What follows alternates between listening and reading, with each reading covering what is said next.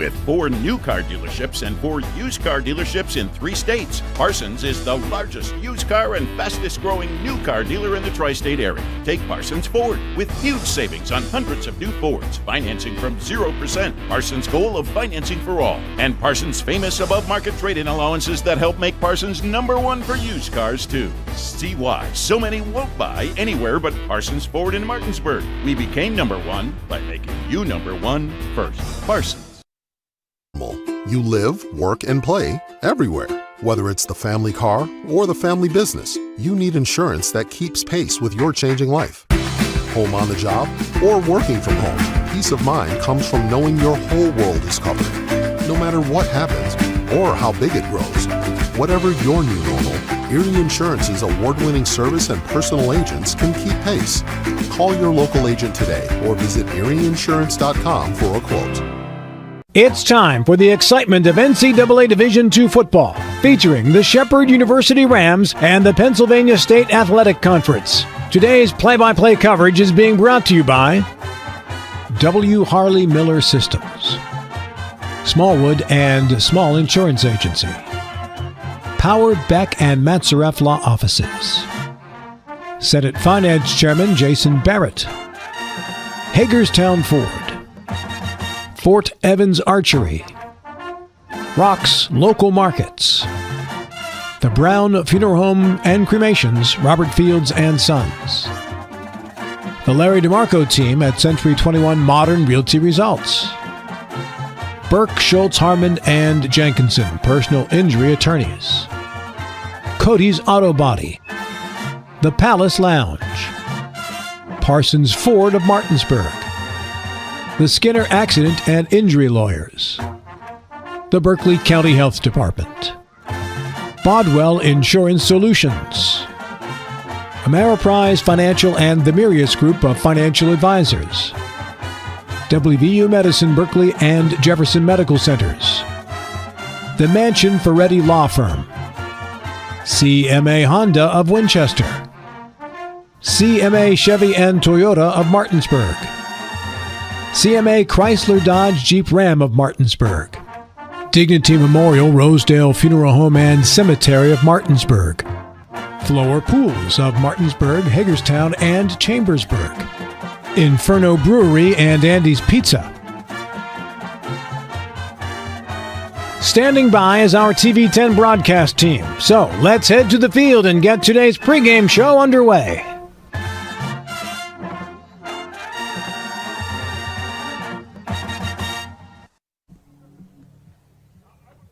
And a very pleasant good morning across the Eastern Panhandle or wherever you may be tuning in. Welcome into Ram Stadium. It's Senior Day and a season finale to wrap up the 2025 football season as our Shepherd University Rams coming in winners of 6 straight. Welcome in the Griffins of Seton Hill, who come in with a record of 4-6. For TV10 Sports, I am Matt Crawford. To my left is Travis Smith. Travis Shepherd coming in winners of 6 straight last week on the road against Lock Haven, a 35-19 win. This team just keeps getting better and better each week. And you want to look at a reason for that success. A big part of it is Jordan Barnett coming off of a monster game last week, 18 carries for 131 yards, averaging 7.2 yards a carry and 2 touchdowns. And just a ground and pound mentality has really fueled this win streak for this Shepherd Rams ball club. Winners of just one of their last 4 games is Seton Hill. Their last 4 games have gone like this. It was a 49-7 butt whooping as Slippery Rock really took it to Seton Hill a few weeks ago. They got their lone win in the last 4 games and a 21-14 win against Gannon. And 2 weeks ago, lost at Clarion 23-17 and coming off of a loss at home against Edinburgh 22-6. We'll get into this a little more as the pregame show goes on. But Travis, one thing you notice about this Seton Hill team is they like to run the football. And why not? They have one of the better runners that you're going to find in the PSAC, and Kyron Craggett, the 5'10", 205-pound senior, coming into today's game, averaging 4.9 yards a carry, 6 touchdowns, has 935 yards under his belt, a little bit down from last year's total. You can see teams, they're really trying to game plan to take him away, and not only that, put an emphasis on that quarterback position, and Seton Hill still looking for answers at that all-important spot. Who's going to be that signal caller that's really going to step up for the Griffins today? That's something that we're we're all going to wait around to see. Yeah, been a couple of different guys throughout the season, so we'll see as we get closer to kickoff who is going to be behind center, under center for the Griffins. For Shepherd, they have really just continued to gel as a team the last few years. The defense, or the last few weeks, I should say, the defense has made strides since the beginning of the season. I think that's the best way you can say it. From what we saw in the first 4 weeks of the season to what we've seen over these last 6 has really just been a turnaround I don't think anybody could have expected after a tough one against Clarion, a tough one against Slippery Rock. I don't think anybody saw 6 straight, and Shepherd possibly playing for their 7th win of the season. And one of the things that's really fueled that turnaround on the defensive side of the ball has been communication. And as the communication has improved, you've seen the chemistry improved. And that was something that we knew was going to be an issue early on, and it was an issue early on for the Rams. You have so many guys leaving in the transfer portal. You got a lot of young guys out there on the field getting a lot more minutes than they did in previous years, and you just saw just catastrophic communication breakdowns on the back end that resulted in big plays and touchdowns. They've been able to figure that out, and one guy that you can really point to that's helped that move along has been Clayton Batten. Has had just an amazing season down the stretch. 4 pass breakups, 5 interceptions, also 3 forced fumbles, and a fumble recovery. He has a nose for the ball, and up front, Nathan Muley, just a complete presence up there on that defensive line. He can move him inside, move him outside. He's going to be able to pressure the quarterback. He can anchor against the run. Just a complete defensive lineman, and has just been a welcome back to the Shepherd Rams defense after leaving briefly for a year. So the Rams certainly have some starters, and you have to credit the coaching staff for not just, we're just going to keep plugging ahead, getting similar results. They stayed after it. They used different player combinations, and they just stayed after it, working in different rotations. And through that hard work and through all that experimentation, they've been able to find a group or several groups that they can go out there and really trust in and week out. Our pregame show is brought to you by the W. Harley Miller Systems, providing custom integration services like home and office automation, home theater networking, audio video distribution, and more. Call them at 304-350-1931 or visit them at whmsystems.com. Coming up after the break, we'll hear from the man in charge of the Shepherd University Ram football program, Shepherd head coach Ernie McCook. This is Shepherd Ram football on TV 10. Did you know a fully loaded truck weighs 80,000 pounds? I do know that they can cause a lot of damage in a wreck. Over 40,000 people die every year in crashes. And distracted driving is getting even worse. I wish we had better ways to prevent distracted driving. Me too. But one thing we can do is help people who've been injured in car and truck accidents. Hurting almost heaven? Dial the 7s. 304-777-7777. SkinnerWins.com. Most insurance companies see you as a claim number. Most law firms see you as a case file. When their top priority is their bottom line, you only get a fraction of the attention that you deserve. At the law firm of Burke, Schultz, Harmon, and Jenkinson, it's personal. We listen to our clients to see the whole picture, because every part of you is important. For a team built on relationships and results, call Burke, Schultz, Harmon, and Jenkinson at 304-LAWYERS. Or visit us at burkeandschultz.com. Life is evolving. Over the past decade, the way we do almost everything has changed. Get on your phone, see something you like, click on it, and it shows up at your door. Why should the way you have your car serviced be any different? Why waste your time going to a dealership service department when Hagerstown Ford and Hancock Chevrolet will come to you? They service all makes, all models, and offer full parts and labor warranties. Hagerstown Ford and Hancock Chevrolet will come to your door or office and service your vehicle while you're doing what you need to be doing, conducting that business meeting or mowing the lawn. Why take time out of your busy schedule when you don't have to? Hagerstown Ford and Hancock Chevrolet's friendly, knowledgeable staff will come to you where you live or where you work for full service maintenance, from oil changes to tire rotations, brakes, batteries, multi-point inspections. They handle it all. Hagerstown Ford and Hancock Chevrolet is committed to delivering the best of the best to their customers. Trust them to service your vehicle where you're at home or at work. Skip the time-consuming and terminal wait at the dealership. Schedule your appointment at FordofHagerstown.com or HancockChevy.com. We welcome you back to the W. Harley Miller Systems pregame show. Our pregame coaches interview is brought to you by Parsons Ford of Martinsburg at 1400 Shepherdstown Road. They became number one by making you number one first. Parsons. Here is Shepherd Rams football coach Ernie McCook. Coach, another win this past week. We weren't there to see it, but overall for you guys against Lock Haven, how'd you feel about the performance? I was really pleased with our team. You know, we handled some adversity that we had on the road. I think we rose to the occasion in all three levels, offense, defensively, and special teams wise. I was really happy and thrilled with how our defense played. I think they, as you can see, they're continuing to get better and better each and every week. And offensively, we're finding who we are and able to run the football and throw when we need to, have great balance. So I was really pleased with the win. It felt like, say, if you chalked it up to any one thing, any one side of the ball at the beginning of the year for the slow start, it was the defense. But how do you feel like they're playing overall these last few weeks during this win streak? What do you think has changed, say, from week 1 to now with the defense? I'm a believer in repetition's the mother of all learning, and we had a lot of new and young guys on the defensive side of the ball. I think our coaches have done a tremendous job developing them into a scheme and where they fit and are very effective in the scheme and able to play a really solid level of football. Against Lock Haven, you guys are able to run the ball very effectively like you have for a lot of this season. Another big game for Jordan Barnett. What do you think you really chalk up the success to this season? One or two things, even if it is just a number of things when it comes to the offensive side. I'm really pleased with how we're able to run the football. I think the O-line is playing very solid. I think that they're a pretty solid, good O-line. I think Jordan and Grant both complement each other in the backfield. I think the tight ends have done a really nice job, the fullbacks.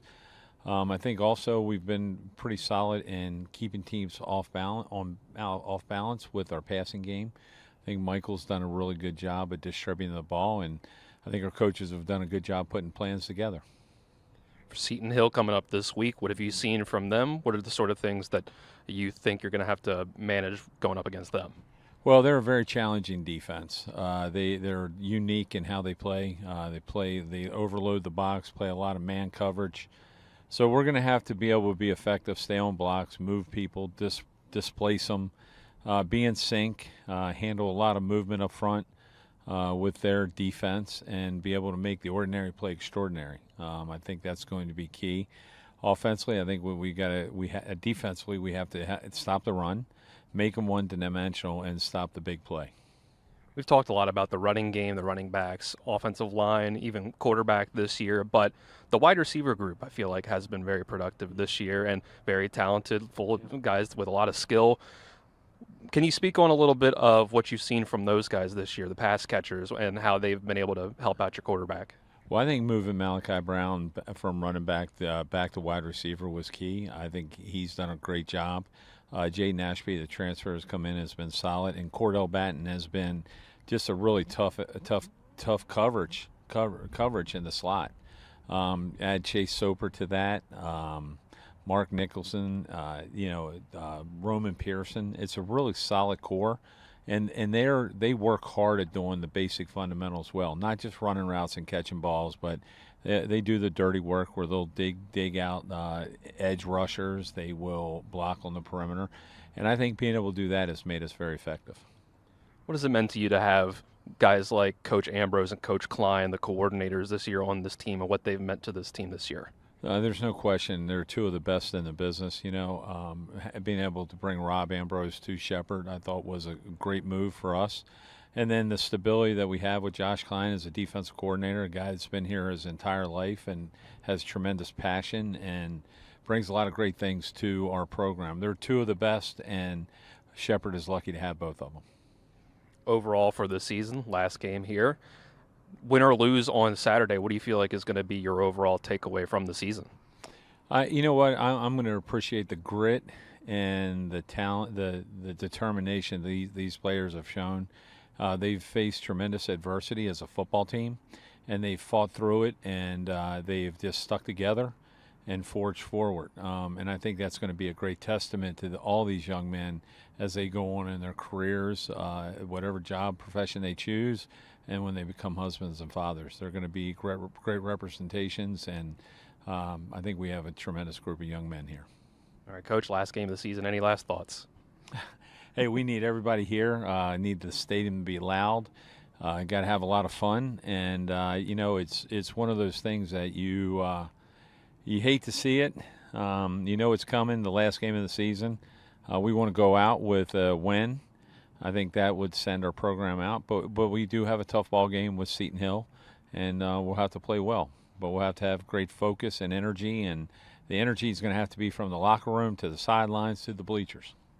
All right, Coach, thanks for the time all season, and good luck on Saturday. Thank you very much. Appreciate everything you guys do. Once again, our pregame coaches interview is brought to you by Parsons Ford at 1400 Shepherdstown Road and online at parsonsford.com. They became number one by making you number one first, Parsons. We'll be back with more on the other side of this break. This is Shepherd University Football on TV 10 and WRNR TV on YouTube. Nothing goes better with football than chicken. From Pee Wee to the big boys to the wing T formation. Oh my, fumbling, bumbling, stumbling. Omaha! Omaha! Rocks Local Market. With 4 new car dealerships and 4 used car dealerships in 3 states, Parsons is the largest used car and fastest growing new car dealer in the tri-state area. Take Parsons Ford with huge savings on hundreds of new Fords, financing from 0%, Parsons' goal of financing for all, and Parsons' famous above-market trade-in allowances that help make Parsons number one for used cars too. See why so many won't buy anywhere but Parsons Ford in Martinsburg. We became number one by making you number one first. Parsons. The Palace Lounge in Martinsburg is the place to be. Join us every night to relax and enjoy football or basketball games featuring either the Martinsburg Bulldogs, Shepherd University Rams, or West Virginia Mountaineers. We will have steak night every Wednesday, trip nights every Thursday, and now taco and margarita nights every Tuesday. You can find us on Facebook or call 304-267-7520. The Palace Lounge is located at 1350 Edwin Miller Boulevard in Martinsburg.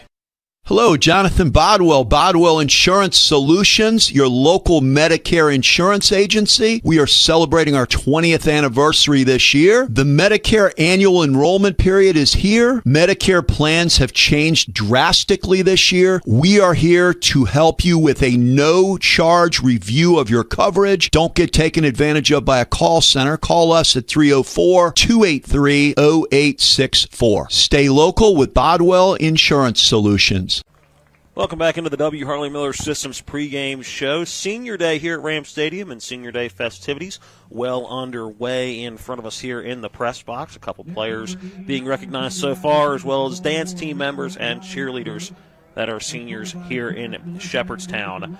Just about 15 minutes away from kickoff. It's the Seton Hill Griffins coming in at 4-6. Our Shepherd University Rams looking for a win number 7 in a row. They come in 6-4, 6-1 in PSAC East play. And Travis, I want to circle back to last week. A game we weren't able to bring you all, unfortunately, but still looking at what they were able to do in a 35-19 win at Lock Haven. And the one stat line I want to look at, obviously, you look at Jordan Barnett, another just day at the office for him, really. I mean, 18 carries, 131 yards, averaging 7 a pop, 2 touchdowns.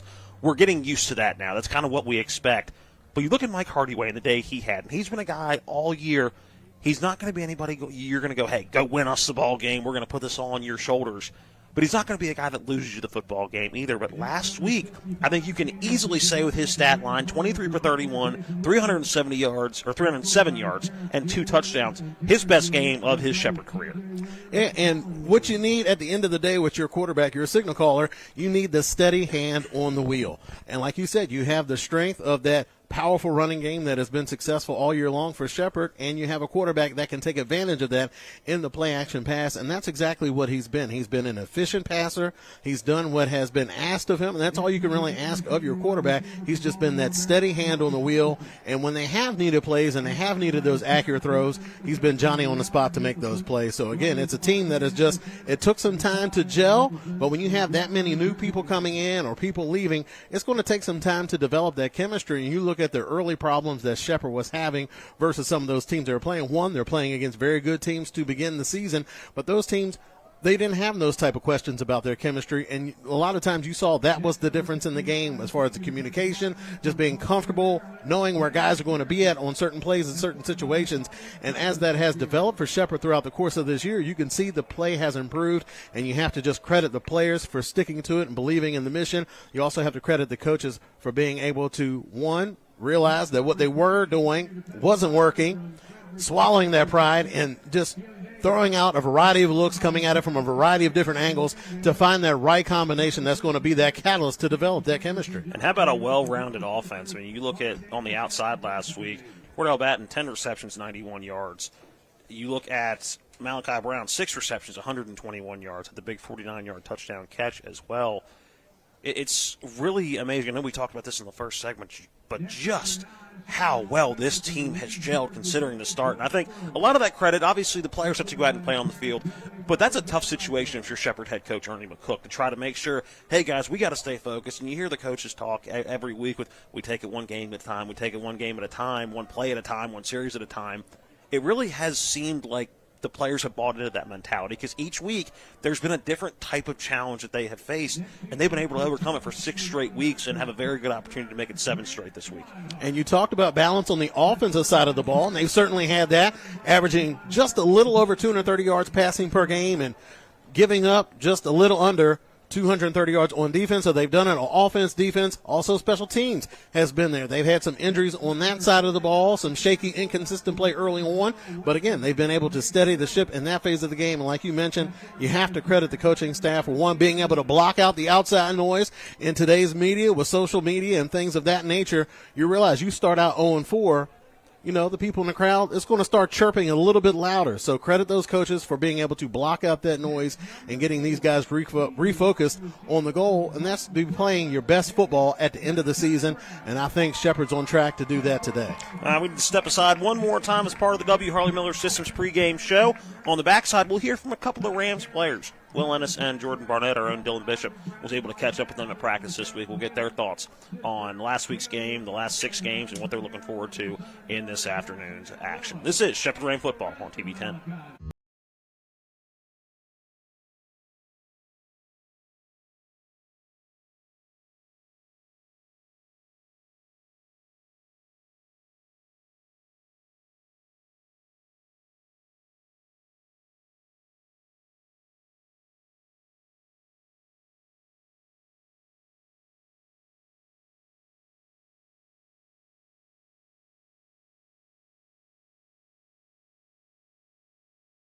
Floor Pools, your swimming pool and hot tub builder, retailer, and service provider, serving homeowners in Pennsylvania, Maryland, West Virginia, and Virginia. Floor Pools takes pride in providing quality construction, reliable service, and exceptional customer service. Experience the ultimate relaxation and the serenity of soaking in your own hot tub. Your new backyard lifestyle awaits. Start your journey today at Floor Pools in Martinsburg, Hagerstown, and Chambersburg. FloorPools.com. That's FLOHR Pools.com.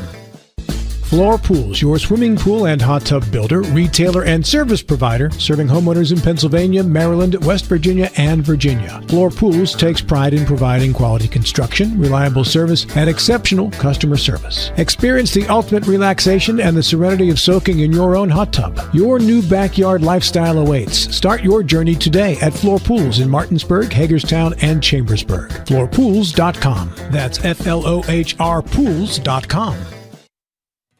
W. Harley Miller Systems understands the need and desire for reliable and affordable smart home solutions. Secure your home with a security system and keep a close eye on your family. Automate your home with a Control4 system and have smart technology work as one. Set daily schedules to control your thermostats. Push a button and set the mood for dinner by dimming lights and playing music, or just sit back and enjoy a movie in your own home theater. Put decades of experience to work for you. Visit us at WHMsystems.com or call 304-350-1931. Our player interviews are brought to you by the Marius Group and Ameriprise Financial Advisors, John Everson and Phil McCoy. Stop by 1270 Winchester Avenue in Martinsburg or give them a call at 304-263-4343. Here with Shepherd Rams defensive back Will Ennis. Will, the win streak keeps on going for you guys. Started off the season slow, but it's just been win after win from there. What do you guys attribute the change from, where you guys opened up the season with a few losses in a row, but now you're on this win streak? So I feel like now we're more together. We're more of a family. Like, at the beginning, it was rough. It was shaky. We weren't together. But now it feels like everything's coming together. We're a family. Everything's clicking. We're all on the same page. And we've been taking it game by game, day by day. Each week we try to go 1-0, and that's where it starts at. On the defensive side for you guys in particular, where does it feel like you guys have improved from the beginning of the year until now? I feel like we're all on the same page, and communication was a big thing. Communication was a big thing. It wasn't there at the beginning of the season, but it started at the middle of the season where we started to win that, and I would say that's a big key right there. Where do you feel like still with one game to go, you feel like you guys can shore up some places that maybe there's still a little bit of room for improvement that you can do well against Seton Hill on Saturday? So it's communication again, and it's also being consistent. Being consistent, don't bust coverages, stuff like that. Just being more consistent. That's what it is right there. Against Lock Haven, you were able to get an interception. What did you see on that play? How'd you feel about that play overall? So on that play, I knew the formation. I knew what I had to do, my job. I had to post 2, and surprisingly, the quarterback threw it. I was right there. I was surprised he threw it. For Seton Hill on Saturday here, last game of the season, what have you guys seen from their offense that you feel like you're going to have to be prepared for? They have a good back, so keying in on their back, tackling their back, make sure we keep everything in front of us, make sure nothing gets behind us, and, yeah, from there, we definitely get a win from there, yep. And just for the season overall, guys, last game of the season here, what is your takeaway going to be for the season overall, you think? My takeaway, I would say if maybe if we got together sooner, we were more of a family, everything went smooth at the beginning, I think we would be undefeated right now.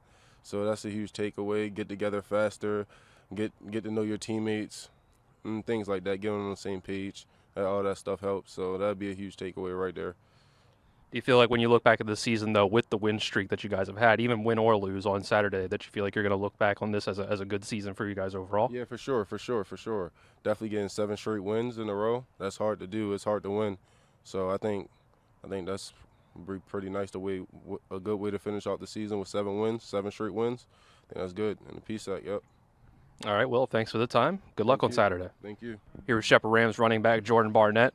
Jordan, another win for you guys. 7-game win streak here potentially coming up to end the season if you guys get the win on Saturday. What's the mood like in the locker room? What's it been like? What do you attribute this success to in this winning streak? I would say the mindset of going 1-0 every weekend. I mean, after the 4-game losing streak, we came up with that motto of going 1-0 every week, and I feel like that has been pushing our team to keep it forward for this past couple these wins.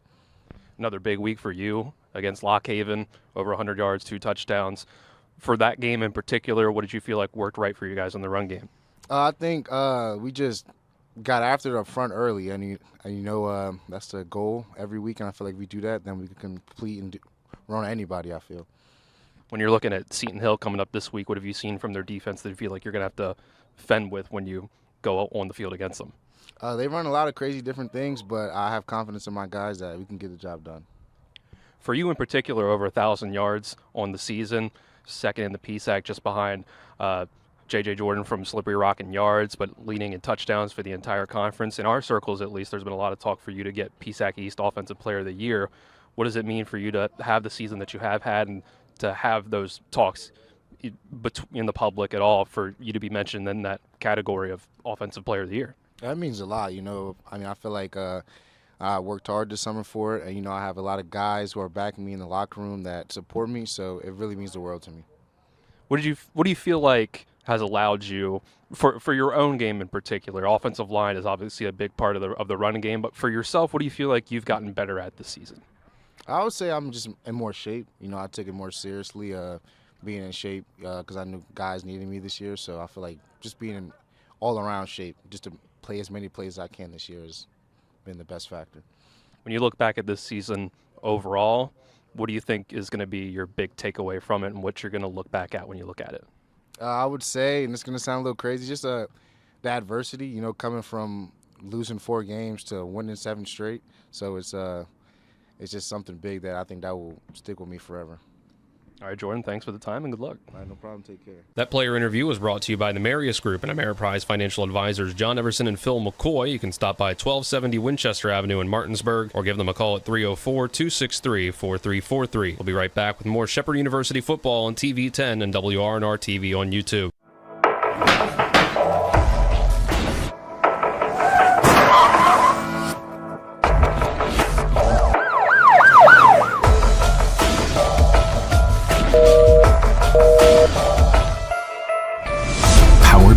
Surf Law Offices. 50 years experience. No fees unless we collect money for you. Always here to help you. Any questions? lawpbm.com. Hey, Cody, what side of the turkey has the most feathers? Is it a male or a female turkey? Cody, it's just a joke. What side of the turkey has more feathers? I don't know. The outside. If you're plucking feathers from your car, bring it to Cody's Auto Body in Martinsburg for a quick fix. Cody? What? Don't say it this time. Okay, well, it's Cody's with a T for plucking trust. Cody. What? I said plucking, not Cody, you just said it! When it comes to providing you with a better car buying experience, CMA's Chrysler Dodge Jeep Ram of Martinsburg takes it personally. Why? Because we're employee owned. That makes us neighbors, and good neighbors take care of each other.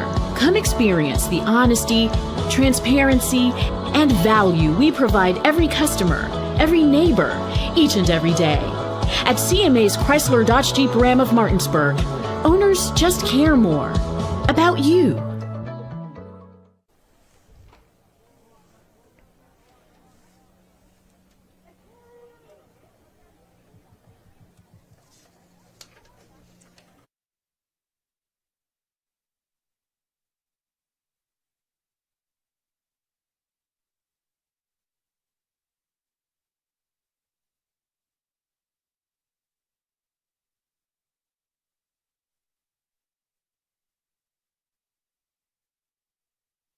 Systems pregame show. Coin toss at midfield right now.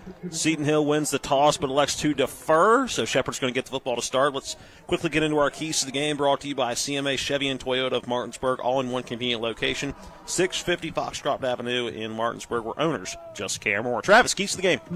Keys to the game, looking at Shepherd, like we said, it's senior day, so anybody that has been to a senior day, coached a senior day, you know you're going to have that senior day fog early on in the game. So Shepherd, they're going to have to get over that quickly. So Shepherd's going to need a fast start, shake off that senior day fog, get refocused, and come in with some intensity to go ahead and try to take Seton Hill out of this game early. And one of the ways that Shepherd's going to be able to do that, pound that rock and protect the quarterback. Seton Hill, don't let that record deceive you. They have a talented defense that can get after the quarterback. They have 37 sacks coming into today's game.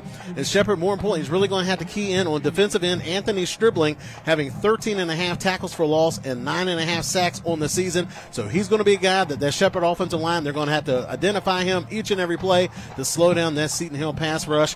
And more importantly for Shepherd, clean play on special teams. Nothing crazy. Don't allow Seton Hill to get any type of big momentum plays and get some confidence rolling. If they go out there and play a clean game today with some intensity and some focus, Seton Hill really shouldn't have a shot at coming away with the win here in Shepherdstown.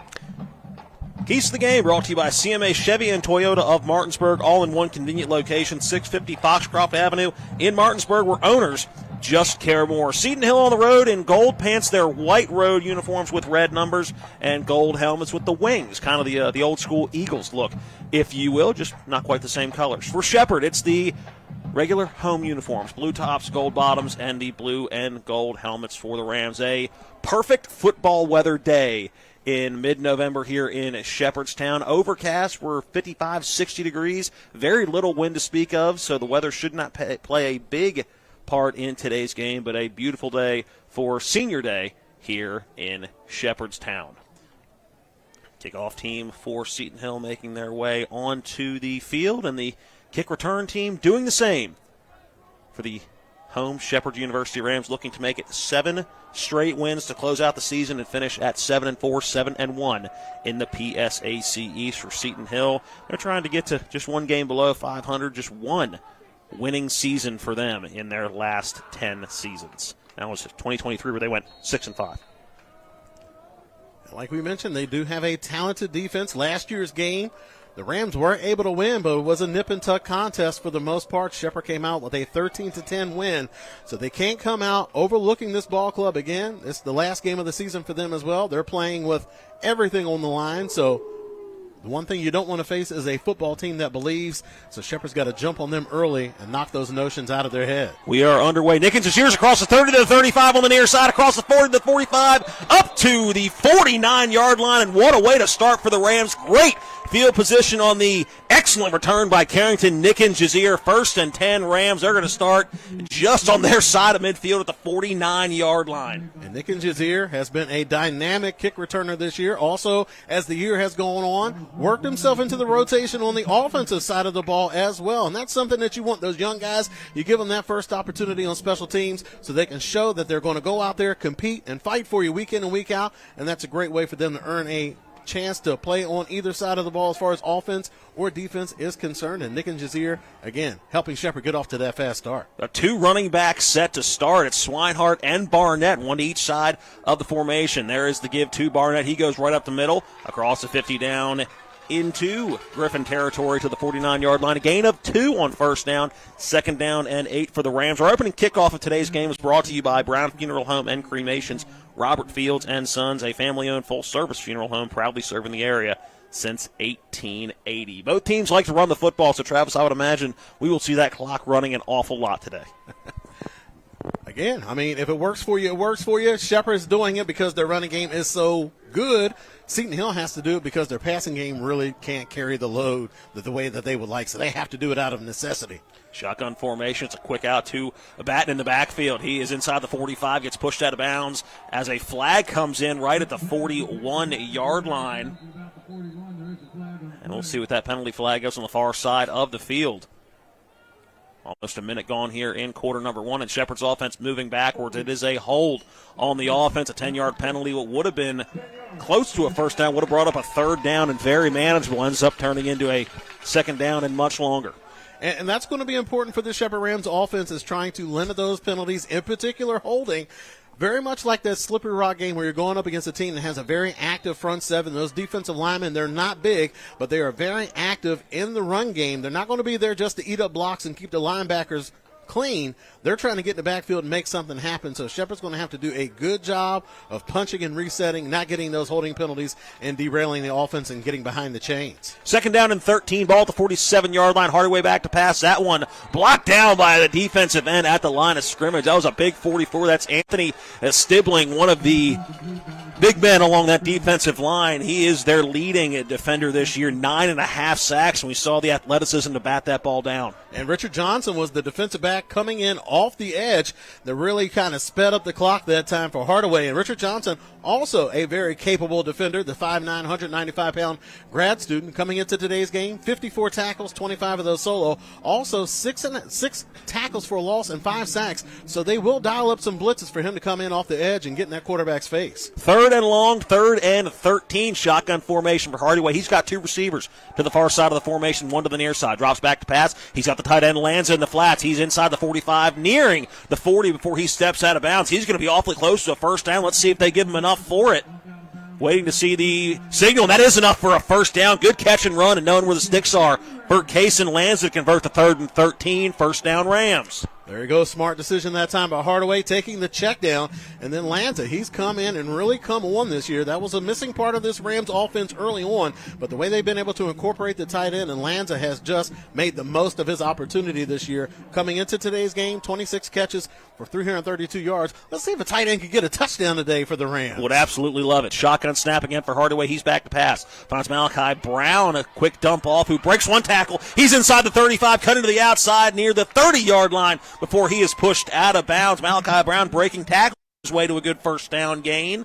Looking to see the final spot, and that's enough for a 1st down, maybe. We initially saw a 1st down. Nope, they're going to say 2nd and short, 2nd and inches. Malachi Brown, some hard running on that play, able to break the tackle of Richie McCormick. We talked about these defenders on this Seton Hill ball club. Richie McCormick, he's the guy that he's the guy that leads the pack. 6'1", 240-pound senior coming into today's game. 96 tackles, 34 of those solo, 10 tackles for a loss. So a very active defender, doesn't miss many tackles. 2nd down and 1. Swinehart is the back to the right of Hardaway. He does get the carry, goes right up the middle. He's got enough for a 1st down, and then a few extra gain of 3 on the carry. 1st down Rams. Good blocks up front that time for the Rams, running behind big tight end Brian Jester.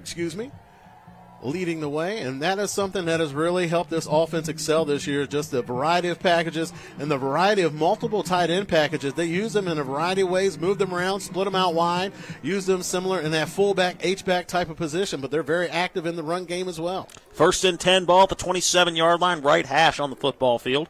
Receiver comes in motion, Hardaway back to pass. He does look at the out route. That's Batten on the reception at the 25-yard line. A flag comes in late. Looks like in the area it could be a roughing the passer and maybe hands to the face, and that is the signal we are getting as Hardaway took a lick after he let go of that football.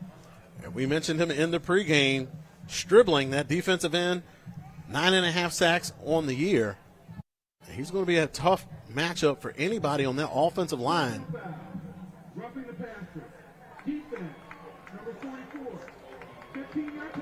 15-yard penalty and a fresh set of downs. Is that football going to move inside the red zone? And the Rams in the red zone for the first time in this football game. A strong first drive. A couple of penalties going both ways now for Seton Hill and for Shepherd.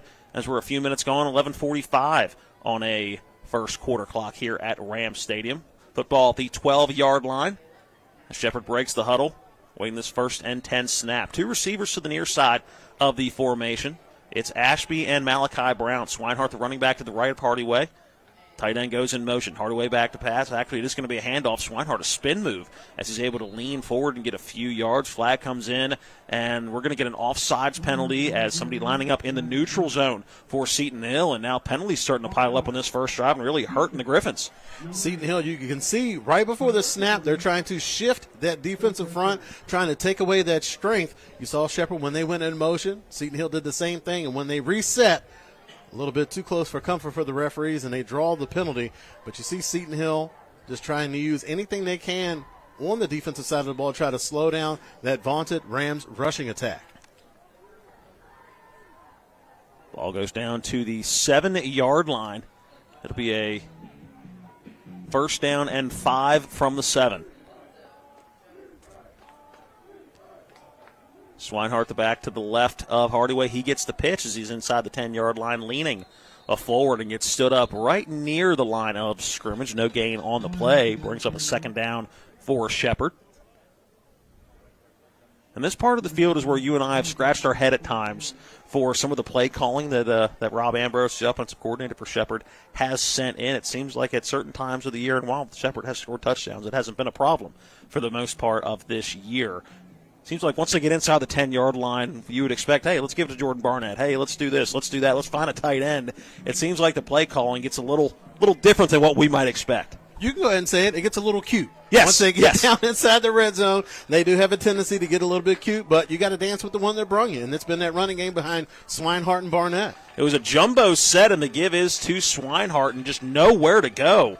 He is bottled up right at the line of scrimmage once again. So nothing doing on 1st or 2nd down.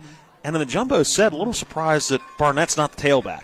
Taking nothing away from Grant Swinehart, but he's more the shifty back, more the guy you expect out of the backfield, or getting those pitches to the outside like we saw earlier in this drive. And Barnett's more of the, hey, give me the ball, I'm going to run downhill. So a little surprised we're seeing number 2 in there, not number 0. 3rd down as Shepherd is inside the 10-yard line at the 7-yard line. 3rd down and 5. Hardaway takes a snap, looking to the right, nowhere to go, going to be flushed to his left. He's got a running lane if he wants to take it, and Mike Hardaway going to take it in from 7 yards out for the Shepherd Ram touchdown. Everybody came to the right, a wide open lane to the left, and Shepherd takes the lead over Seton Hill, 6-0. And Hardaway had a couple of different options on that play. He elects to call his own number and run it in for a touchdown, but he had a slant over there on that left side, but he just didn't get his head around. He missed that opportunity, but the wide receiver did a good job of continuing on his route, allowing that defender to chase him, and that just opened up the whole left side of the field. And Hardaway, using that veteran savvy, knows a good thing when he does see it, was able to run it in and get that first score on the board for the Shepherd Rams. His first rushing touchdown of the year, just 48 rushing yards gained on the year so far. The extra point by Keith Baker, up and good. 9:41 remaining in quarter number 1. Shepherd leads Seton Hill 7-0. This is Shepherd Ram football on TV 10. When it comes to providing you with a better car buying experience, CMA's Honda of Winchester takes it personally. Why? Because we're employee owned. That makes us neighbors, and good neighbors take care of each other. Come experience the honesty, transparency, and value we provide every customer. every neighbor, each and every day. At CMA's Honda of Winchester, owners just care more about you. Hey, Cody, what side of the turkey has the most feathers? Is it a male or a female turkey? Cody, it's just a joke. What side of the turkey has more feathers? I don't know. The outside. If you're plucking feathers from your car, bring it to Cody's Auto Body in Martinsburg for a quick fix. Cody? What? Don't say it this time. Okay, well, it's Cody's with a T for plucking trust. Cody. What? I said plucking, not Cody, you just said it.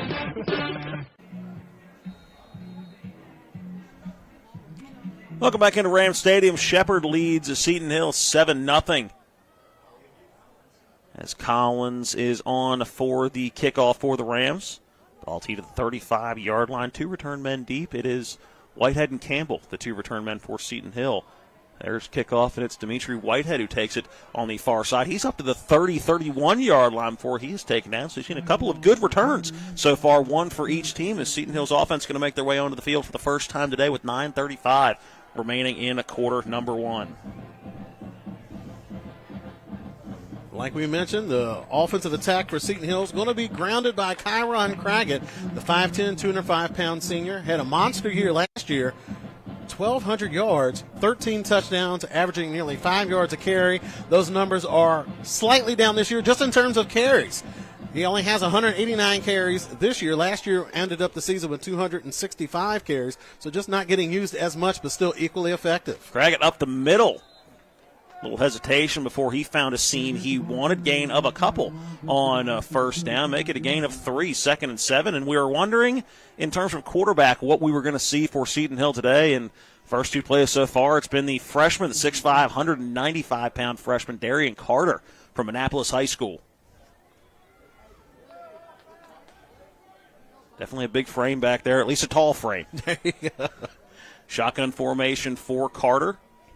As he awaits a snap with 2 receivers to the right. Again, the give is to Craggett. He bounces off the first tacklers and gets pushed to the outside and taken down in the backfield. Gets back to the original line of scrimmage, but it's going to be a loss of 3 as he bounced off what looked like his offensive lineman in front of him. Tried to beat somebody to the outside, but the speed for Shepherd was able to meet him right there. A couple of Ram helmets there. Brings up a 3rd down and 10. Kalen Jean did a good job of following the running back out there on the edge and able to corral him there on the sidelines. And again, Craggett, not an easy guy to bring down, but that Shepherd speed, that defensive speed, just the way they're able to rally to the football has just been their hallmark all throughout this season. It is Carter once again in the shotgun formation. As he takes a snap, looking left, going to step up in the pocket, now call his own number, and he is tackled right at the line of scrimmage. Not sure if it'll go down as a gain of 1 or a sack. Looks like they give him about a half yard on the run. Give him a little more than that, a couple on that run. Still a 3rd down and long, or a 4th down now, as Seton Hill is going to have to give the football right back. Not a long first drive at all. Makai Young able to come in and corral the young signal caller. Makai Young, again, rotating in different positions for him, but he's really come on as of late coming into today's game. 50 tackles, 34 of those solo. A very active defender for this Rams defensive unit. Shepherd calls a timeout. We will take a 30-second break with them with 7:40 remaining in quarter number 1. Shepherd leads Seton Hill 7-0. We're back in 30 seconds. This is Shepherd Ram Football on TV 10. It's the new normal. You live, work, and play everywhere. Whether it's the family car or the family business, you need insurance that keeps pace with your changing life. Home on the job or working from home, peace of mind comes from knowing your whole world is covered. No matter what happens or how big it grows, whatever your new normal, Erie Insurance's award-winning service and personal agents can keep pace. Call your local agent today or visit erieinsurance.com for a quote. Into Ram Stadium. The last scoring drive for Shepherd brought to you by Senate Finance Chair Jason Barrett. It was a 10-play, 50-yard drive taking 5 minutes and 10 seconds off of the clock, and Mike Hardyway taking it out from, they give him 8 yards on the touchdown run. Gives us our 7-0 score, and Shepherd on the verge of getting the football back as Seton Hill getting ready to punt the football out of the timeout. Batten stands at the 21-yard line awaiting the punt return. There is the snap. The kick is, just barely off as it bounces at the 30-yard line. Batten going to take it at the 20, backpedaling, moving the wrong way, and nowhere to go as he is wrapped up quickly at they're going to give him, looks like the 18-yard line. Batten took it on a bounce and was backpedaling while he did it. Just nowhere to go, no momentum with that football. There was Julian Jordan in there on the tackle. Wide receiver for the Griffins, but showing his worth on the special team side of the ball. He's a transfer over from Westchester, so he's quite familiar with this Shepherd Ball Club and doing whatever he can to make some plays for his team here at Seton Hill. Shepherd's second offensive possession of the day, 7:30 on the clock. Shepherd the 7-0 lead. Barnett is the back to the left of Hardyway in the backfield. Two receivers to the near side. Once again, it is Brown and Ashby. A little power look with a fullback in. Hardyway drops back to pass, look for the quick slant. That one again batted down at the line of scrimmage, this time number 23. That's Thomas Johnson. 6'2", 230-pound junior linebacker from Baltimore. The second pass deflected for the Griffin defense today. Both have been along that defensive line. And Johnson, one among the leading tacklers for this defensive unit coming into today's game. 77 tackles, 28 of those solo. Also can get after it in the backfield. 13.5 tackles for a loss, including 6 sacks. So like we said, there is some talent on this Seton Hill defense, and they can give you some problems if you don't get a handle on it early. Hardaway by himself in the shotgun formation sent Nick and Jazier from the backfield to the left. He's going to look that direction now as underthrows Nick and Jazier by a few yards, and that one I don't think was going to get caught even if he was able to get his hand on it. Goes out of bounds. And a third down coming up now for the Rams. 3rd down and 10. Hardaway just a little bit late getting his eyes over there. Nick and Jazier had that outside release, and he had a couple of steps on his defender, and the safety, even though they were closing in, probably not in a position to make a play on the ball, but just an errant throw and a missed opportunity for this Rams offense. 3rd down and 10, one receiver to each side of the formation. As now Lanza will go to the far outside with Ashby and that slot roll. Malachi Brown close to the line on the far side. There's the shotgun snap for Hardyway. He's looking for a slant across the middle, and another that one tipped ball. Never gets to Ashby. Like you said, tipped once again at the line. And I like the approach of this front seven for Seton Hill. If you don't get that immediate pressure on the quarterback, get your hands up because you know the ball's coming out quick. You know Shepherd has read that scouting report. They know Seton Hill can dial up their pressure. So to counter that, you want to have some quick throws. You want to have some hot throws ready to anticipate that rush. And a lot of times it's going to be quick stuff over the middle. So if you get your hands up, chances are you can get a tip pass. And Seton Hill, you know they're playing for a turnover. They want to try to get their offense the ball on a short field and the momentum behind them. So they're really going to be ball hawks today just to try to give their team a chance to come away with a win. Alexander stands at his own 3-yard line awaiting the snap. Return man for Seton Hill stands at his own 48. A line drive, end-over-end punt that bounces at the 40. That one taken at the 42-yard line, working up to the 48 before being taken out. That return man, Zach Schrockman, the 6'1", 85-pound sophomore, making one man miss and getting a few on the return. And good field position now for the Griffins. They're going to say Schrockman stepped out of bounds at the 47-yard line. So Seton Hill just a few yards away from being into Ram territory for the first time today. So Seton Hill, we know they want to try to pound the ball, but more importantly than that, that's going to help set up some play-action passes. And they have some taller wide receivers on the outside, so you figure the quarterbacks, they're not going to kill you with accuracy, but maybe they can get some big plays if they throw some 50-50 balls to their wideouts. Clint Washington, a senior, 6'2". Also, Jaden Lanos, junior, 6'3". So they do have a size advantage on the outside. Maybe they're going to try to look at that and maybe try to get some big plays down the field to open up things for the running game. Jumbo set right now with just two receivers in the formation. They give this to Claggett, a little stutter step, but ends up going right up the middle. No push. And just nowhere to go. He's back to the line of scrimmage, and he's lucky to get that. 2nd down and 10 now for the Griffins. And no surprise, Jack Baxter there in the middle of the pile. You're not going to get a lot of movement on him. One of the more stout inside defenders that you're going to find here in the PSAC. One of the seniors recognized on Senior Day. One of the bigger turnouts we saw for Senior Day. Friends and family in town looking to see his last collegiate football game. Shotgun formation, 3 receivers in the formation. Carter awaits the snap. To give his to Claggett again, goes up the middle, but nowhere to go. Tries to bounce it to the outside, and several Ram defenders there, almost half the team over there to make that tackle. And I'm not sure that Claggett got back to the line of scrimmage. I think he lost a half yard there. And you can tell he's trying to swing for the fences, make some big plays, but sometimes you just got to take what the defense is giving you because you dig yourself into a little bit of a hole. You know Shepherd, you might be able to catch them out of position initially, but if you try to bounce it outside and use speed, Shepherd has speed for days on that defensive side of the ball, and you saw just a host of Ram defenders able to close in and tackle Crackett for a loss. Carter by himself in the shotgun formation as Crackett goes from left to right, now stands to the right of the quarterback in the shotgun formation. Carter dropping back to pass. He's going to find Crackett in the flats to his left, and once again, just nowhere to go. This one going to be a loss of a couple, and now a 4th and long, and Shepherd's defense firing all cylinders early in this one. That time, Noel Norman Williams, along with Batten, in on that tackle. The young quarterback, you could tell, he didn't look downfield too long. He had good protection. But you know, things are moving a little bit fast for the true freshman, so why not check it down? Crackett, also a very good receiver out of the backfield coming into today's game. 20 catches for 121 yards. So he's a capable receiver out of the backfield, just not enough on that play to get to the line of game.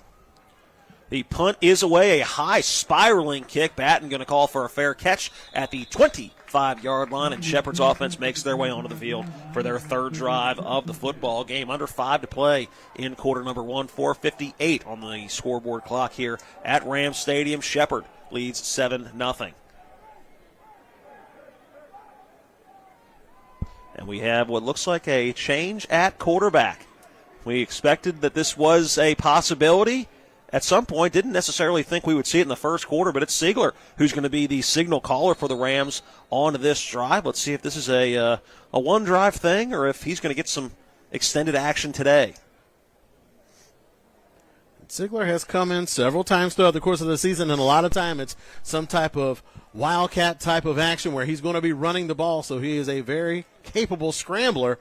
Let's see if that's what they choose to use this time around. Bunch formation to the left, and he is going to call his own number, waiting for blocks to set up, and leans forward but doesn't get back to the line of scrimmage. That's a loss of 3 on a 1st down. It'll bring up a 2nd and long, and Siegler going to jog back towards the sideline.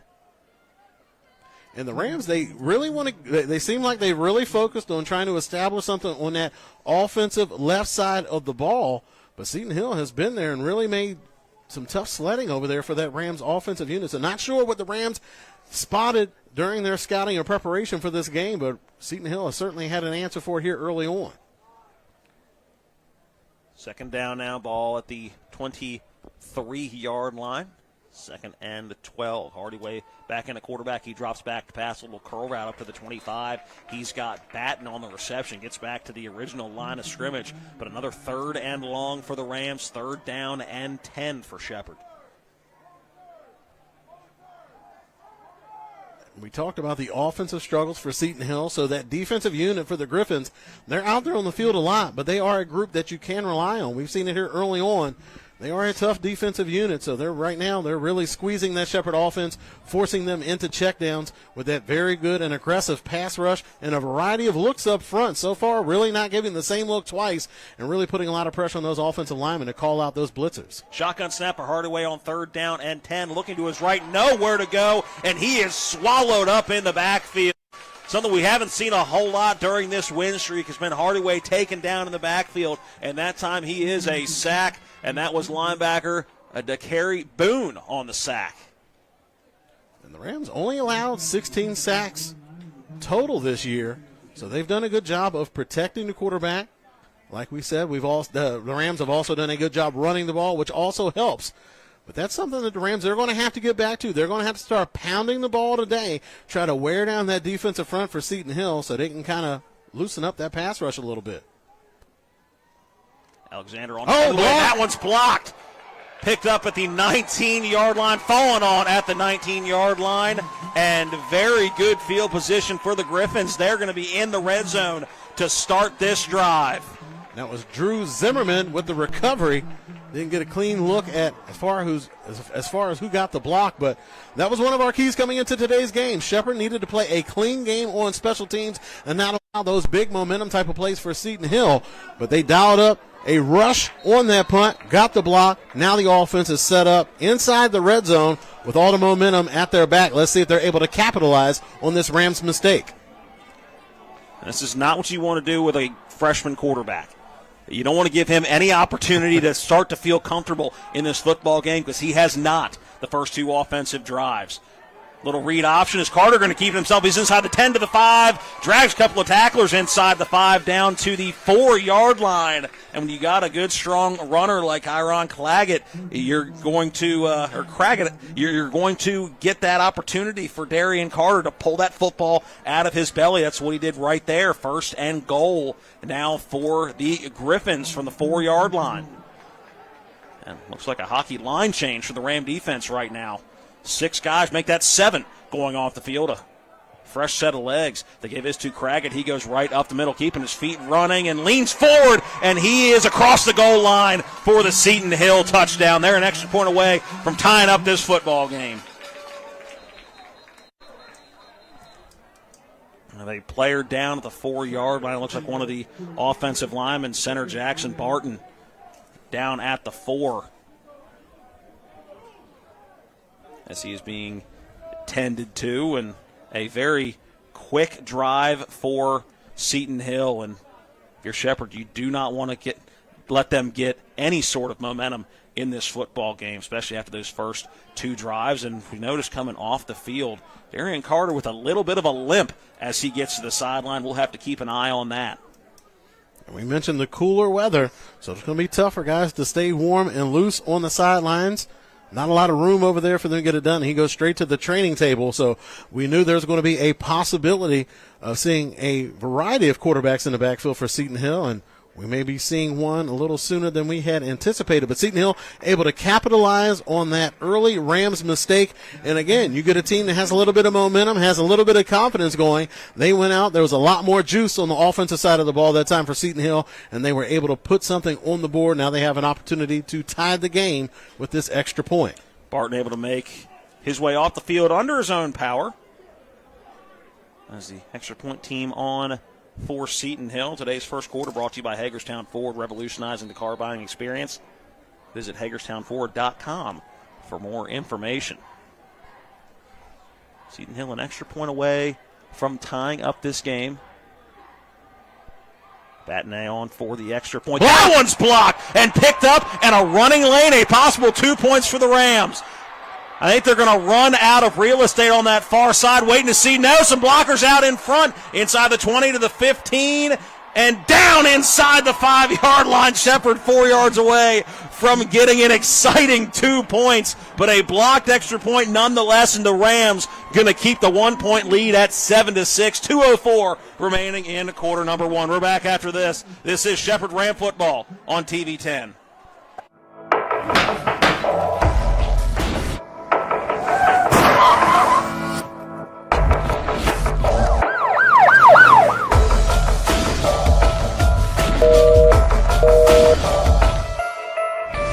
Powered Beck and Mitsuriff Law Offices. 50 years experience. No fees unless we collect money for you. Always here to help you. Any questions? lawpbm.com. After a car accident, call the local law firm that can give you the help you need right now. Get more with Manchin Ferretti, the one with 115 years of combined experience fighting for West Virginia accident victims. Get more with Manchin Ferretti. The one that takes on the big insurance companies. Get more with Manchin Ferretti. We're Manchin Ferretti. After a car accident, we'll fight for every dollar you deserve. And if there's no recovery, there's no fee. So call right now. Get more with Manchin Ferretti. 304-264-8505. Welcome back into Rams Stadium. Shepherd blocking the extra point, keeping a 1-point advantage, 7-6 their lead over Seton Hill. 2:04 remaining in quarter number 1. Nathan Muley was the guy that was able to burst through the line and get that block, and then Wimberly able to scoop it up, take it all the way down to the goal line. Wasn't able to punch it in. Ran out of gas there at the end. Short kick as Brown takes it at the 15-yard line. He's across the 25, taken down at the 27-yard line as we're under 2 minutes to play in quarter number 1.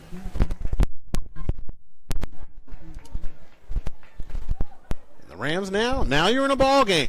Seton Hill. They have some type of momentum going on their sideline. Again, that's the last game of the season for them as well. They have some proud seniors that want to go out on a win, so they are in the fight. And right now, Shepherd, they've got to do something to try to get that momentum back on their sidelines. The blocked extra point will help. The big return will help. Now it's up to the offense to get a nice, solid drive going. You got to try to establish something on the ground and take some of the starch out of that defensive front for Seton Hill, because they've been flying to the ball and doing a good job, and it looks like there's going to be a timeout. Shepherd using their second timeout of the half, and we're not even done the first quarter yet. We'll step aside and take a 30-second break with them as well. This is Shepherd Ram Football on TV 10. I pre-planned my funeral to make it easier on my family. They were relieved to know I'll get just what I want. My family actually thanked me for taking matters into my own hands. Turns out having this awkward conversation wasn't awkward at all. Pre-planning is my choice. There are certain things about me my family may not know. Now they won't need to guess. The choices are yours. The peace of mind is theirs. Pre-plan your funeral with Brown Funeral Homes and everything will be taken care of. Find out more online at brownfuneralhomeswv.com. Brown Funeral Homes, here for you. Welcome back into Rams Stadium. Out of the timeout, Shepherd with the football in the lead by 1, 7-6 over Seton Hill. 1:59 remaining in the opening quarter.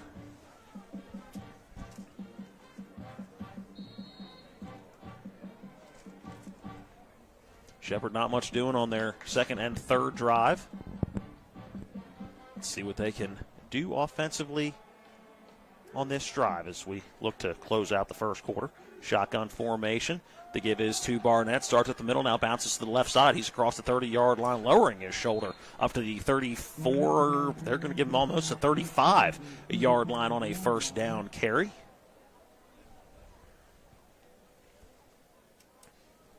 Barnett, again, just showing all the things that has helped him be successful this year, showing that patience, showing that vision, and then at the end showing that burst and tough running to finish his carries. Just an all-around complete running back. They don't ask him to catch the ball too much out of the backfield, but he can do that as well. Just a complete, versatile weapon in the backfield for that Rams offense. Power pistol look here for the Rams on a second down and a 3. The give is to Barnett. Again, he's going to bounce to the left side. He's got the first down and more across the 45 to midfield, lowering his shoulder down to the 45-yard line. A flag coming in. Make that 2 flags coming in on the run, and Shepherd's offense quickly moving backwards. I think they know there's a holding penalty coming here against the Rams. And nothing fancy for that Rams offensive play there previously. They're just bringing more people to the party than Seton Hill has to account for them. You just put more people in that place and you're able to move the ball. You put the ball in the hands of Barnett. And again, such a patient runner, such good vision. He's able to pick and choose where he needs to go, but that time just a little bit too much blocking over there on that side as the Rams pick up a penalty and setting themselves up for a second and looks like about 6. Second down and 6, maybe a short 7.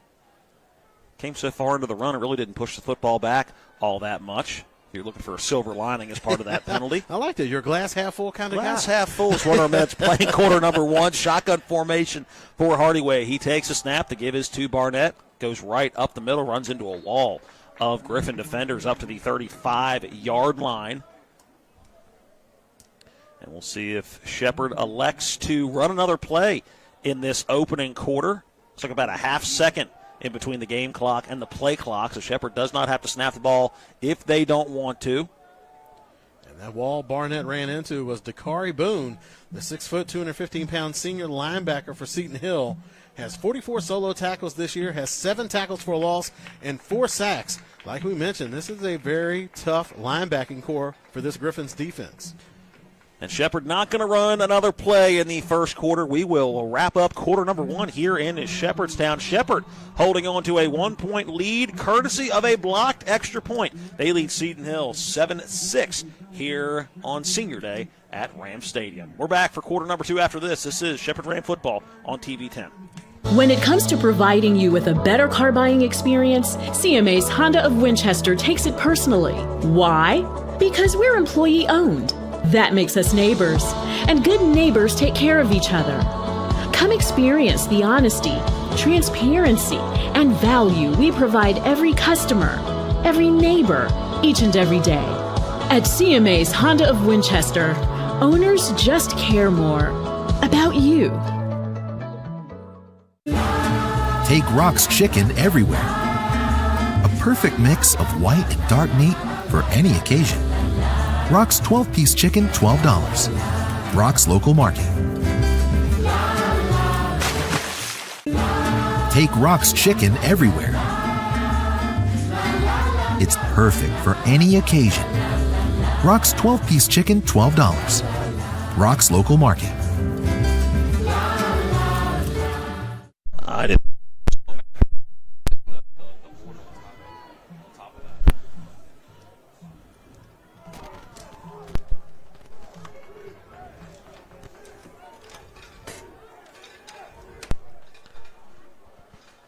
I think we're good.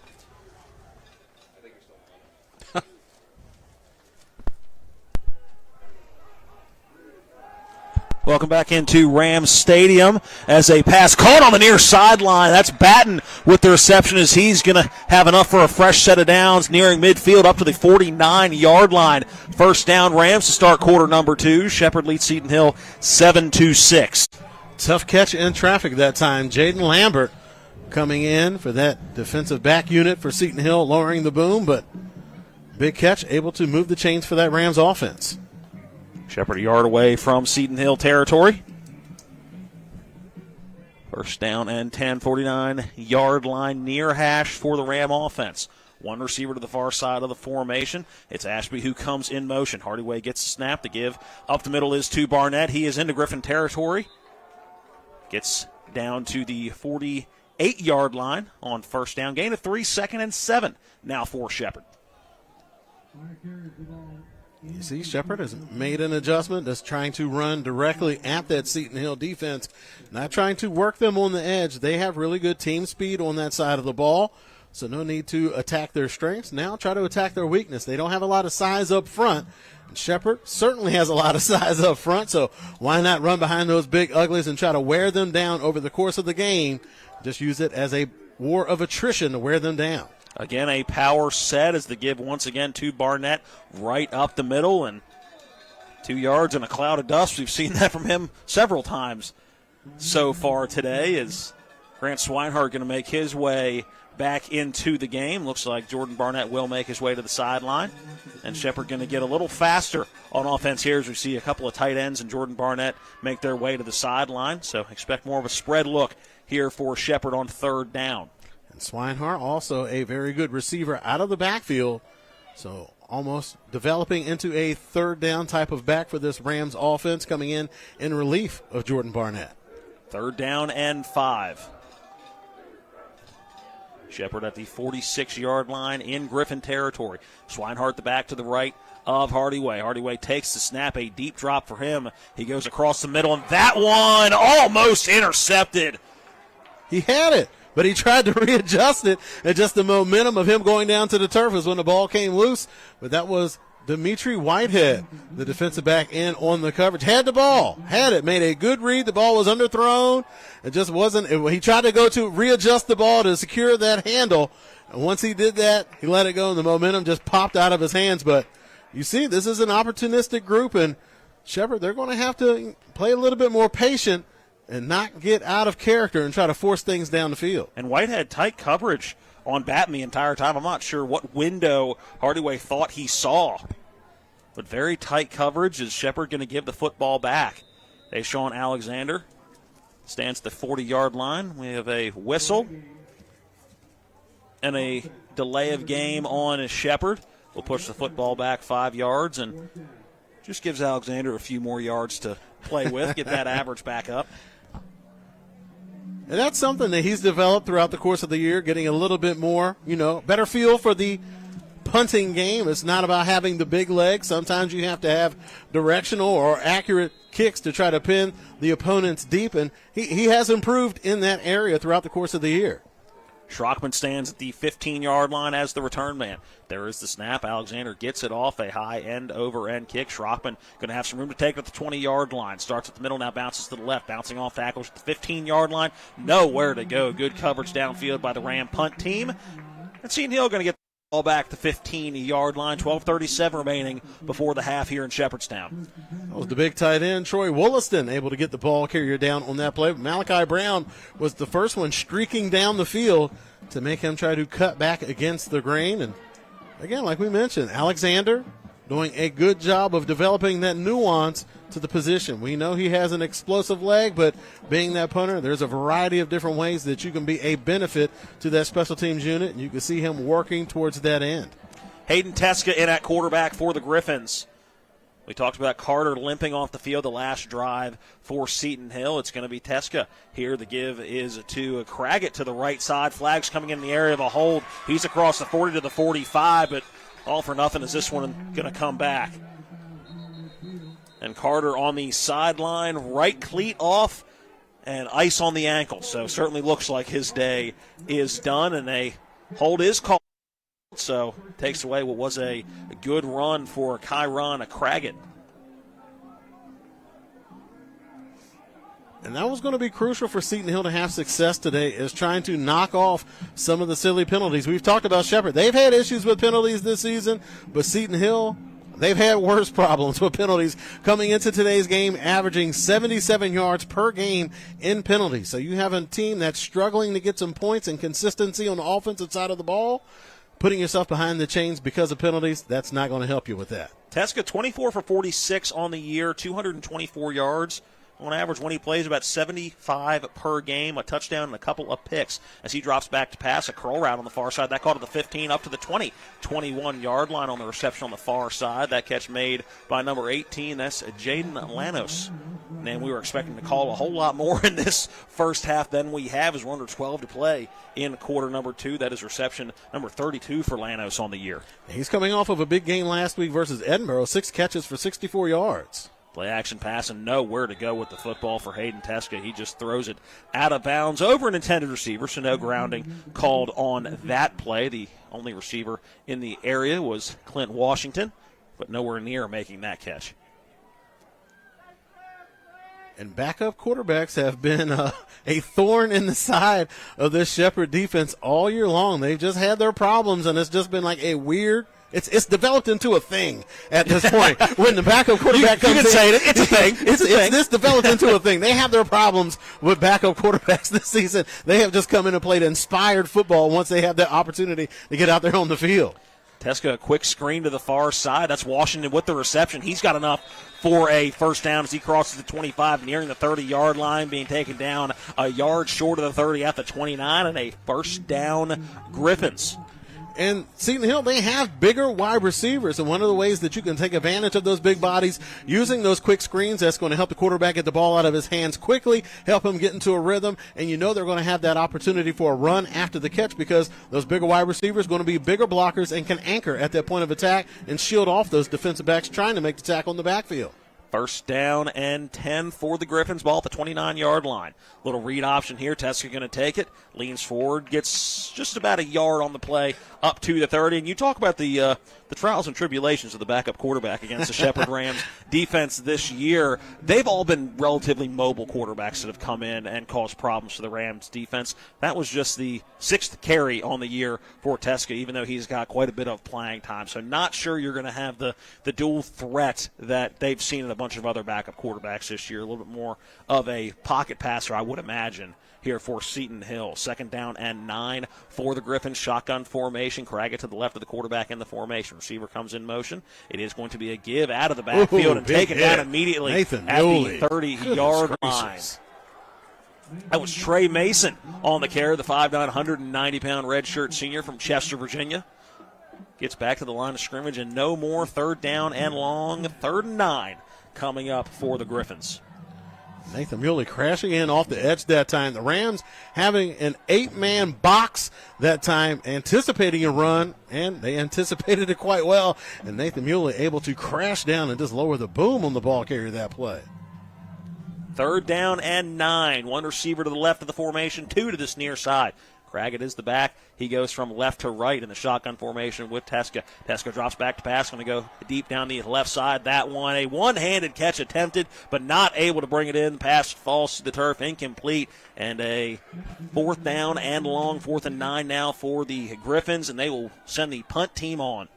Tight coverage that time by Minka, and he's really coming to his own as this season has come to a close, and that's something that you want out of Minka. He is a tall, rangy defensive back, 6'1", 183 pounds. They have high hopes for him, and you're starting to see that playmaking ability here late in the season. And that time, really good defense, forcing that wide receiver to try to bring it in one-handed, and he was not successful in that attempt. Spiraling kick pushes Batten back to the 22-yard line, and once again, nowhere to go. A high tackle, looked like hands around the helmet.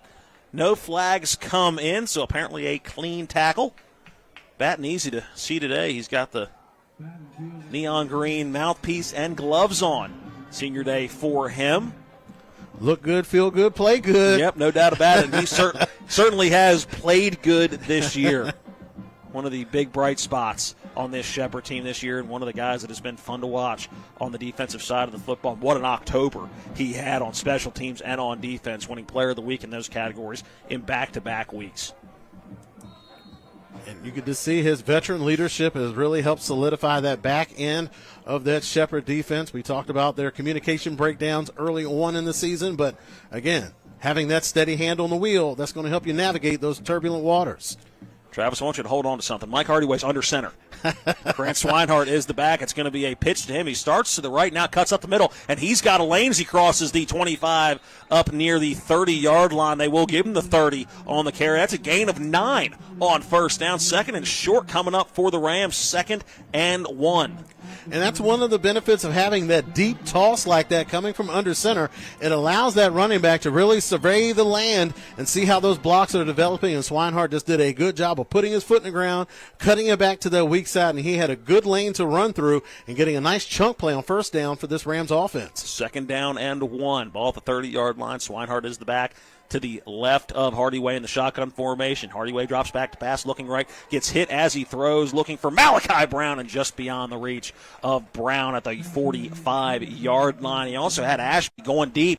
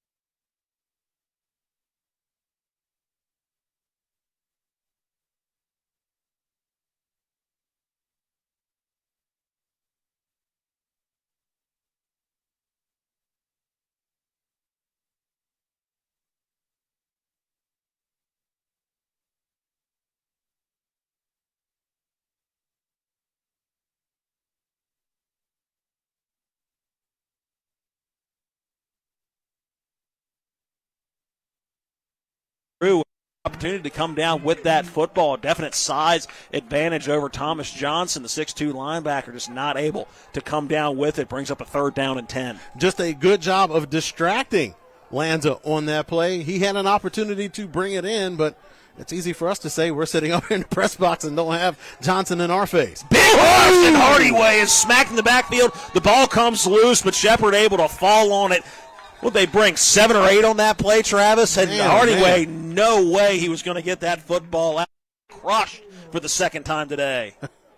And a ram down, an offensive lineman down at the 26-yard line. That is a 79 down. That's Andrew Rakowski, the offensive lineman down. The 6'7", 333-pound sophomore. And Dakari Boone lowering the boom on that play. If I've said it once, I'm going to say it a whole bunch of times today. Do not let that record fool you for Seton Hill. That defense is nasty. We saw it on that last play. They will dial up a variety of blitz packages, and it's going to put a lot of pressure on the quarterback to adjust those protections, and those offensive linemen are really going to have to do a good job and trust those calls and make those adjustments up front, because Seton Hill, they're shifting guys around. They're coming at you from a variety of different angles. This is just a very tough defensive team to prepare for, and you can see the Rams here early on having their struggles. Already, Rakowski able to now be helped to his feet and will make his way to the sideline gingerly, but under his own power. It was a strip sack recovered by Shepard, so a 4th down. Shepard going to have to bring Deshaun Alexander on again in this first half. And the right leg of Alexander gotten some work here in the first 2 quarters in Shepherdstown. And Boone, that's his 5th sack of the year, his 2nd forced fumble. He also has 3 fumble recoveries, so he has lived in opponents' backfields and has terrorized opposing quarterbacks going after the football. So the Rams fortunate to maintain possession and have an opportunity to possibly flip the field if Alexander's able to get a big boom on the ball. The return man is Schrockman. He stands at the 40-yard line, awaiting the punt from Alexander. The snap comes before play was put back live, so we'll do that again. It was almost simultaneous with that whistle. The referees thought it was a bit early. And nothing sneaky or discreet about what Seton Hill's trying to do with this punt. They're sending 10 guys after this punt. See if they can try to get one more block and give their offense yet another opportunity down close to the goal line to get the ball back. There's the snap to Alexander. Gets it away. A spiraling kick coming to the near sideline, and that one bounces inbounds at the 30 and takes a Shepard hop inside the 30-yard line. They'll say it went out at the 29, and the Griffin offense jogging back onto the field. And if you missed it earlier, starting quarterback Darian Carter looks like he is out for the game with an ankle injury. He's currently sitting on the medical table right now and getting some love from some teammates as he's got ice and wrap on the right ankle. And coming back onto the field for his 2nd drive of the game is now Hayden Teska, who on the depth chart was quarterback number 2. And Carter was quarterback number 3. We have not seen anything from Bowden St. Marie so far today, who's listed as the starting quarterback, even on the 2 deeps we were given for Seton Hill. So it is Hayden Teska in the shotgun formation with Kyron Craggett to his left, 1 receiver to each side of the formation. Shepard showing a little pressure here, and they do bring 5. Teska on the quick out. That one caught on the far side and leaning forward to the 35-yard line on the reception. That is Isaiah Cherry, the 6'4", 205-pound junior from Newark, New Jersey, making his first catch of the day. Seton Hill, they have big bodies out there on the edge, so you can see the quarterbacks. They're going to start taking some more chances as this game gets deeper and deeper and deeper into the action. Just giving those big bodies an opportunity for those 50-50 balls. And Jerry did a good job of corralling that one because Minka was right there in his chest to bring him down. Gain of 7 on first down, a 2nd and manageable now, 2nd and 3. You'd expect Craggett to get this football in a short yardage situation. It is going to be a play action as Teska going to go deep down this near sideline, and that incomplete.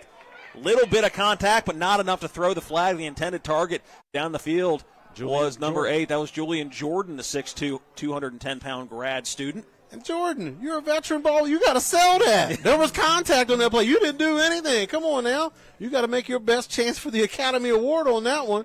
There's a little bit of contact. You got to sell it. The referees aren't going to give it to you. That is something that these PSAC officials, they got a reputation for. They're going to let you play football out there. They're not going to be too quick to call those pass interferences. But come on, you're a wide receiver. You got to sell that some. Empty set as Teska stands by himself. 2 receivers, including a Craggett on the far side, 3 to the near side. Shepherd 3 down linemen. They're going to bring 5. A quick out to the far side. That caught at the 40 and a couple more yards up to the 45. Make that 46 and a fresh set of downs on the reception. The second time in this drive, Isaiah Cherry making the catch and run, moving the chains for the Griffins. And you hate to say it on just one first down, but so far their best offensive possession of the game. Their touchdown earlier coming on a very short field, and really one big play on that drive, a quarterback run, that one being the one that probably ended up putting Darian Carter out of this football game. But so far, moving the football efficiently on this drive. 2 receivers each side of the formation, and it looks like 2 receivers did not know what the snap count was. One jumped on each side of the football. Push that ball back 5 yards. Brings up a first down and 15 for Seton Hill. And something to keep an eye on is right tackle Ethan Profit for Seton Hill. The reason I say that, look how far he's setting up in the backfield. So there might be something where the coaches for Shepherd might make a mention of that to the referees. He slides back a little bit too far. You could get penalized for an illegal formation. Well, he's setting up pretty deep back there in the backfield. Very deep in the backfield. Teska going to call his own number, a quarterback run off the snap. He gets across the 45-yard line, stood up before he can reach the 50, up to the 48-yard line. Gain of 5 on the play. Back to the original line of scrimmage. Let's have a 2nd and 10 now for the Griffins.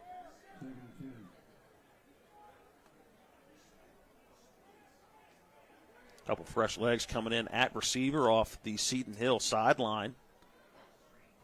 As you can see, Teska has a better feel for the offense as far as running, the full package. He's not just a runner, a little bit more comforted as far as running the passing game. And we've noticed a little bit more balance since he's checked into the game for Seton Hill. 1 receiver to each side of the formation. Teska drops back to pass and nowhere to go. That ball's loose.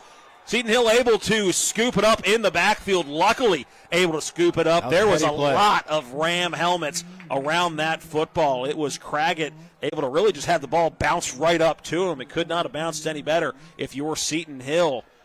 That was Noel Normans-Williams getting into the backfield. And that's something that we've seen, Shepard. You want to talk about how that defense has been able to make some switches? It's because they've been a lot more aggressive as far as dialing up blitzes. Not content to just sit back, read and react, because the guys weren't seeing the game that well early on. If you start blitzing, then you give guys clearly defined roles on plays, and it's less thinking, and they can play faster, and it's helped them produce more turnovers and really keep those offenses off balance. And that time, Shepard, seeing that Seton Hill settle into that rhythm, not going to allow that to happen, start dialing up some blitzes, and that time nearly coming up with the big turnover off of the sack. Some communication issues on the sideline.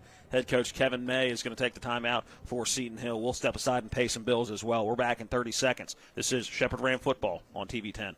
When it comes to providing you with a better car buying experience, CMA's Honda of Winchester takes it personally. Why? Because we're employee owned. That makes us neighbors, and good neighbors take care of each other. Come experience the honesty, transparency, and value we provide every customer, every neighbor, each and every day. At CMA's Honda of Winchester, owners just care more about you. 4:06 remaining before the half here in Shepherdstown. Shepherd holding on to a 1-point advantage, 7-6.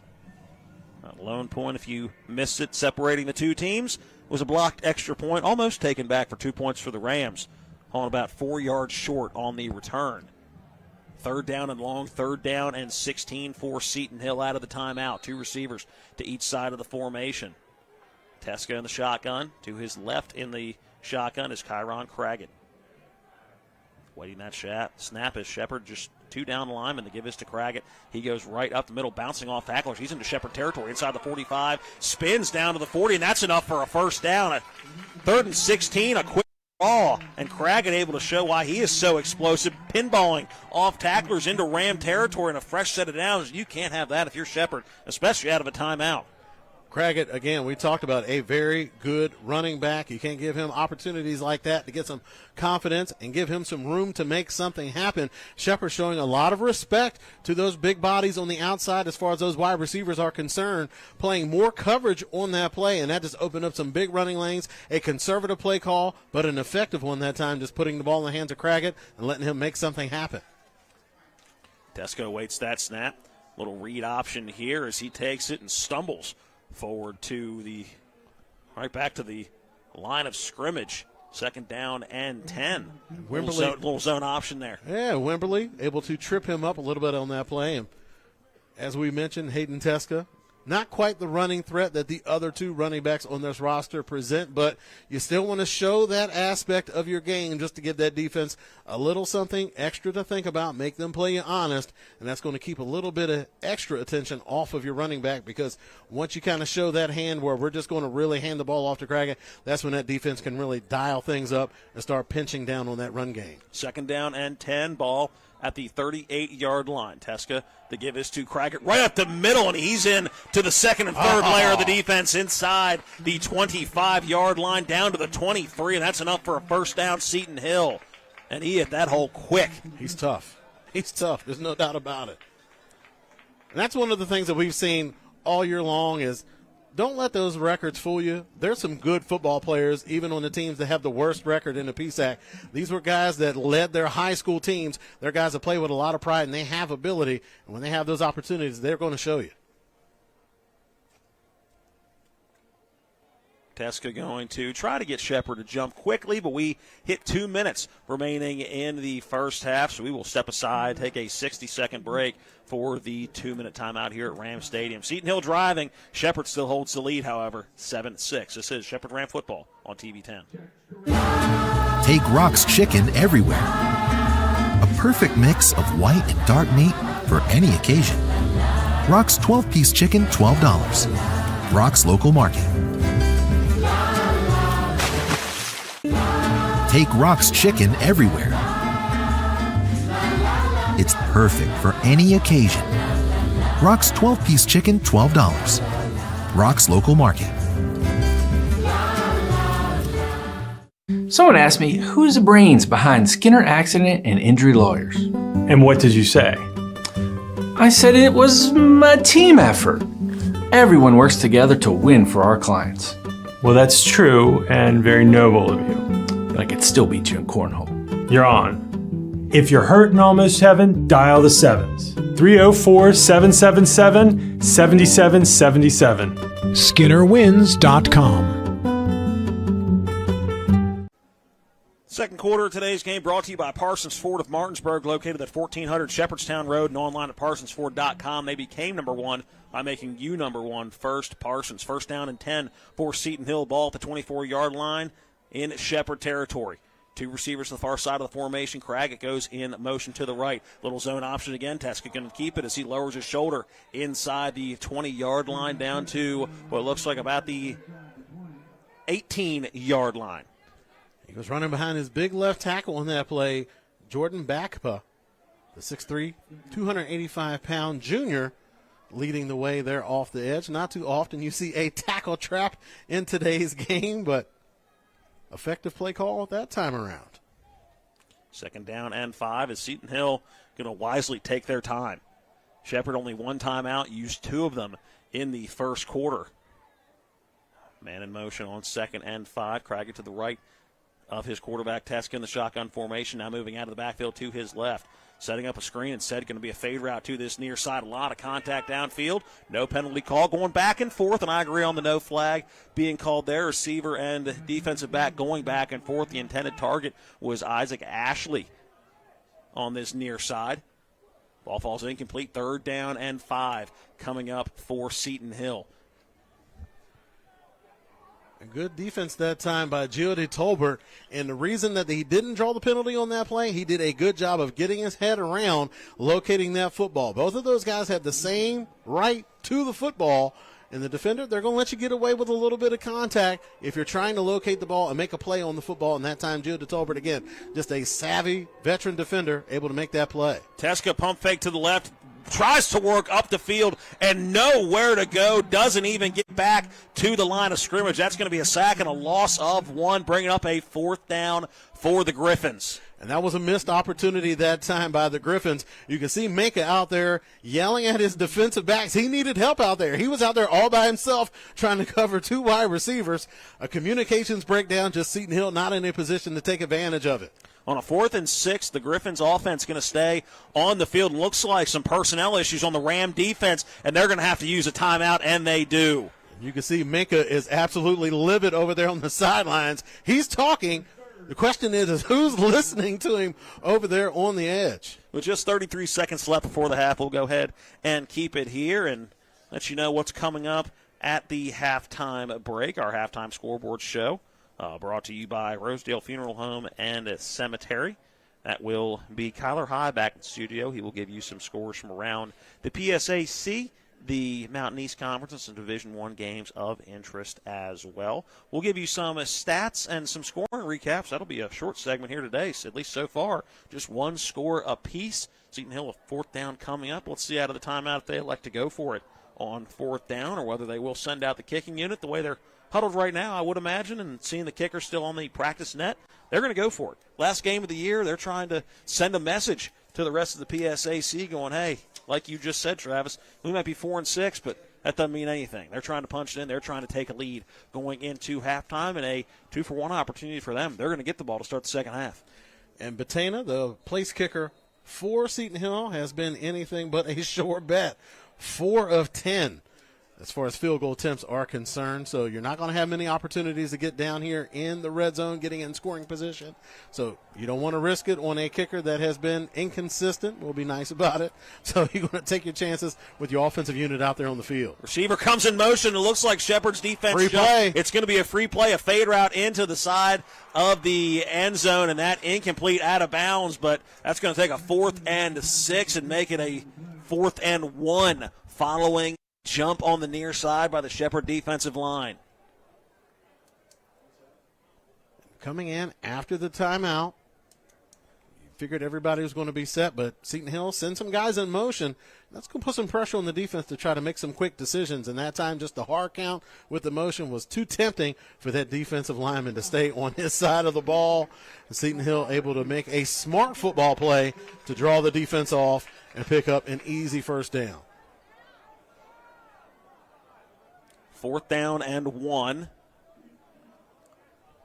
for Seton Hill. They still have 2 timeouts left, so their whole playbook open here. As they're going to send some new personnel in. Looks like they're going to bring in the jumbo package, another offensive lineman. Looks like a fullback as well coming into the formation. Shepherd going to make some substitutions as well, try to beef up that defensive line in the front 7. It certainly looks like it's going to be a run play for Seton Hill. Teska going to go under center. Craggett behind him. Loaded to the right, now loaded to the left. I formation now, the fullback and tailback. Teska going to lean forward and want to see on the spot of the football. He didn't get much, but he didn't need much either. The whistles blow and a timeout taken by Seton Hill, and to me that indicates that he got enough of that 1st down. Seton Hill just looking to milk this opportunity. They want to take off as much time off the clock, as well as just keeping themselves in a position to come away with the score. You know they want that touchdown. Don't want to trust their kicker too much. And, again, they didn't have the best of luck when they went for their extra point early on. So there's a lot of issues with that special teams unit. So don't rely on them. Put yourself in a position where it's not going to be make you or break you. If you can score that touchdown, that's going to give you a little bit of breathing room going into halftime. 1st down and 10 coming up out of the timeout for Seton Hill, and they do not need a touchdown. They're at the 12-yard line, so can get a fresh set of downs if they get to the 2, although running out of time now with just 1 timeout left, 24.7 on the clock here at Ram Stadium before the half. Both teams coming off of their sidelines out of the timeout. Shotgun look for Seton Hill. Two receivers stacked to the far side, one to the near side. Cragg at the tailback to the right in the shotgun formation to the right of Teska. Slowing everything down as the officials have not put play back in yet. Whistle blows, and now we can get underway. First down and 10, ball at the 12-yard line. Teska brings a man in motion. Now back to the right. Play action pass. Looking to the left and firing across the middle. That one caught in the end zone. It's a Seton Hill touchdown on the reception. That was Jaden Lanos for the touchdown catch with 18 seconds left in the first half. Seton Hill takes the lead 12-7. Extra point coming up. Using that stack formation over there, the wide receiver at the point did a good job of working hard across the defender's face. And then Lanos able to run a follow route where he breaks to the outside, looked like he's going to go for that fade to the back corner, and then he turns and follows that wide receiver right across. There's a little bit of space in there, and that was just a good, accurate, well-timed pass. Able to score that touchdown for Seton Hill, able to make the most of this previous drive. Batnay for the extra point. It is up and side by side, but going through. And with 18 seconds remaining in quarter number 2, Seton Hill leads Shepherd 13-7. We are back after this. This is Shepherd Ram Football on TV 10. When it comes to surgery, experience and innovation matter. At WVU Medicine, our board-certified surgeons use the latest robotic and minimally invasive techniques to provide better outcomes and faster recoveries. We offer a full range of procedures including advanced hernia repair, anti-reflux surgery, breast cancer surgery, colon resection, gallbladder removal, skin cancer, and lesion removal. Trust the region's leader in advanced surgical care. Call WVU Medicine Surgery today at 304-596-2150. With 4 new car dealerships and 4 used car dealerships in 3 states, Parsons is the largest used car and fastest growing new car dealer in the tri-state area. Take Parsons Ford with huge savings on hundreds of new Fords, financing from 0%. Parsons' goal of financing for all, and Parsons' famous above-market trade-in allowances that help make Parsons #1 for used cars too. See why so many won't buy anywhere but Parsons Ford in Martinsburg. We became #1 by making you #1 first. Parsons. 18.3 left in the first half here from Shepherdstown following a touchdown catch by Lanos coming from Hayden Teska. Puts Seton Hill up 13-7. I'm imagining Shepherd with no timeouts left going to take this return and then just sit on the football and try to regroup as to what's been a frustrating half offensively for the Rams, something we haven't seen in a long while in this season, is them not be able to move the football like they have today. And the backup quarterback comes in and, again, gives that Rams defense absolute fits. You could just tell the complexion of the game has changed since the backup quarterback has come in. And the Rams just trying to fight their way through that senior fog and try to get refocused and get that intensity back up. Nick and Jazeer upended at the 28-yard line. Tried to go over a would-be tackler. Is taken down, and 12.3 now remaining in the first half as the Rams offense makes their way back onto the field. Again, you would imagine it's either going to be a run or we'll see Mike Hardyway just line up under center and sit on this football.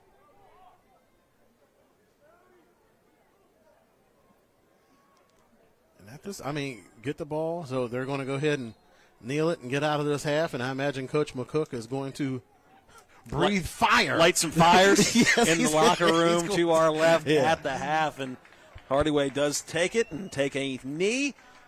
And both teams will make their way into the Ken Boone Fieldhouse to our left.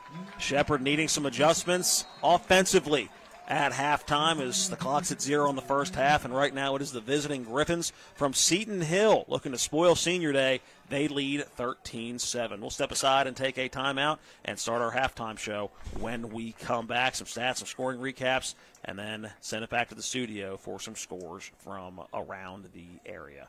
This is Shepherd Ram Football on TV 10. We're at the half at Seton Hill 13, Shepherd 7.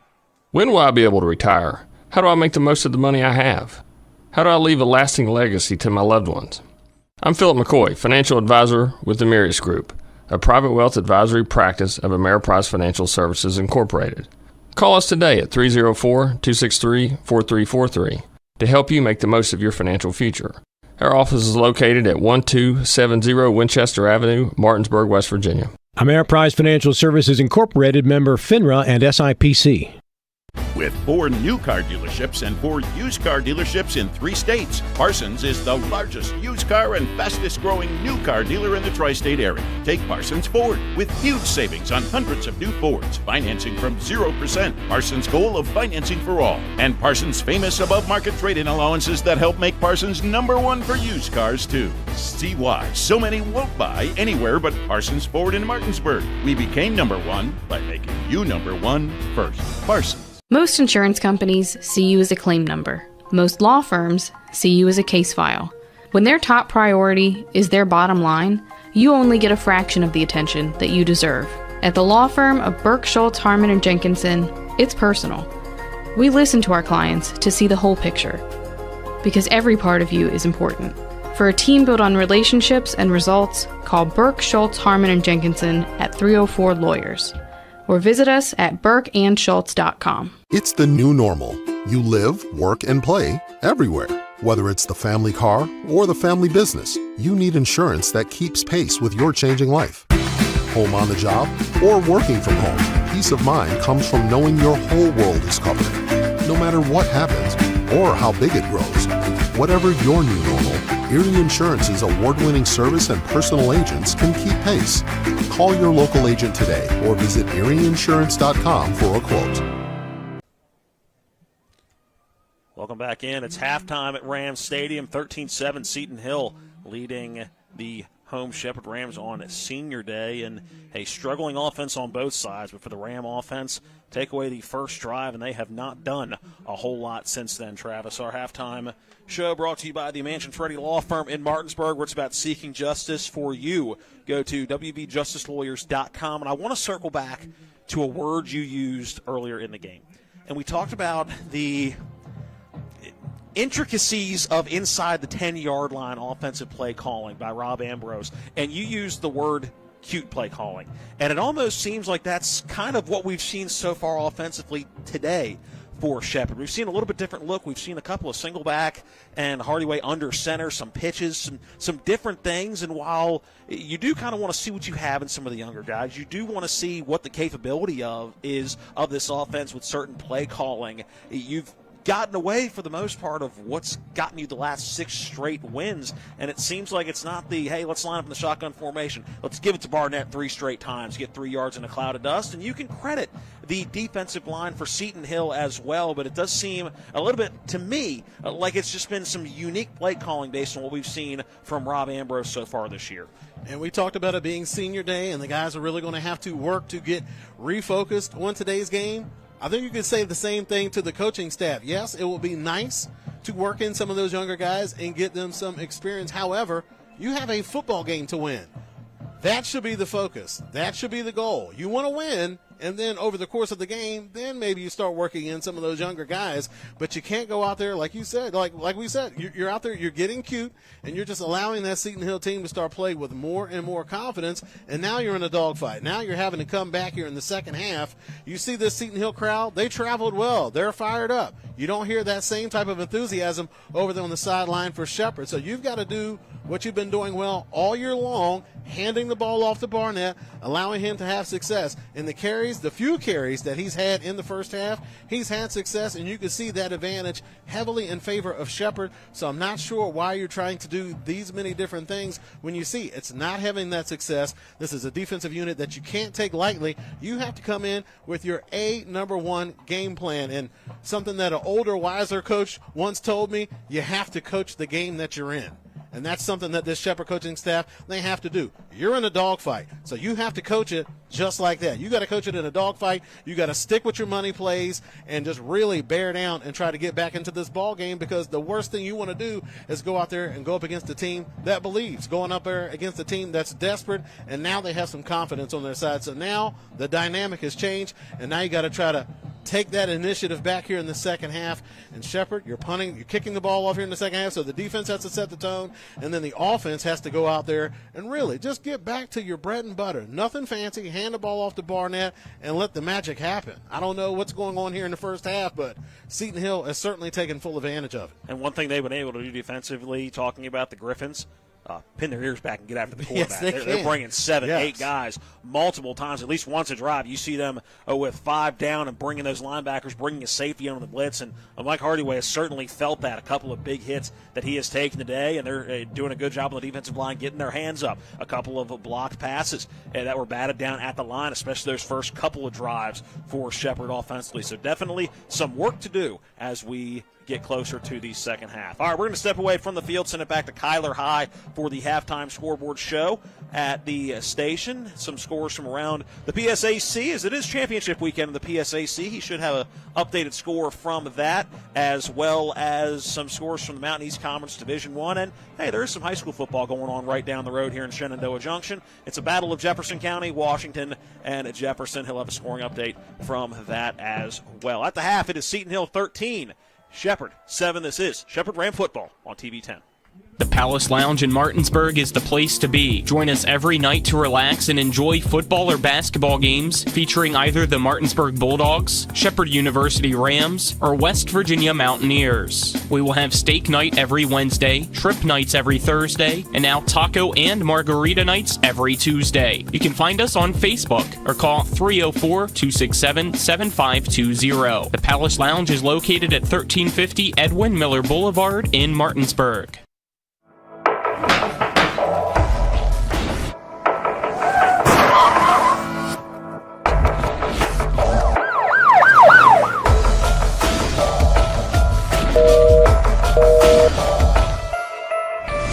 Powered Beck and Surf Law Offices. 50 years experience. No fees unless we collect money for you. Always here to help you. Any questions? lawpbm.com.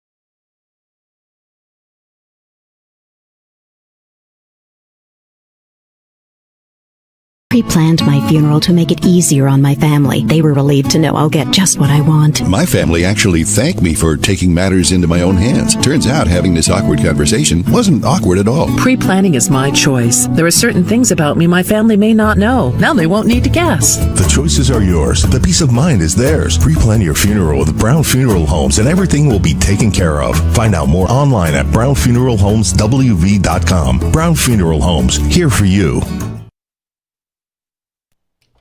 Welcome into the halftime show presented to you by Dignity Memorial, Rosedale Funeral Home and Cemetery. Attention to detail like no other. Visit dignitymemorial.com. As you heard Matt say before he sent it back to me, you have one game left on high school playoff play, and not what you would probably expect if you've been following high school football. You've got number 4 Jefferson playing number 13 Washington. Washington with a 3-0 lead in the first quarter. That is all I have for that game so far. Spring Mills, they beat Musselman last night 31-21. Hedgesville lost to Huntington, and then your Martinsburg Bulldogs, they won obviously last night. Now to get you some not yet, get you that here soon. Here's some PSAC score updates. As you have Slippery Rock playing Bloomsburg, as Bloomsburg looking to make an upset against Slippery Rock. That game is 17-7. Let me change this down a little bit so that you could see the font correctly. There we go. You have Indiana PA. They are currently winning over Kutztown 17-14. Edinburgh currently beating Millersville 40-3. Gannon and Lock Haven. That game doesn't start until... Actually, there is a score now. Lock Haven now has 7 points on that game. Let me get you the update for that one here soon, right now. You got Lock Haven, and then you have Clarion, East Stroudsburg. That game is 14-7. Don't have an update for you yet on Shippensburg, California, as I'm trying to pull up their stream for that one. We'll get you an update as soon as I possibly can. And then Westchester playing Assumption out of Massachusetts. 28-7 is your score there, as Westchester is losing that game. Looking up a score there, but until then, I'll get you some Mountain East scores here in a second. Oh, Shippensburg currently losing to Cal 7-0, and that game is about to be out of the first quarter. So they are about to go into the second quarter. Now on to your Mountain East scores. You have Fairmont State and Frostburg State 14-3. That game is at halftime, with Frostburg State getting the win they are winning right now, as it looks forward to them winning. Wheeling West Liberty, that game is currently a lot of upsets this week. West Liberty 2-8 against the 6-4 Wheeling. 34-21 is your scores. West Liberty has the lead. Glenville State beating West Virginia Wesleyan 21-0, and then Concord, they play at 2 against Ferrum. And then University of Charleston and West Virginia State, that game was at half at 21-17, with West Virginia State getting the lead in that game so far. Now, on to your West Virginia Mountaineers. That game is currently 3-0 with 5 minutes left to go against Arizona State. Let me pull up the college football scores for you, and let me get some ranked scoring for you. Last night you had Clemson beating number 20 Louisville 20-19, and then number 8 Oregon beating Minnesota 42-13. Indiana currently winning 10-7 over Wisconsin at halftime. Navy beating number 24 South Florida 24-9. Notre Dame versus Pittsburgh. WVU fans, you're kind of happy right now as Notre Dame is beating Pittsburgh 14-3. That game is the College Game Day game of the week, you could say. South Carolina beating number 3 Texas A&M 20-3. Cincinnati beating Arizona 14-7, and then number 18 Michigan beating Northwestern 7-3. Those are all the games currently being played that are ranked games. And then here at 3, so I'll be able to get you better updates at the post-game show, so stick around for that. Number 15 Miami playing on NC State. Number 19, Virginia playing Duke. 21, Iowa versus 17, USC. UCF playing number 6, Texas Tech. 16, Georgia Tech playing Boston College. 11, Oklahoma playing number 4, Alabama. And then at 4:15, you have New Mexico State playing number 23, Tennessee. And then at 7, you have Florida playing number 7, Ole Miss. 13, Utah playing Baylor. And then at 7:30, you have 10, Texas versus number 5, Georgia, my team. Hopefully Georgia can get a win, so I'm not sad tonight. UCLA playing number 1, Ohio State. And then at 10:15, you have TCU playing BYU. Can get you some better score updates for those 3:30 games at the post-game show, hopefully, as Shepherd currently losing right now. 13-7 is your score as Seton Hill gets the ball at the beginning of the second half. About to send it back to the guys. Stick around for the post-game show and for the rest of the Shepherd game. I'm Kyler High, WRNR TV10. Remember all the sports we played when we were kids? Oh yeah, swimming, tennis, basketball, Football, soccer, track. I loved winning. I still do. Our competitive spirit is still going strong. But now we use it to win for our clients. If you've been hurt in almost heaven, call the Sevens, 304-777-7777. SkinnerWins.com. Car accident? Get more with Mansion Ferretti. If you've been injured in a car accident, there are 3 things you need to know. 1, do not discuss your accident with an insurance company before you talk to a lawyer. 2, on average, car accident victims with a lawyer get over 3 times more money than those without one. And 3, at Mansion Ferretti, if we don't win, you don't pay us, guaranteed. Car accident? Get more with Mansion Ferretti. 304-264-8505. When it comes to providing you with a better car buying experience, CMA's Honda of Winchester takes it personally. Why? Because we're employee owned. That makes us neighbors, and good neighbors take care of each other. Come experience the honesty, transparency, and value we provide every customer, every neighbor, each and every day. At CMA's Honda of Winchester, owners just care more about you. Fort Evans Archery of Inwood is your local full-service archery pro shop with sales and setup, maintenance, repairs, and sight-ins. Fort Evans Archery is a full stocking dealer for all your favorites like Hoyt, Matthews, Elite, Bowtech, Mission, and Bear, with crossbows from Raven, 10-point, Barnett, and Excalibur. And Fort Evans Archery has a sight range out to 60 yards. Fort Evans Archery, 998 Arden-Nullville Road, Suite 2, Inwood, open Tuesday to Friday, 10 a.m. until 6, Saturdays 9:30 to 4. FortEvansArchery.com. Welcome back into Rams Stadium. Just about 5 minutes left in halftime before Seton Hill will get the ball to start quarter number 3, 13-7. Seton Hill leading Shepherd. And, Travis, let's go ahead. Before we get into stats, Wyatt Pelicano had a chance to catch up with Shepherd head coach Ernie McCook going into the locker room. The interviews with Wyatt and Coach McCook, powered all season long by Wyatt Pelicano and Financial Growth Partners, where they're advancing human capital by redefining the intersection between people and money. Let's go ahead and hear what Coach McCook had to say on a tough first half. Guys, I'm standing here with Coach McCook. Coach, obviously not how we wanted to head into the locker room. What's the message to the guys at halftime to try to win the middle eight? Well, we've got to come out and get a stop on defense. They're going to have the football. Then we've got to have a positive drive on offense, put the ball in the end zone. We got to have to play. We've got to play well. We haven't played well in either of the three phases. So we have to put a complete half together and come out on top. Thank you very much, Coach. Good luck. Again, that powered by Wyatt Pelicano and Financial Growth Partners, where they're advancing human capital by redefining the intersection between people and money. And I think that pretty much summed up what we were talking about as we were just chatting in the halftime break.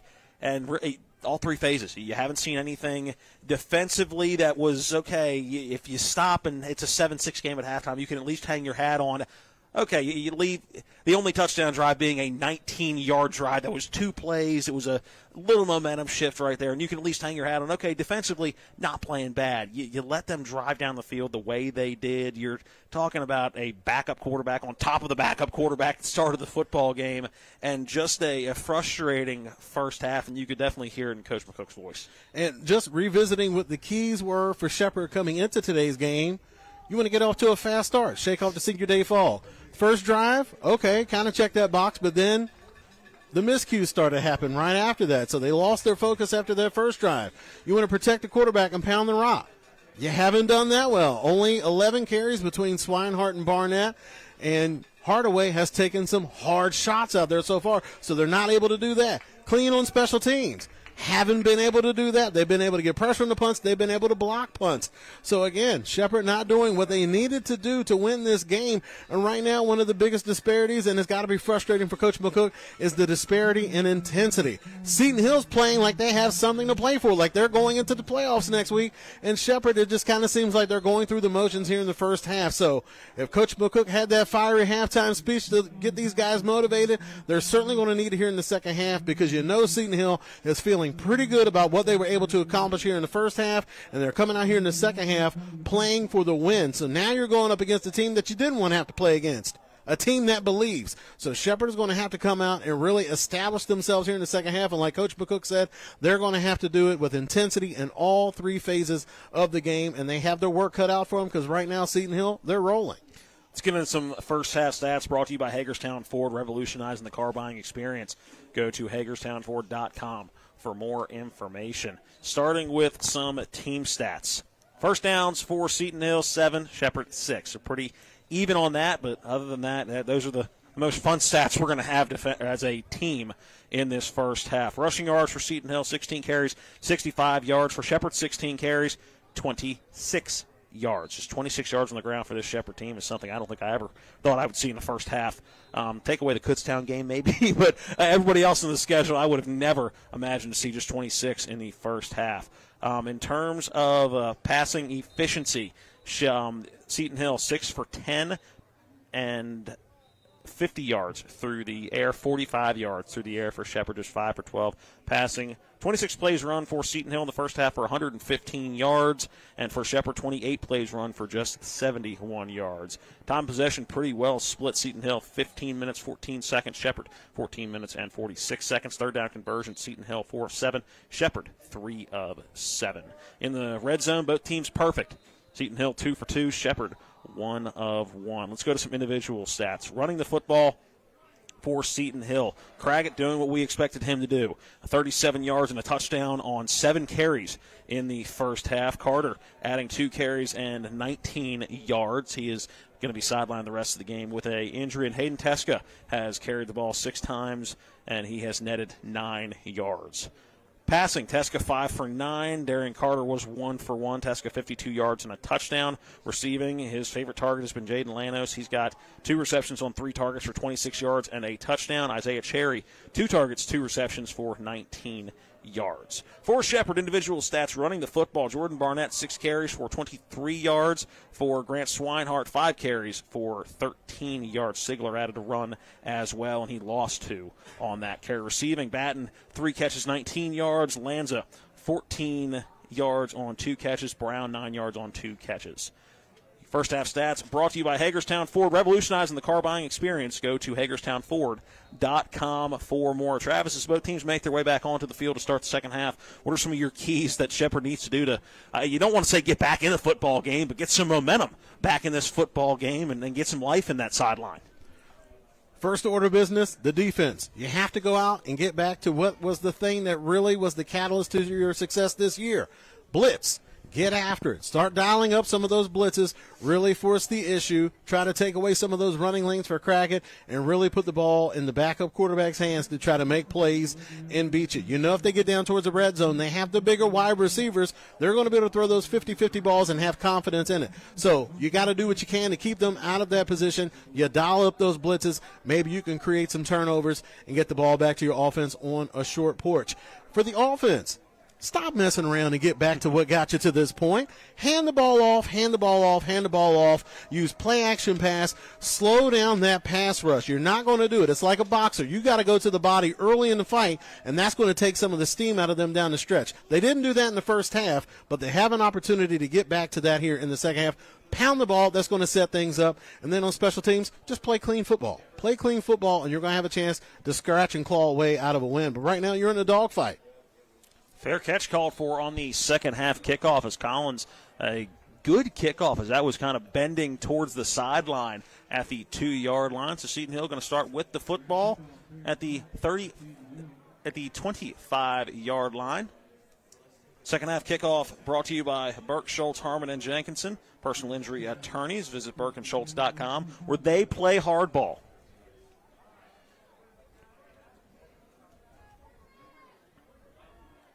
See if Shepherd's defense shows a little more life in the second half, too. I think that's one of the big things that I took away from the first half. You didn't feel any energy. You looked at the last few games, and there's just been nothing but energy on the sideline, on the defensive side of the football. And today, just a little flat as the read option. That's going to be Teska taking it. He breaks one tackle and gets enough for a quick Seton Hill first down. You know, Craggett's going to get a lot of attention, so not that the quarterback has that type of mobility, but just the defense has to pay so much attention to the running back. They're going to crash down, and that time Muley took the bait, chased after the running back, and then Teska able to get out on the edge. Had some good blocking out there on the edge. Again, that's one of the benefits of having those big body wide receivers out there on the edge. They're going to help you out in the run game, able to sustain those blocks down the field versus smaller defensive backs. First down and 10, ball to the 38-yard line for Seton Hill, still in their own territory. 2 receivers to the near side of the formation, 1 to the far side. They give his to Craggett right up the middle, breaks the first tackler and barrels his way up near the 45. They're going to say a yard short at the 44-yard line. It looks like we have a injury. One of the offensive linemen looks like a 79. That's Rashid Anderson, the 6'5", a 350-pound junior, who is slow to get up. There was a pile of bodies there in the middle of the field. Looks like he may have gotten rolled up on. No doubt about it. We'll step aside. Let's go ahead and take a 30-second break back at the studio. This is Shepherd Ram Football on TV 10. W. Harley Miller Systems understands the need and desire for reliable and affordable smart home solutions. Secure your home with a security system and keep a close eye on your family. Automate your home with a Control4 system and have smart technology work as one. Set daily schedules to control your thermostats. Push a button and set the mood for dinner by dimming lights and playing music, or just sit back and enjoy a movie in your own home theater. Put decades of experience to work for you. Visit us at WHMsystems.com or call 304-350-1931.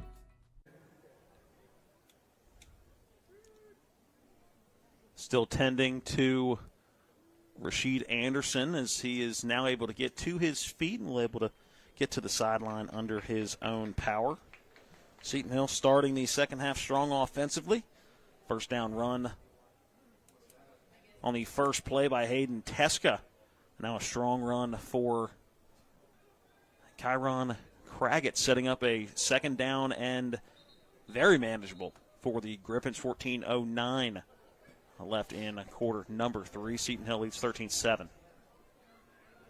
Both teams making their way back onto the field out of the injury timeout. Clock should run here when they put play live again. And Seton Hill very much in their comfort zone. You know they want to establish that run first. That's going to set up the play action pass so the quarterback can throw those 50-50 balls to those tall wide receivers on the outside. The give is to Craggett. Starts up the middle. Nathan Muley right there. Nowhere to go. It's got to be a worse nightmare for Craggett. As soon as he gets the ball, there's Nathan Muley just sitting there waiting for him. And Muley's like, you might be able to give me that one time, but you're not going to be able to fool him consistently throughout the course of the game. Again, we talked about it. Equally dangerous in a pass rush, but also a very stout run defender in his own right. Loss of 1. That'll make it a 3rd and 5 now for the Griffins. And this would be a big stop, as we heard from Coach McCook. The key for him was, hey, we need to get a stop coming out of halftime. This would be a big stop if Shepherd is able to get it. 3rd down and 5. Craggett to the left in the shotgun formation. Teska going to take it himself and nowhere to go. Baxter right there holding up Teska before he could get to the 45-yard line, and that's going to force a punt for Seton Hill. Good job by the Ram defense. And Baxter was just like a boulder there in the middle of the field. Not only was he able to fight off the block, was just able to shed it and then get into the backfield and bring down the quarterback. This defense able to stand tall on this drive, and Seton Hill going to look to try to get off a nice punt, see if they can try to take advantage of this field position and put this Shepherd offense in a hole. Vachin on to punt it away. He stands at the 30. Gets off a end-over-end kick. Batten going to call for a fair catch at the 14-yard line. And a lot of green in front of the Rams offense to work with as their offense makes their way back onto the field. The first drive of the second half for the offense for Shepherd. And a lot of work to do.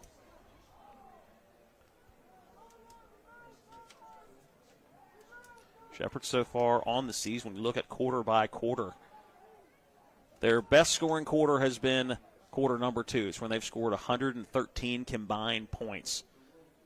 Third quarter, 64 points on the year. Fourth quarter, 91 points. So the third quarter hasn't necessarily been a high-flying quarter for the Rams offense. They need it to be here. Need to send a message early. Hardyway takes a snap. The give is to Barnett. He goes off the right side as he crosses the 20 up to the 21-yard line, and that looks like normal Jordan Barnett running the football. And 12 personnel, nothing fancy. You got 2 tight ends, you got 2 wide receivers. You run behind those big tight ends, and you let Barnett pick and choose the hole, and you know he's going to use that vision, he's going to use that patience, and he also has that physicality and that nasty to finish the run. Wear that defense down, take some of the steam out of that pass rush, and it's going to help set up your play-action pass. Good things happen when you hand the ball off to your big running back consistently early in the series. Gain of 6 on first down, 2nd and 4 for the Ram offense. Hardyway takes a snap. Again, the give is to Barnett. He is bottled up in the backfield, leans forward to get back to the line of scrimmage, but no more. 3rd and 4 now for the Rams. That was Thomas Johnson crashing in off the edge. And he's made a living in the backfield this year. Coming into today's game, 13.5 tackles for a loss, including 6 sacks. He had a big game last week, 10 tackles, 5 of those solo, 2 tackles for a loss. So they give you a variety of looks up front. You know, it's not going to be easy sledding, but you got to stick with it and show that patience. 3rd down and 4. 3 receivers to the far side of the formation. Lands it to the right as the tight end. It's Barnett in the backfield with Hardyway. As the play clock down to 5 seconds, 4 seconds, 3 seconds. Hardyway takes a snap. Looking left, has to step up in the pocket, fires across the middle. That one caught by Malachi Brown as he leans toward the 34-yard line, and a big, much-needed first down for the Rams. That's going to move the chains for Shepherd. Clean pocket that time. Good job up front by the Rams, giving Hardaway enough time to go through his progressions and throw the ball to Malachi Brown on that play. Malachi Brown doing a good job of working back to the football. The defender was right there in his hip pocket, so Malachi Brown doing a good job of working back to the football, not allowing the defensive back to get his hand in there and knock the pass away, and that's enough to move the chains for this Rams offense. First down and 10. Ball at the 34-yard line. Shepherd in Seton Hill territory. Or Shepherd moving towards Seton Hill territory. Give his to Barnett off the right side, looking for a seam. Flag comes in. That's going to be a hold and take away what is a first down run of about 6 yards for Jordan Barnett. And the offense, once again, shaking their head, moving back. And we knew the possibility of getting a lot of holding penalties could have been an issue for the Rams today. Very active defensive front that they're having to contend with. Think back to the Slippery Rock game. Very active defensive front. Those defensive linemen, they're not just out there to eat up blocks. They're out there trying to make tackles, and that just puts a lot of pressure on those offensive linemen, not only to sustain those blocks, but make sure they're keeping their hands on the inside of the body's framework as to not to draw those holding penalties. And the Rams offensive line, they've had a tough job today in doing that. Ball back to the 24-yard line. First and a country mile for Shepherd, and whistles blow. They're going to reset the play clock, which was counting from 22, so guess we're good to go now. Three receivers to the far side of the formation as Hardaway takes the snap. Looking to the left, nowhere to go, and swallowed up for the third time today. Sacked back at the 19-yard line. And again, Richard Johnson Jr., the 5'9", 195-pound grad student, making a play in the backfield. Again, just a variety of blitz packages from this Seton Hill group. And once you're in those, once you get behind the chains, that's when this defense really starts to tighten up that vice on you. And you can see why they are so talented.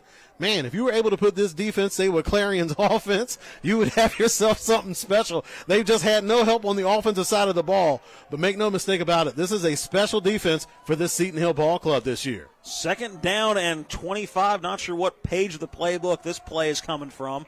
But Hardaway going to take the snap, and the shotgun has to get rid of it quickly and not able to find a receiver on the outside. I guess you could say Batten was the closest to that football, but I think that throw was just towards a receiver, not really expecting to get there. As once again, pressure in the backfield quickly. And they're trying to overwhelm you in numbers. And you see Shepherd trying to make that adjustment. They're going to go a little bit more max protection. They're going to keep some extra guys into block. Well, that's going to put some pressure on you because you only have so many guys going out in a pass route, and the defense is able to play to that fact. And again, you're forcing him to get rid of the ball, but there's just no options available because that pressure is in his face immediately. Third down and 25 as Hardaway takes the snap. Just going to throw a fade route down the near side. Malachi Brown was in the vicinity, but nowhere near the football. And again, fourth down and 25, and Deshaun Alexander going to set up and go to his office once again. And Johnson Jr., just another hard shot on the quarterback. And they're doing it, just a variety of different people blitzing, but they're also they're just going to overwhelm the side of the ball. They're going to bring more people to the party than what Shepherd can account for, and they've been able to get home. Not only are they dialing up these exotic blitzes, they've been able to get home and get hits on the quarterback, and that's why it's just affecting Shepherd so much on the offense. Fourth punt of the day for Alexander. Some contact and a flag does come in as the ball rolls to the 42-yard line. The return of just a few yards by Schrockman. That's how you sell a call on that play. Now it's going to be interesting. It wasn't a big, forcible hit on the punter, but it did hit his leg that he had on the ground, and sometimes that's enough to warrant a roughing the kicker call and could give Shepherd a fresh set of downs. There is the difference between running into and roughing.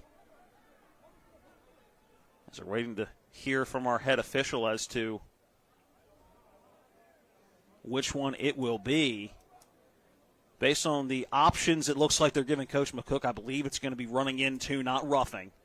Because it'd be a no-brainer here to take the fresh set of downs if it was roughing the kicker.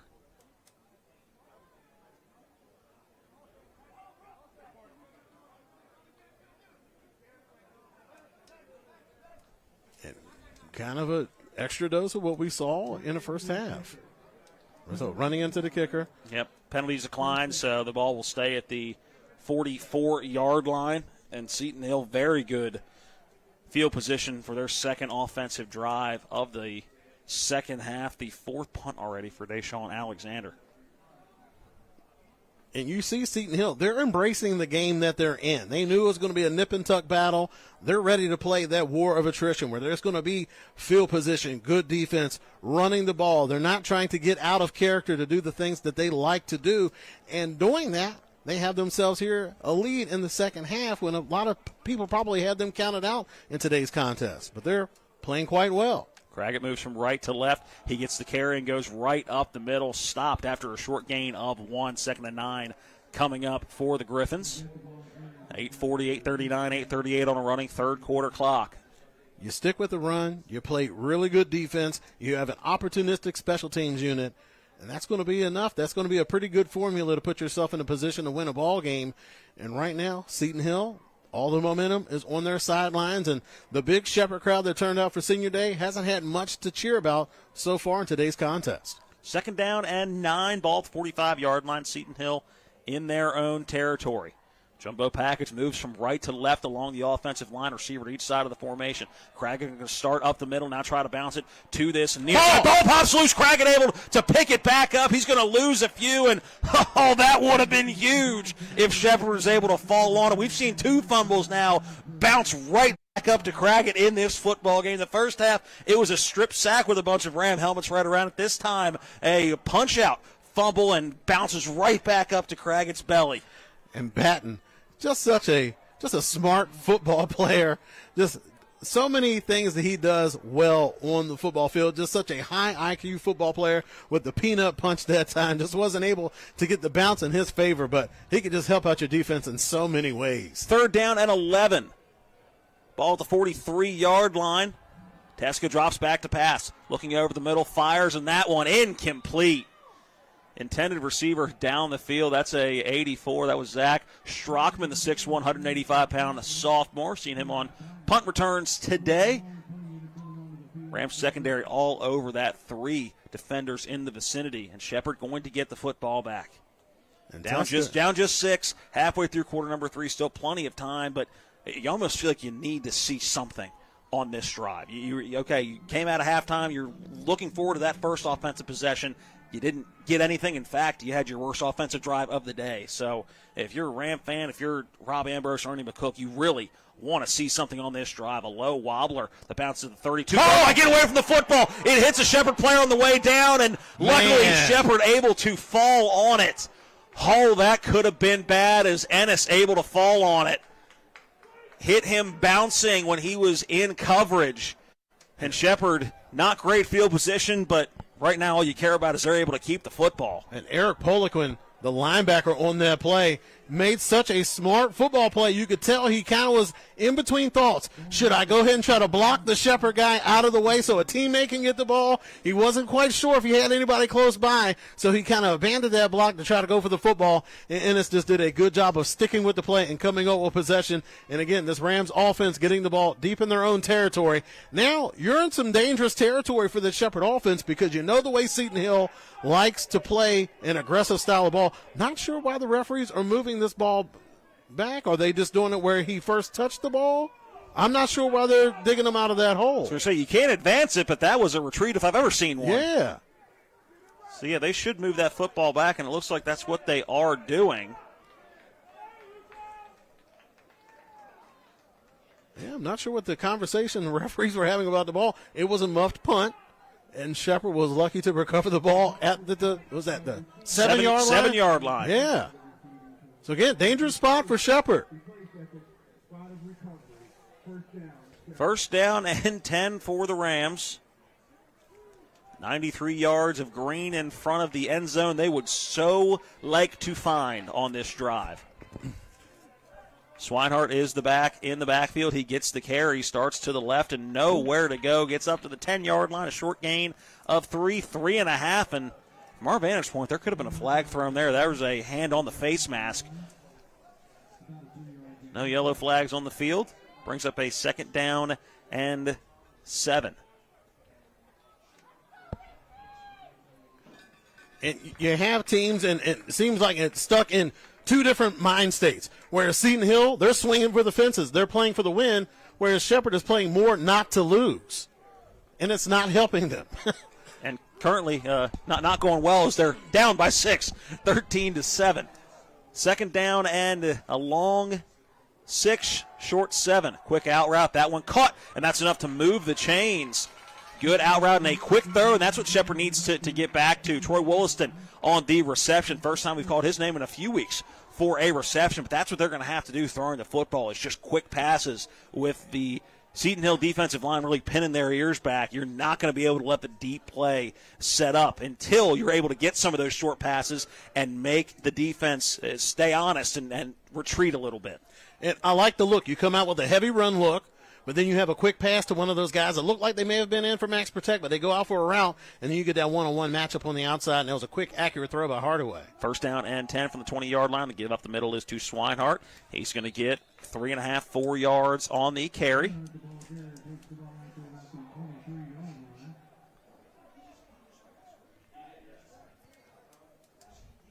And a good pickup on first down. You got to do something that's going to really put the pressure on this defense to play you honest. Because once you get behind the chains, that's when they're able to dial up those exotic blitzes, and that's when they're playing their best football. So if you can keep them out of that situation, you're doing yourself some favors. They give him 3 on the first down carry, 2nd and 7. Now for the Rams, 2 receivers to each side of the formation. Swinehart is the tailback to the right of Hardaway in the shotgun. There is the snap, a little zone option here. Hardaway going to call his own number, and he's going to get 1 on the carry. Nowhere to go. That hasn't been his game all season long. He's not, rushing touchdown today, so you can't say it hasn't been his game today, but just not something we are used to seeing is the zone read and Hardaway keeping it. Now forcing a third down, and I guess you can call it medium, but third down and 6. And Ben Weaver is not the dude that you want to read. He's a very good defensive lineman coming into today's game. 8 tackles for a loss and 5 sacks. Has 46 tackles, just a tremendous athlete on the edge. That's not the dude you want to read because he's good enough where he can crash down on a run, but read and recover if the quarterback decides to pull.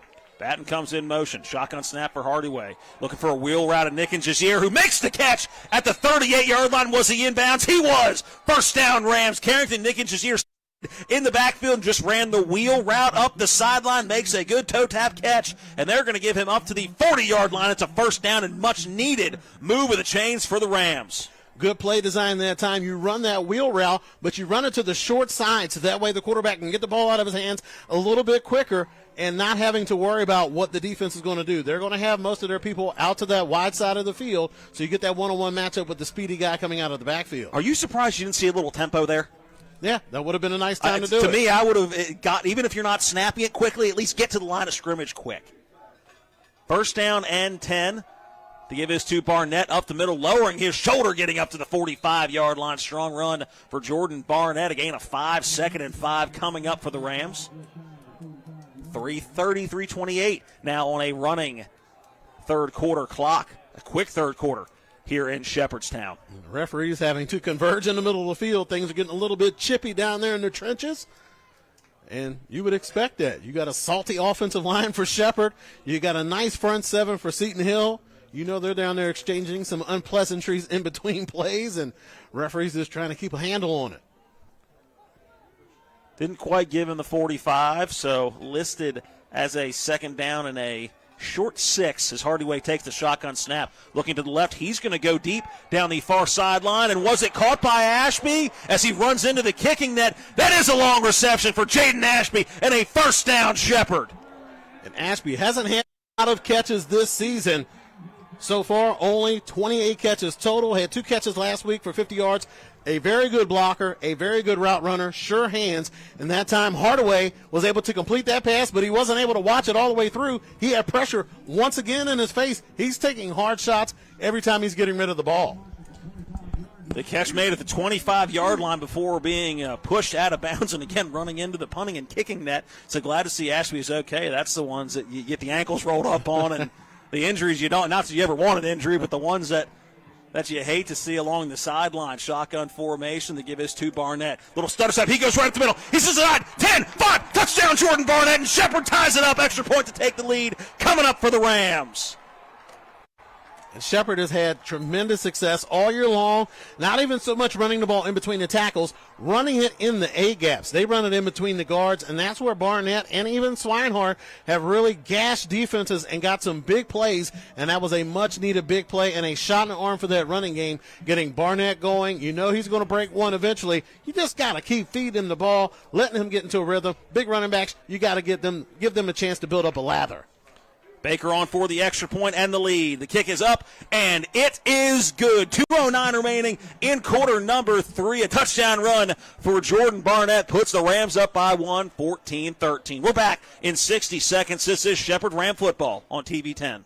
The thing I'm most passionate about with my clients is that 95% of them that come to me, they've never been in trouble in their lives. They've got careers, promising futures, things that matter. So thankfully, after it was all said and done, I had no DUI and I had no more stress facing me or my family. When you're on the fence whether to hire a DUI attorney, I always say that you really cannot afford not to. My name is Harley Wagner. My law practice has been exclusively focused on driving under the influence cases throughout the state of West Virginia. The Palace Lounge in Martinsburg is the place to be. Join us every night to relax and enjoy football or basketball games featuring either the Martinsburg Bulldogs, Shepherd University Rams, or West Virginia Mountaineers. We will have steak night every Wednesday, shrimp nights every Thursday, and now taco and margarita nights every Tuesday. You can find us on Facebook or call 304-267-7520. The Palace Lounge is located at 1350 Edwin Miller Boulevard in Martinsburg.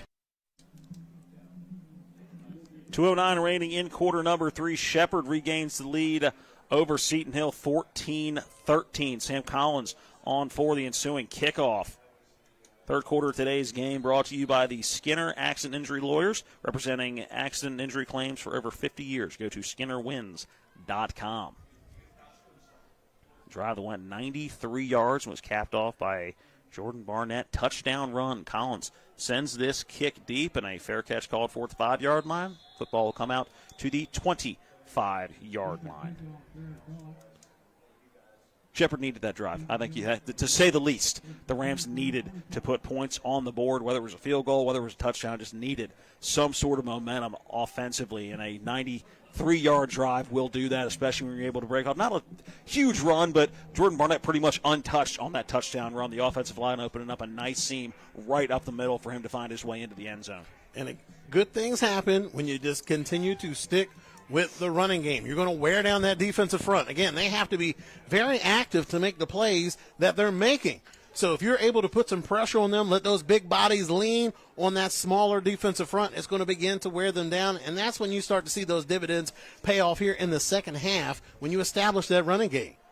Teska play action pass, and he is swallowed up in the backfield. He was down. He looked like his knee was down. And right now they're calling it a fumble on the field, and Shepherd able to take it in right now into the end zone. The scoop and score was from what looked like number 8.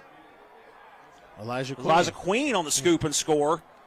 But the referees together now. Number 1, I think it was a sack. Number 2, if it wasn't a sack, it was definitely an incomplete pass. So I believe those points are, not that they're even on the board yet, but would come off the board.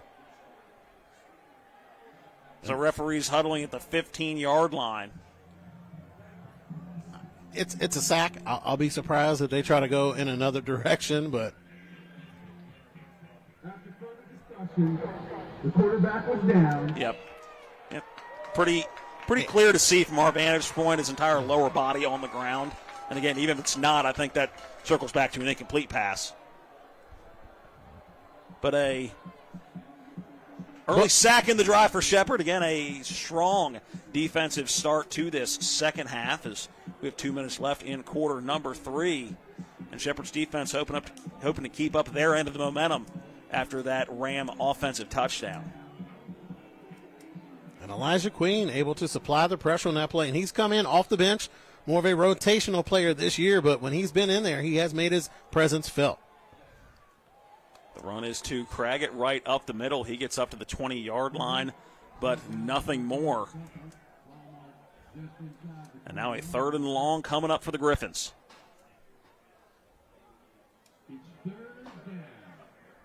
Third down and 15 for Seton Hill. They were able to convert a long third down early on in today's game, doing a draw play to crack it up the middle, and Shepherd elected to play more coverage as opposed to putting more bodies in the box or pressuring the quarterback. Similar look this time, but no running back is going to give the Seton Hill Griffins that option. Teska looking for the quick out route. That one almost picked off, and that would have been 6 for Minka, but not able to watch it all the way in. He knew that was 6 if he hauled it in. How many of those has he had this year? He's done such a good job of breaking up those passes, and that's going to be the next step in his development, converting those pass breakups into interceptions, and that time he would have had a red carpet right into the end zone. You can see the defense still pumped up. We now see some energy on both sides of the football as Patton stands at his own 41-yard line, and Shepherd looking to have some pretty good field position when they get the football back. The punt, a end-over-end kick, and takes a Shepherd bounce, and now a little bit of a Seton Hill bounce down to the 40-yard line. Again, good field position for the Rams as they look to build off of a touchdown drive their last time out. And the Rams able to dial up some pressure that time on the punter. And the Seton Hill punter, he's done a good job. He's had to navigate around some defenders to get those punts off, and he's done a good job. He's been getting good hang time, and when he's not able to get good hang time, a favorable bounce here and there. So Seton Hill fortunate to avoid disaster on that last play. First down and 10 from the 40-yard line as Hardaway makes his way into the huddle. Whistle blows, and that play clock now runs with a minute left in quarter number 3. Shepherd clinging to a 1-point lead, 14-13. Jordan Barnett, the tailback in the ball game, to the left of Mike Hardaway in the shotgun formation. 2 receivers to the far side of the field. Brown comes in motion. There's the snap, and Barnett has to break a couple of tackles and carry a tackler to get back to the line of scrimmage. 2nd and 10 coming up for Shepherd. And Eric Poliquin, the 6'1", 220 grad linebacker, able to get in the backfield and make Barnett reset his feet. And again, just a variety of ways that this Seton Hill defensive unit can make things difficult on an offense, and they just have a variety of players that can get in the backfield and just really create chaos. That's just something that they're very good at. Just here in the second half, not getting a lot of help from their offensive teammates. 2nd down and 10. Shotgun set for Shepherd. 2 receivers to the far side of the formation. Hardaway going to roll out to his left, and Ashby, the intended target. Some contact as the ball out in front of him, but no flag thrown. I think it's a good no call. I agree. It's a good no call. And again, Shepherd having to use a max protect up front to help out the quarterback, but still getting pressure in the quarterback's face. And when you roll Hardiman out to his offhand side, the ball tends to sail on him. And then you have a Seton Hill defender right there in the vicinity to lower the boom on Ashby. And these PSAC officials, they're going to let them play. They're going to let them play football when it comes to the passing game. They allow for a certain degree of physicality in the passing game. 3rd down and 10 as Shepherd sprints into formation. Hardaway drops back to pass, looking over the middle, now going deep down this far side. Ashby, an acrobatic catch, but not able to come down with it. Went up and brought it in, but could not keep it to the ground, and it looks like Ashby still down on the Seton Hill sideline. Helmet is off. We couldn't see if the helmet came off in the process of making the catch. Yeah, I think it may be something where he got the wind knocked out of himself. He mistimed his jump, and as he's trying to secure the ball on the way down, lands flat on his back. And that's something that's just going to knock the wind out of your lungs. So you hope that's the only thing that's keeping him down on the turf right now. While they tend to Ashby, let's go ahead and send it back and take a 60-second timeout. 7 seconds remaining in quarter number 3. This is Shepherd Ram football on TV 10. Hey, Cody, what side of the turkey has the most feathers? Is it a male or a female turkey? Cody, it's just a joke. What side of the turkey has more feathers? I don't know. The outside. If you're plucking feathers from your car, bring it to Cody's Auto Body in Martinsburg for a quick fix. Cody? What? Don't say it this time. Okay, well, it's Cody's with a T for plucking trust. Cody. What? I said plucking, not Cody, you just said it. When will I be able to retire? How do I make the most of the money I have? How do I leave a lasting legacy to my loved ones? I'm Philip McCoy, financial advisor with the Mirius Group, a private wealth advisory practice of Ameriprise Financial Services Incorporated. Call us today at 304-263-4343 to help you make the most of your financial future. Our office is located at 1270 Winchester Avenue, Martinsburg, West Virginia. Ameriprise Financial Services Incorporated, member FINRA and SIPC. Jaden Ashby able to get to his feet and make his way over to the Shepherd sideline under his own power. 7.8 seconds remaining in quarter number 3, and Shepherd going to have to give the football back to Seton Hill. Didn't gain a yard on that drive. Going to punt it away from where they got the football.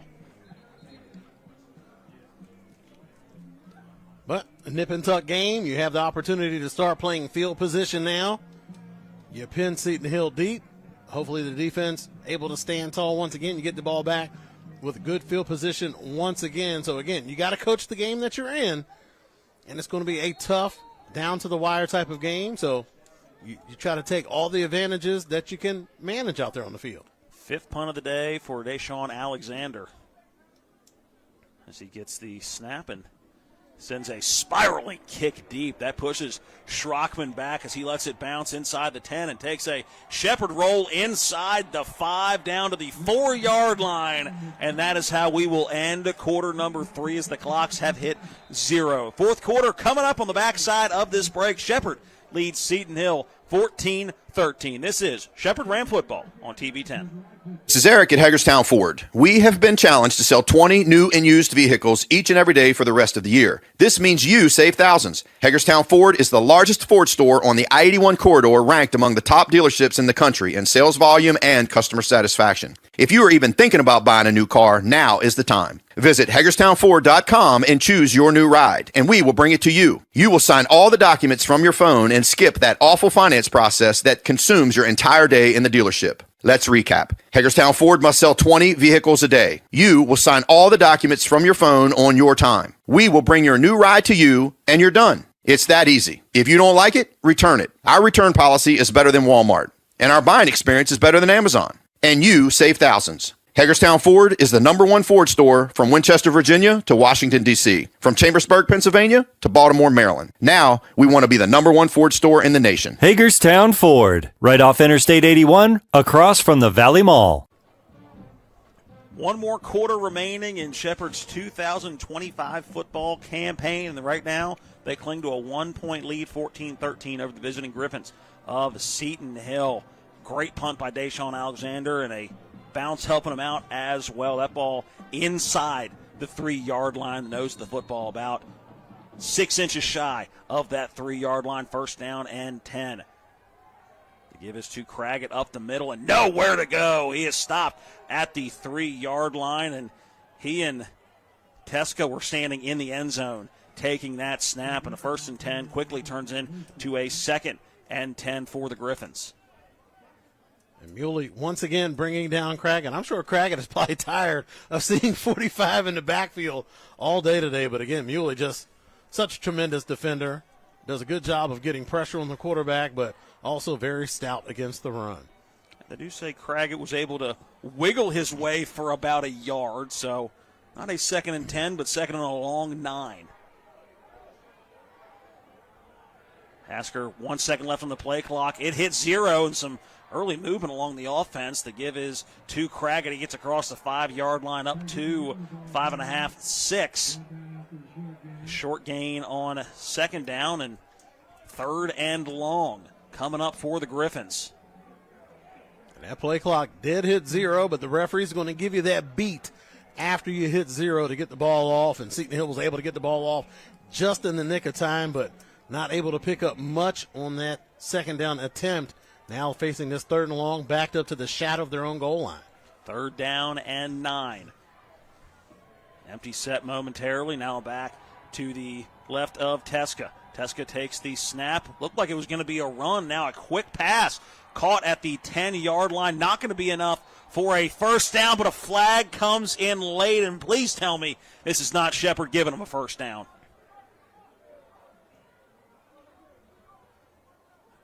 There's a receiver with his helmet off on the far side of the field. It's Isaiah Cherry. I believe he's the one that made the reception on the far side at the 10-yard line. And there's a face mask on Shepherd.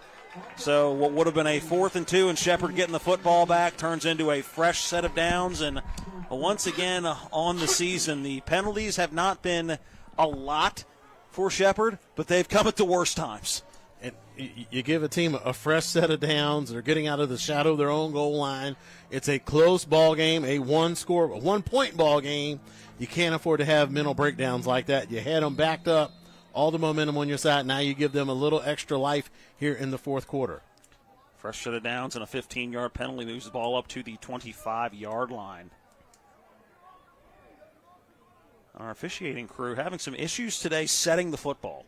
We've seen multiple times the whistles have blown from different areas of the field and just verifying, hey, the ball's where it should be, right?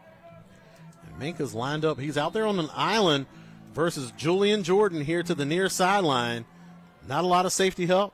That could be where Teska goes. High snap goes over the head of Teska back at the 5-yard line, and he has to fall on it.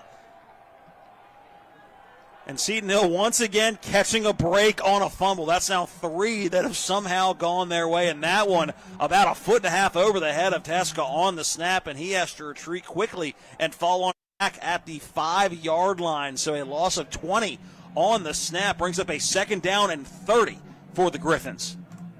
And now Shepherd's defense, another opportunity here. Just play stout, play smart football, and try to get the football back.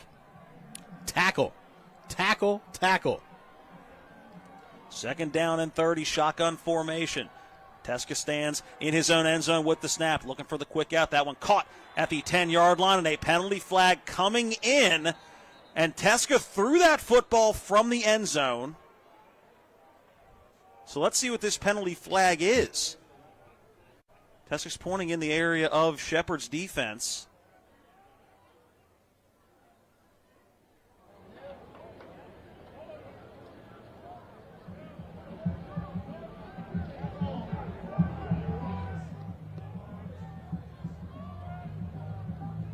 Waiting for our official signal. Looks like it's going to be another face mask or a roughing the passer based on the hand signals by our head official.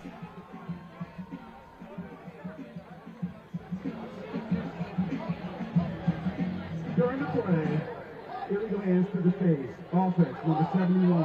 Penalties decline, 3rd down. So illegal hands to the face, apparently outside of the end zone. Again, if that penalty occurred in the end zone, that would have been 2 points for the Rams, and they're still getting the football back. The reason I mention that is Teska did throw that ball from the end zone, so it was a hands to the face call on the defense. They decline it. Brings up a 3rd down and a long 3rd and 25 for Seton Hill. Snap is to Teska. The give is to Craggett off the left side and gets nowhere as he is stuffed at the 7-yard line, and Seton Hill going to give the football back. And Mekhi Hill there, Johnny on the spot to bring down the ball carrier. You know, Craggett, it's just hard to bring him down with just one guy. But Mekhi Young did a good job of bottling up the ball carrier and now forcing Seton Hill into a 4th and long, backed up on their own goal line. Looks like about a 4th and 27. That's what this is going to end up being for the Griffins. Punt comes out of the end zone, a low line drive, end over end kick, bounces at the 40-yard line, and Batten just going to smartly get away from it as Shepherd going to start in Seton Hill territory at the 43-yard line moving in. 11:26 remaining in the football game and 11:26 remaining in the season for both of these teams. Neither team going to make the postseason. In the PSAC championship game today, last update with about 8 minutes left in the fourth quarter, it was Kutztown over IUP 28-23. Wow. So a closer game than I think a lot expected, but still a outcome at this point that you expected with Kutztown taking the PSAC championship if they're able to hold on. Again, about 8 minutes left in that football game. 1st down and 10. Ball at the 43-yard line, Shepherd and Seton Hill territory. Swinehart is the back in the pistol. There is a bootleg to the near side for Hardaway. He's looking deep downfield for Malachi Brown, fighting back through contact, and the flag does come in. As Malachi Brown going back for a ball underthrown and working back through some contact. Dimitri Whitehead there on the coverage, but just a little bit too much contact, and even though he did a good job of getting his head around, looking at the football, just a little bit too much contact for the referee's liking and drawing the defensive pass interference. And they're going to say offensive pass interference. Because Whitehead did a good job of turning his head around, looking at the ball. So, not sure what Malachi Brown. It's very rare that you see offensive pass interference. Didn't even consider that as a possibility on that exchange. You very rarely see that unless it's a push off to go get the ball. Very rare to see an offensive pass interference, somebody going back to get the football. Well, Shepherd was in Seton Hill territory for a play. Let's put it back into Ram territory. Ball back at the 42-yard line on Shepherd's side of the field. 11-19 remaining in the football game. Now you put yourself behind the chains in an obvious passing situation, and that now you're really putting yourself in a tough spot versus this very aggressive pass rush. Sweep to Carrington, Nickens, Jazier, and a whistle blows while the play going on, and a penalty flag coming in. And you can hear the Ram faithful on the far side of the field not a fan of the officiating, especially on this drive.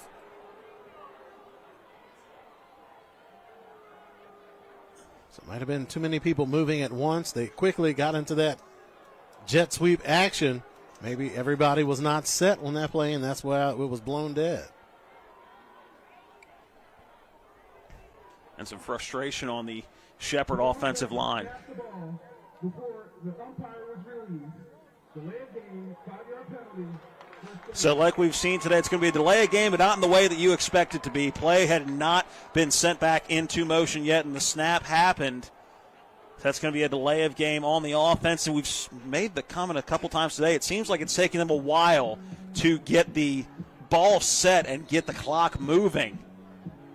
And I think with the amount of time that took place between plays, Shepherd's assuming, hey, we got to be live by now, right? And like you mentioned, you're surprised that Shepherd hasn't gone to use tempo so far today.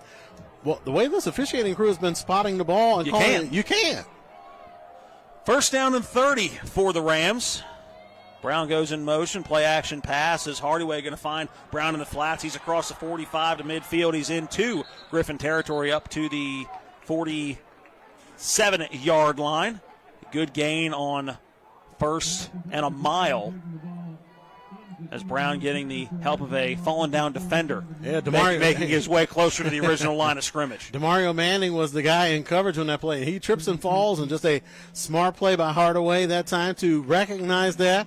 Brown doing a good job of just settling down, showing the quarterback his number, and just picking up a nice chunk on first down. Now you have a fighting chance to try to get a first down here with second, still long, but much more manageable. Second and 14 as Brown comes in motion. They give this to Swinehart right up the middle. Little stutter step inside the 45 down to the 44-yard line. 3rd and 11 coming up for Shepherd. So a 3rd and long, but a whole lot better than how this drive started. And Barnett has had success here and there, but just really hasn't been that consistent runner, just his presence in the backfield, just getting the touches. So it's kind of an odd choice as far as personnel's concerned, just not getting Barnett more touches throughout the course of the game. When he's got the ball, he's been effective. Hear the defense chant from the Seton Hill faithful below us. 2 receivers to the far side of the formation, 1 to the near side. Hardaway back to pass, and nowhere to go. Swallowed up back at his own 45-yard line on the sack. Once again, Anthony Stribling. They're just bringing more people to the party than what Shepherd can account for. And so far, Seton Hill, they have had all the answers as far as dialing up those blitzing patches. And like we said, once you get behind the chains, that's when you're really facing the teeth of that defense, because they're just built for those type of opportunities. And we knew Stribling was going to be a monster in today's game, and he has certainly lived up to the billing. Only 9.5 sacks coming in. Yeah. Now double-digit sacks for the season. Yes. And just you had a hunch. Yeah, tackles for loss. I mean, he's a player. Delay of game on the Shepherd punt team for the second time today. And the first time you almost thought it might have been to give Deshaun Alexander some room. This one, I think, just not able to get the football off quick enough. It's just been an odd rhythm to today's game. It's just the referees, just how they're spotting the ball and allowing the guys to get up there to cover the ball, and then, yeah, just a weird rhythm to today's game. Push the football back Inside the 45 to the 42-yard line. Deshaun Alexander stands at his own 28, gets the snap, sends the kickoff, a spiraling kick, sending the return man over to the 20. Goes to work upfield, gets to the 21 before he steps out of bounds, trying to get back to the middle of the field. And Schrockman able to get a few on the return, but not much. It'll be a 1st and 10 from the 22-yard line for the Griffins. Down by 1, 14-13. There's under 9 to play, 8:42 on the clock here at Ram Stadium.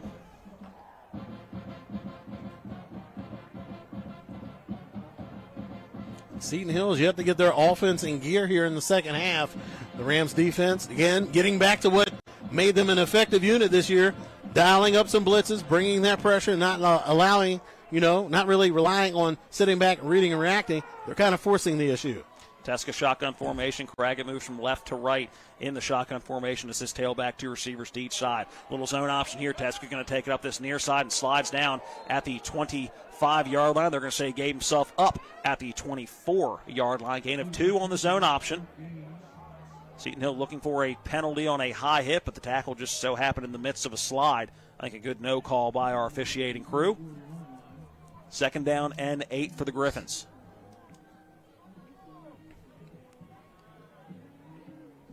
Crackett had to pay the price for that ball fake on that one because he had, again, another defender just waiting right there in the backfield to deliver the shot. 3 receivers to the far side, 1 to the near side. Crackett the tailback to the right. Teska going to take the shotgun snap, fire over the middle, and that one knocked down on the way to the intended target. Number 11, Isaac Ashley, and not sure where Teska was trying to fit that ball into. There was no window. No. 3 Ram defenders there, and lucky that one had enough zip on it that it wasn't able to be undercut and intercepted. Brings up a 3rd down and 8 now for Seton Hill, and Shepherd looking for another big defensive stop. And a good push up front that time by the Rams defensive line is doing a good job of just speeding up that play clock in the quarterback's head. Tesco waiting the shotgun snap. He takes it, looking to his left, now over the middle, firing, and that one incomplete. Another dangerous throw as not really near his intended target. That was Clint Washington, the closest receiver to it. And Seton Hill going to have to punt the football away. And the way that Teska is coming back over to the sideline, I think there's a little miscommunication on what that route should have been. He was wanting Clint Washington to break back to the inside. And again, when you have these type of changes at the quarterback position, the way Seton Hill's had throughout the course of the year, you're going to have those communication breakdowns during the course of a game. And again, you have to have that chemistry to get those type of plays. Punt is away as Batten moves up to the 40-yard line. Now retreats a bit to take the return. He's across the 35 up to the 36-yard line before he is brought down. So Shepherd with the lead, and right now the clock on their side, still halfway through the 4th quarter, so still a lot of time in this football game. Not saying it's anywhere close to over, but an opportunity if they're able to run the football and able to move and get a couple of first downs can really get in the driver's seat of this game. Again, far from over. Not saying a 1-point lead with 7 minutes left is, that's all they need.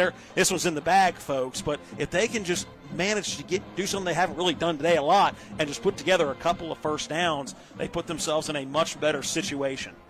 1st down and 10, ball at the 36-yard line. There's the snap. The give is to Barnett. He goes right up the middle across the 40-yard line up to the 43-yard line, and a good strong run on 1st down for Jordan Barnett. Brings up a 2nd down and short, 2nd and 3 now for the Rams. You want to get back to making plays on offense. That's a good start, getting the ball in the hands of Jordan Barnett. Again, good pace and run. He's able to let that offensive line do all the dirty work up front, and then he just is so decisive with the ball in his hands, able to hit the hole and pick up a nice chunk on 1st down.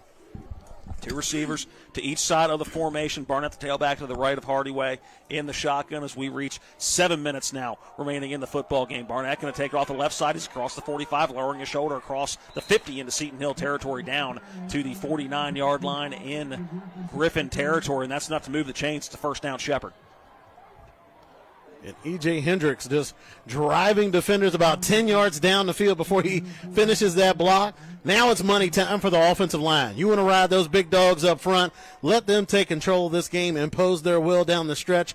They have the size advantage, and you can start seeing hands on hips for that defensive front for Seton Hill. Stay behind them. Let them take control of the game. Keep handing the ball off. That's going to be to your advantage. Two receivers to the far side. Malachi Brown by himself to the near side of the formation. Pistol look as he now goes in motion. To give to Barnett right up the middle. Has to dive through a would-be tackler. And a gain of 2 on first down. Second down and 8, Shepherd. 3 timeouts left for each team as we get into that time of the game, where those are going to become important as we are under 6 minutes remaining in the ball game. And that was Dakari Boone there in the hole bringing down Barnett. Not too often you see Barnett going down with just one tackler, but we can't overstate it enough. Very capable linebacking core for the Seton Hill defensive unit. Ball at the 48-yard line, second down, and a short 7, a long 8. They give us to Barnett up the middle as he carries tacklers inside the 45-yard line down to the 44. It sets up a third and manageable. As the next snap will come inside, 5 minutes left in the football game. Shepherd clinging on to a 1-point lead. If you're just tuning in, this has been a game where neither offense has been overly spectacular. A couple of good drives here and there for both. And Shepherd, the latest score to give them the 1-point advantage. As Barnett makes his way to the sideline, 13 seconds on the play clock. 5 minutes left on that game clock. Swinehart is the back to the left of Hardyway in the shotgun formation. 2 receivers to the far side. Malachi Brown by himself to the near side. Again, he's going to come close to the line of scrimmage. There is the give to Swinehart. He's starting right, a spin move, and leans forward in a second effort. Is going to have enough for the first down as he's inside the 40, down to the 38.5-yard line. He needed the 39, got that extra half yard. A spin in the midst of a pile and leaning forward. A strong run for Grant Swinehart and a much-needed first down for the Rams. Shepherd staying in the huddle late. Don't get up to the line until deep into the play clock, and then they have a motion on top of that. They were pushing it as close as they could to the danger zone of possibly getting a penalty. But like you said, Swinehart there in the middle, just some good, tough running, and that roll forward was just enough to move the chains. Swinehart stays in as the tailback. It's a pistol look now for the Rams as Batten comes in motion. The give is to Swinehart, a spin move to avoid the first tackler, and again just fighting for a few yards. He gets 2 on first down, second down, and 2 for Shepherd. And Johnson, the linebacker, he was the one that was able to break through and make a play on the ball carrier in the backfield, but that's one of the benefits of having these big body running backs is that you can really rely on them getting yards after contact consistently, and they've been able to do that today. 15 seconds now on the play clock, 3:30 on the game clock. Different formation here. I'm not even sure what you call this formation. All the linemen, other than the center, lined up to the left as Nick and Jazier comes in motion. He's going to get the sweep to the right side with blockers out in front. He's inside the 35 down to the 33-yard line. And almost the play you would see on a extra point attempt. Yep. You're going out with a muddle huddle, and then you motion that guy across. So the Shepherd coaching staff reaching deep into their bag of tricks on that play, see if they can kind of sneak one past the defense. Nice gain on the play, though. Yeah.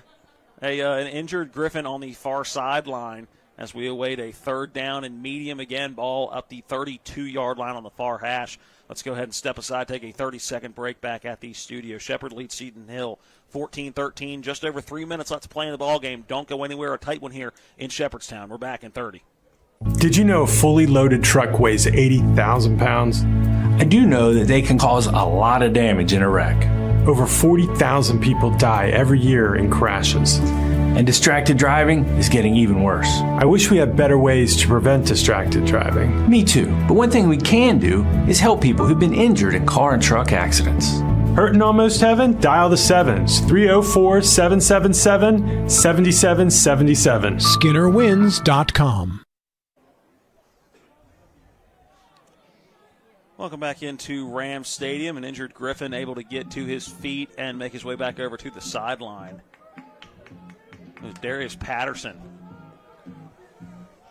the defensive back that was injured on the tackle.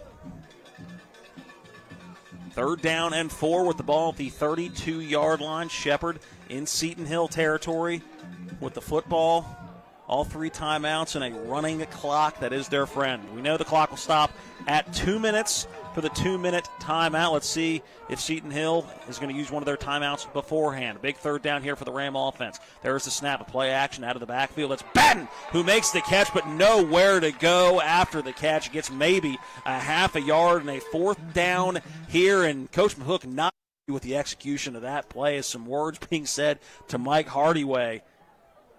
Shepherd going to have to snap the ball before the 2-minute timeout at this area of the field. The Rams offense right now going to stay on the field. I would imagine they're going to let this clock run down and take a timeout before the 2-minute timeout called on the field, as no urgency in the huddle right now, and 9 seconds, 8 seconds now on the play clock. But a unique area of the field as to what do you do here.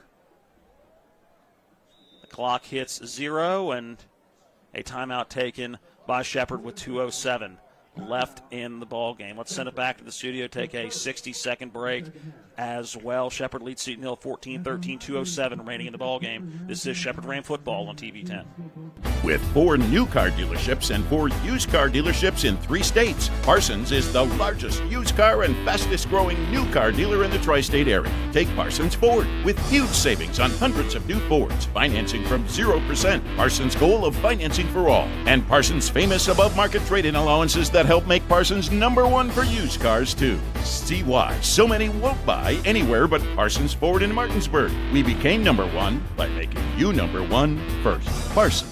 My kids, you know I want the best for you, don't you? We need to have a conversation. End-of-life planning is no one's favorite discussion, but the relief of having everything in place when the hour of need arrives is a gift. Give it to your family. Plan ahead with us. Brown Funeral Homes, a leading provider of cremations, invites you to explore the many flexible options of cremation. From environmental considerations to the benefit of greatly reduced cost, it may be the perfect answer for your family. Online at brownfuneralhomeswv.com. Brown Funeral Homes, here for you.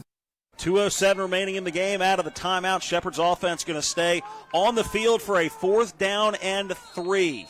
Seton Hill still 3 timeouts left to use, so a first down here does not seal the game, but certainly puts a lot more pressure on the Griffins. Shotgun formation is Swinehart, the tailback, to the left of Hardyway, 3 receivers to the near side of the formation. Hardyway takes the snap, looking left. He's going to go deep, and I don't know if it's a miscommunication or just making sure he got rid of the football before he got sacked, but in between Ashby and Brown. Brown running deep, Ashby running a crossing route over the middle, and that ball bounced about evenly between both of them, about 10 yards apart.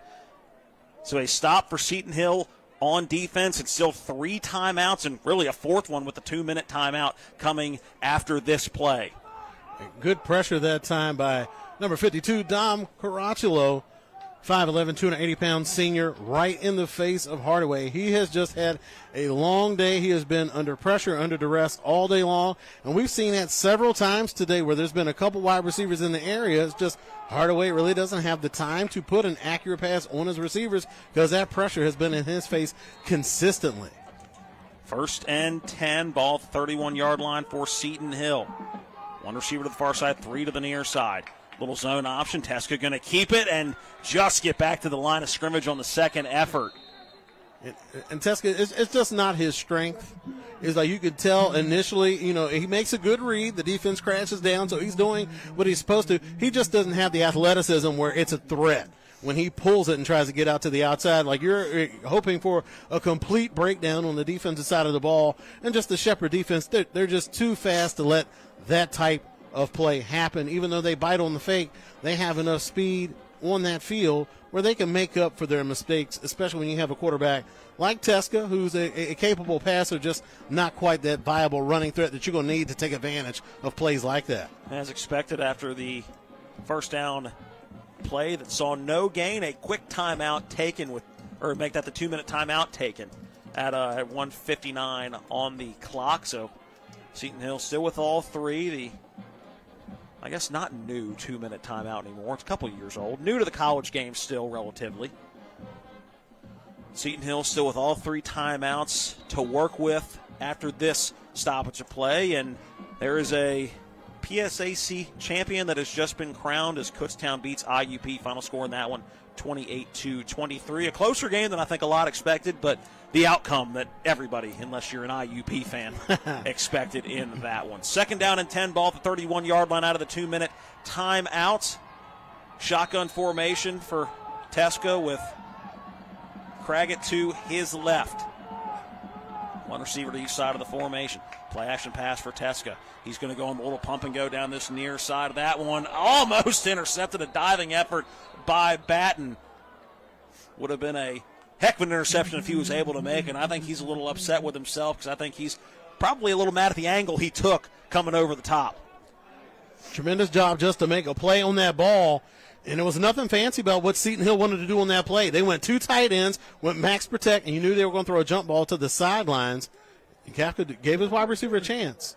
And a flag coming down in the secondary, a pass interference on to Shepard. That's going to go on Menka. So a 15-yard penalty and going to move Seton Hill closer to Shepard territory.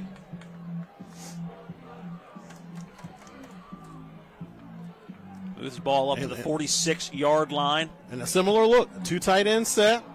A lot of times you hear folks refer to it as an ace formation. You got your 12 personnel, 2 tight ends, 2 wide receivers, 1 running back in that sidecar position. They're going to try to throw some jump balls to get down the field.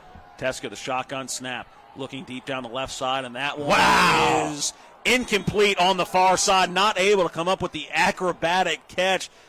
Jaden Lanos had it momentarily, but not able to secure it all the way through the catch. He comes down hard. He was outstretched and trying to bring that ball in. And that time, 2 tight end set, but that time they sent the tight ends down the seams trying to keep those safeties occupied in the middle of the field and try to take advantage of those one-on-one matchups on the outside. And just Lanos just not able to corral that ball again. Going to the ground, trying to secure that handle. The ball just springs free. 2nd down and 10 for Seton Hill. 2 receivers each side of the formation. Craggett to the right of Teska. That one to the left, but Teska able to come down with it. Now going to hit Craggett in the flats. He's not going to get back to the line of scrimmage. Stood up at the 45-yard line. That was Will Ennis making initial contact and a wrap-up in the open field. Not an easy tackle to make, as Kyron Craggett had a head of steam going up towards the line of scrimmage. But a great job by Ennis to keep him a yard short of that original line of scrimmage. 3rd down and 11 coming up, and a timeout taken by Seton Hill with 1:33 remaining in the ball game. We'll take a 30-second break as well. Back after this. This is Shepherd Ram football on TV 10. It's the new normal. You live, work, and play everywhere. Whether it's the family car or the family business, you need insurance that keeps pace with your changing life. Home on the job or working from home, peace of mind comes from knowing your whole world is covered. No matter what happens or how big it grows. Whatever your new normal, Erie Insurance's award-winning service and personal agents can keep pace. Call your local agent today or visit erieinsurance.com for a quote. 4th quarter of today's game brought to you by CMA Honda of Winchester, located at 3985 Valley Pike in Winchester. Call 540-686-1622. At CMA Honda of Winchester, owners just care more about you. Out of the timeout, it's a 3rd down and 11. Seton Hill with the football, down by 1, 14-13, 1:33 remaining in the ball game. It's a good tackle in the open field by Will Ennis, stopping Kyron Craggett from getting back to the line of scrimmage, forcing the 3rd down and 11. 2 receivers to the far side, 1 to the near side. Teska drops back to pass, looking for a man in the flats. Not able to get there on the out route. The intended target, that was number 11, Isaac Ashley, but beyond his reach, and a big 4th down coming up for Seton Hill. See if Shepard's got one more stop in him.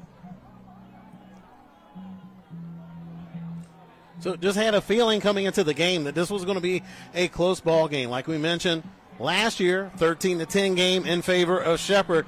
And right now this defense is looking to make a big stop so they can secure this 1-point victory. It'd be very tough for Seton Hill to get the ball back. If they don't convert on this possession, Shepherd gets the ball back. They still have a couple of timeouts in their back pocket, so they can make it interesting, but certainly Shepherd would have a chance to take a stranglehold on this game with a stop. Teska takes the snap. He's going to rush to his right. A couple men to beat and shoved out of bounds before he gets to the line to gain.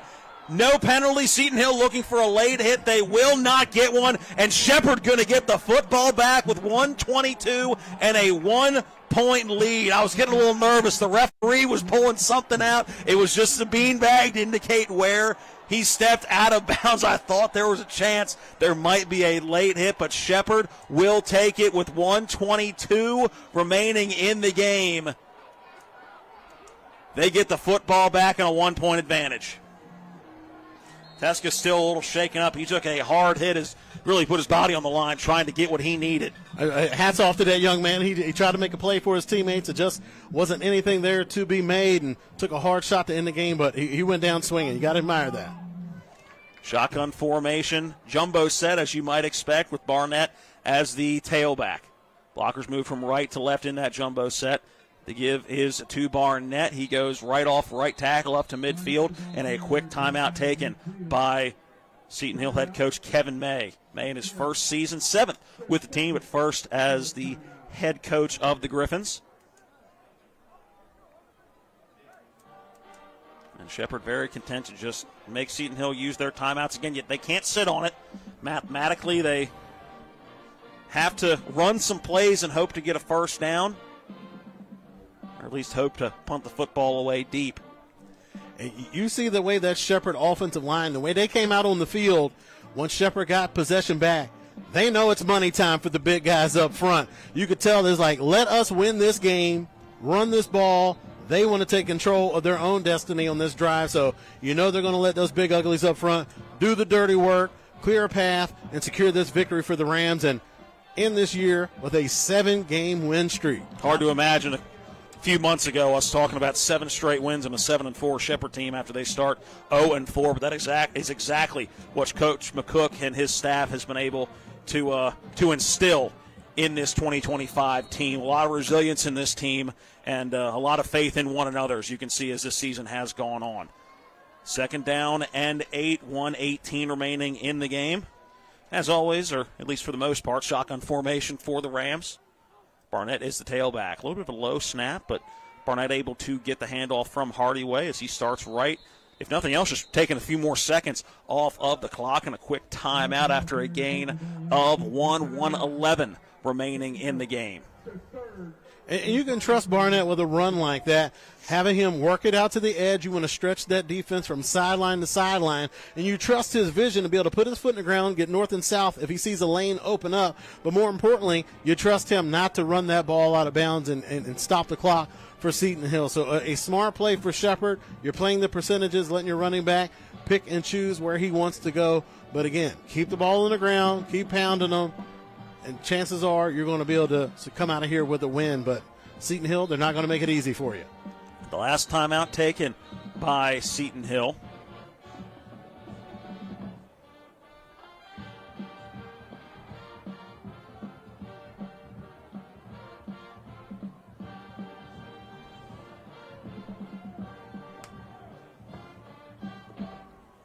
Third down and 6 for Shepherd out of the timeout. 2 hands on the football. 2 hands on the football. Shotgun formation with the power look to the right of the formation. Barnett is the tailback to the left. Those power blockers, tight end and fullback, now moving to the left of the formation. Hardyway gets a snap. The give is to Barnett. Little stutter step working up the field and runs into a wall. 4th down for the Rams. That was McCormick and Weaver in there at the bottom of the pile. We've said their names a lot today. Again, you can't say enough about this front 7 for the Seton Hill Ball Club. They're certainly the strength of their team, and you can see why that is. Just tenacious, hard-nosed defenders, and they just made it a long day on that Rams offense. About 23 seconds is what the difference is going to be once this play clock gets down to 1 or 0. Looking to see if Coach Hook takes the delay of game or calls the timeout at 1 second. Does call a timeout with 1 second on the play clock, 24 seconds remaining in the game. So Shepherd going to punt the football away and just hope for no return and 1 or 2 stops on defense, and call it a day and call it a season, hopefully with 7 wins and 4 losses. I'm not sure if it's in the playbook for Shepherd, but if you have a punt tight look, now's the time for it, because they've already had one block punt. It's been a couple close calls here throughout today. You know, Seton Hill, they're going to dial up something vicious here to try to get a blocked kick. They know they're going to need to get the ball back with a short porch and no timeouts, so they're going to do everything they can to try to force that turnover. So Shepherd, punt tight. Make sure you get a good snap and get that punt off and make them earn it. If they're going to score, make them drive the length of the field to get it. Don't give them anything cheap off of a special teams miscue. Coming up in the post-game show, we'll give you some final stats from this one and wrap up our season of Shepherd Ram football from here at Ram Stadium. Then we'll send it back to the studio. Kyler High will have the post-game scoreboard show, some scores from around Division II and Division I football on this beautiful day for football in the Eastern Panhandle of West Virginia. Overcast and about 60 degrees. Can't ask for a better day in Shepherdstown for some Shepherd Ram football. Deshaun Alexander stands awaiting at the 37-yard line. Gitson just gets it off quick, and a booming kick, sending the return man back as that one bounces into the end zone for a touchback. 17 seconds left on the clock. Shepherd clinging to a 1-point lead. And we know some kicking struggles for Seton Hill. Travis, you were looking at those earlier in the game, and definitely not something that they want to have to rely on for a long field goal. And again, even that would be a miracle at this point. And looking at kicker Ryan Batena, like we said, even the extra points have been hit or miss this year. He's 21 to 25 coming into today's game. As far as field goals are concerned, 4 of 10. So certainly not a strength of this Seton Hill ball club, but if they're going to get down in a position to go for the field goal, I think they're going to take their chances, and no better way than to come out of here with a win, but they certainly have their work cut out for them. I don't think Shepherd can just afford to sit back and just play coverage. I think they got to try to send somebody and make the quarterback make a quicker decision. Don't let anything fluky happen. Force his hand, force the action, don't sit back. Shepherd heavy on the secondary as Teska looking to find Craggett out of the backfield and overthrows him by a foot over his head. They were setting up a quick screen with blockers out in front, and they did have a few blockers out in front. Nothing crazy, I don't think, would have happened on that play, barring any missed tackles. But definitely not what you wanted on 1st and 10 if you're Coach May for Seton Hill. 13.9 remaining in the football game.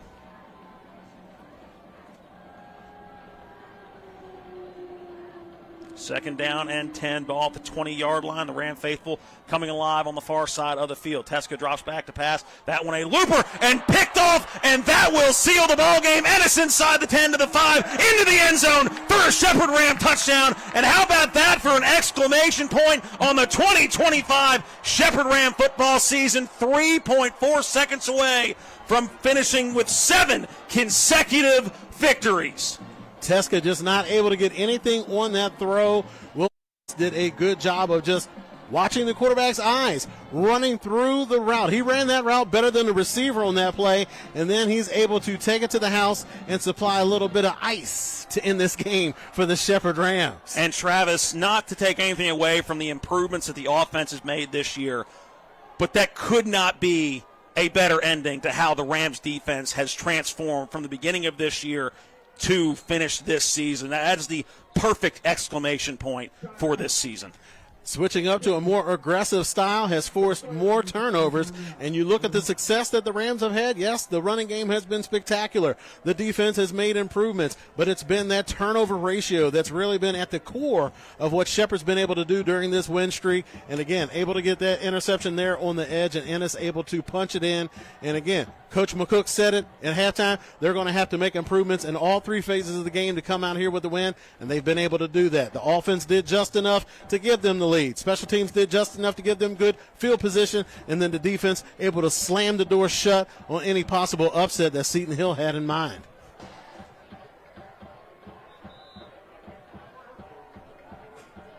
Shepherd calling it timeouts and personnel issues on the extra point. 20-13, currently Shepherd's lead, looking to make it a 8-point advantage. Keith Baker on for the PAT. There's the snap, the hold, the kick is up, And it is good. 3.4 seconds remaining in the game. Shepherd leads Seton Hill 21-13. With just the kickoff coming, we're going to go ahead and keep it here. Don't have anything to set you up for next week. This is going to wrap up our coverage of Shepherd Ram football for the year. Obviously bringing you local sports from around the Eastern Panhandle. High school football still in full swing as the 4A playoffs started this weekend. Martinsburg getting a win yesterday. Jefferson and Washington playing today. We will get a score from that one from Kyler Hyde when we go back to the post-game scoreboard show. And Shepherd basketball getting ready to kick off as well. Bring you those games sporadically throughout the winter when TV10's coverage allows it, with the coverage of high school girls and boys basketball. Travis, it's been a fun one this year, man. Man, absolutely. Absolutely. Started out, really couldn't start out any rougher than what we had as far as the 0-4 start. But the Rams, they just stayed after. They stayed after. The coaches stayed after. The players stayed after. They believed in what they were doing, and you could see them just fighting and searching for those solutions, and they were able to find it. And again, getting back to the glory days of Shepherd football, where it's ground and pound, playing good defense, and able to get those wins. So again, this has been a fun, exciting season. Sad to see it come to a close, but couldn't picture a better way for it to come to an end for this Rams ball club. You end the year on a 7-game win streak. It's not a lot of teams that can say that they ended their year with a loss. Shepherd can walk into the offseason being able to say that proudly. I would imagine that this is going to be a dribbler up the middle just to prevent any major return from happening as Collins approaches. And now just going to be a short pooch kick. Starting at the 32-yard line, a quick lateral back to the return man. That's Campbell now pitching it out to the right side. And let's cue the Michigan lateral play as some laterals happening, and the ball is loose. And it doesn't matter who falls on it. The clock has hit 0. And for the 7th straight time and the final time this year, you can go ahead and put a tally in the win column for the boys in gold and blue from Shepherdstown. Shepherd wins 21-13.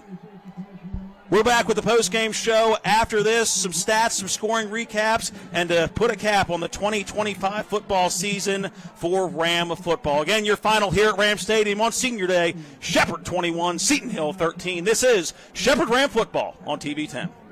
This is Eric at Hagerstown Ford. We have been challenged to sell 20 new and used vehicles each and every day for the rest of the year. This means you save thousands. Hagerstown Ford is the largest Ford store on the I-81 corridor, ranked among the top dealerships in the country in sales volume and customer satisfaction. If you are even thinking about buying a new car, now is the time. Visit HagerstownFord.com and choose your new ride, and we will bring it to you. You will sign all the documents from your phone and skip that awful finance process that consumes your entire day in the dealership. Let's recap. Hagerstown Ford must sell 20 vehicles a day. You will sign all the documents from your phone on your time. We will bring your new ride to you, and you're done. It's that easy. If you don't like it, return it. Our return policy is better than Walmart, and our buying experience is better than Amazon. And you save thousands. Hagerstown Ford is the #1 Ford store from Winchester, Virginia to Washington, D.C., from Chambersburg, Pennsylvania to Baltimore, Maryland. Now, we want to be the #1 Ford store in the nation. Hagerstown Ford, right off Interstate 81, across from the Valley Mall.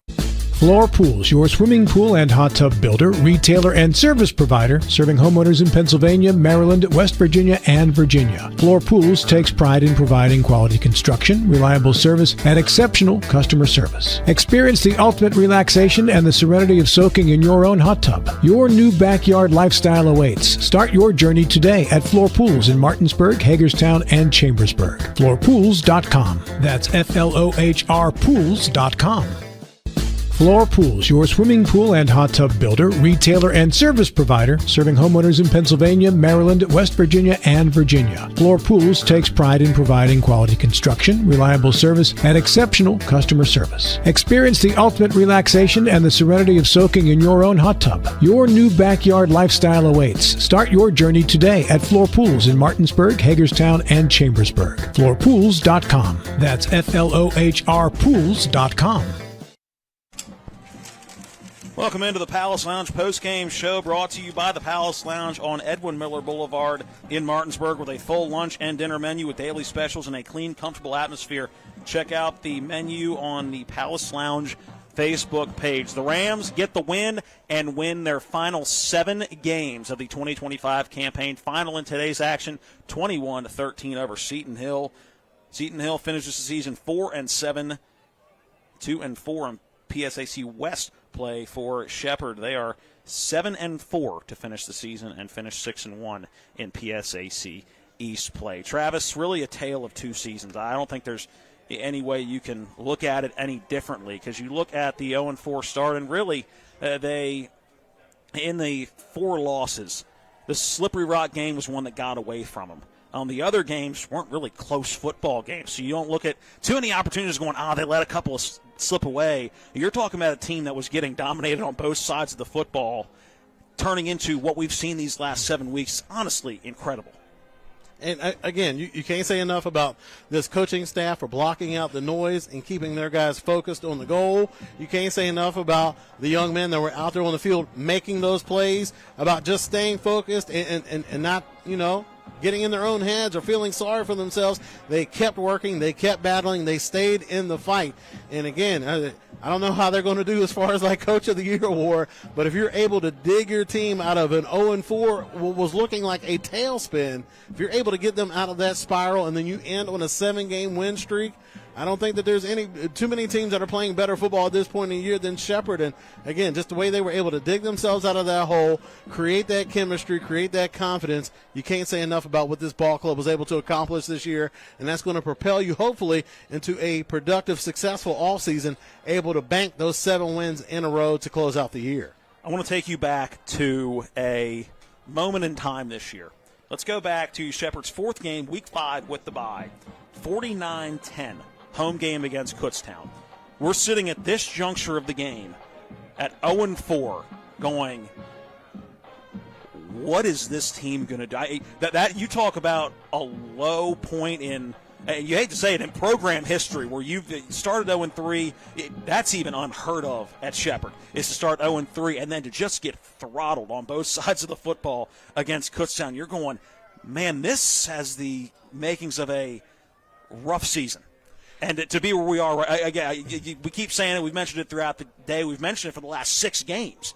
But just to be where they were to right now, anybody that is not a senior, not going to transfer, that's coming back next year, you talk about building blocks going into 2026, there's a lot of them. And you talked about, at that point in the season, 0-4, and just getting manhandled by Kutztown. It wasn't in 2 phases of the game. It was in all 3 phases of the game. Kutztown just thoroughly dominated this ball club, and at that point in the season, you start looking ahead to the schedule, and you're looking like, how many games can this team possibly win to close the season? Knowing you still had Westchester, knowing you still had East Stroudsburg. Still good football teams that you had to face, and then even more questions. You talked about the program. You lose that many ball games, and in today's climate with people chiming in on social media, then you start asking questions, is this coaching staff going to come back? You have that type of problems early on in the season. So you have to credit everybody from top to bottom, from the athletic department to the coaching staff, down to the guys out there on the field, that everybody kept the faith. They kept battling. They believed in each other. And sometimes that's what you're going to need to dig yourself out of a hole. You got to keep fighting, but more importantly, you got to have that belief, and you got to fight for each other. The coaching staff, they fought for each other. The players, they fought for each other, and that's how they were able to dig themselves out of that 0-4 hole and close this season out with a 7-game win streak. So where you had those doubts before, now you have confidence. Now you have belief, and what you have is a foundation to build on moving forward. All righty, let's go ahead and hear from Shepherd head coach Ernie McCook.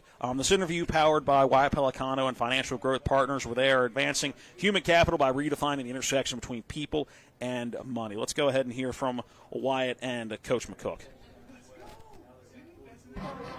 Guys, I'm standing with Coach McCook. Coach, first of all, congratulations on a big win. Felt like that Seton Hill defense fought hard. A lot of moving around, a lot of confusion. Thoughts on the game? I'm glad that you have a lot of respect for that defense, because you are spot on. But I'm awful damn proud of this football team for rattling off 7 damn straight games. They were good. They did a great job. We knew they were going to be tough.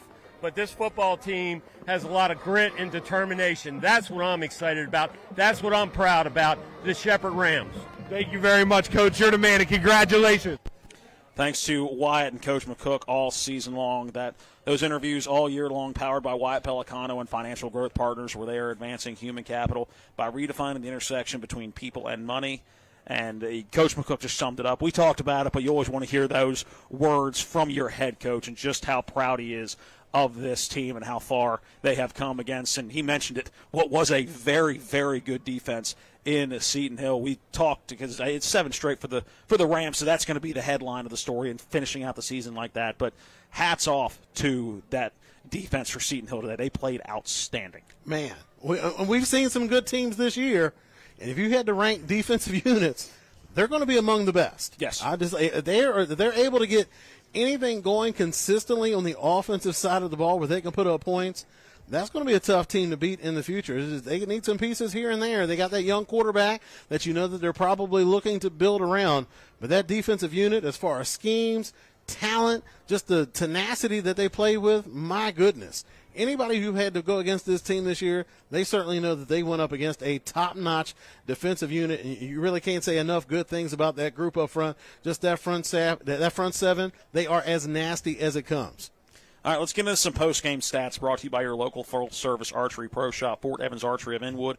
Call 304-229-7064. First downs in the game, Shepherd 13 to Seton Hill's 10. Rushing attempts, Shepherd ran the ball 36 times for 89 yards. Seton Hill 31 times for 69 yards. And looking at this game, that credits Shepherd's defense too. When you look at what they were able to do, Seton Hill coming into the game, running the football, were averaging 141 yards per game. So you're keeping them to half of what they usually did. So hats off to Coach Klein and his scheme, and the guys in gold and blue able to execute that scheme today.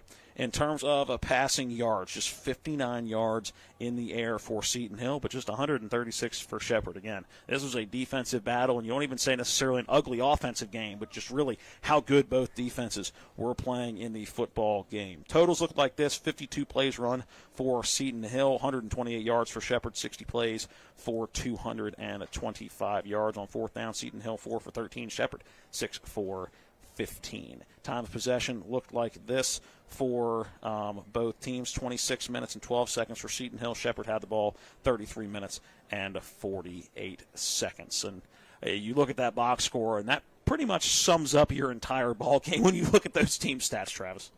Man, oh man, like you said, just a defensive battle, and the points you were able to get were coming at a premium, and just a good football game to close out the season, and a hard-fought victory to propel Shepherd into this offseason. All right, some individual stats. Let's start with Seton Hill throwing the football. Teska, who came in for Carter, who went out early in the football game with what looked like a right ankle injury.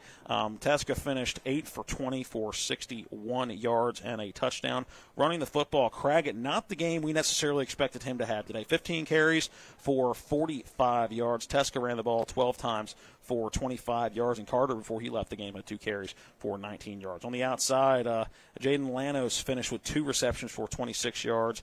Cherry finished with 3 receptions for 24 yards. Lanos also adding that touchdown on the outside as well.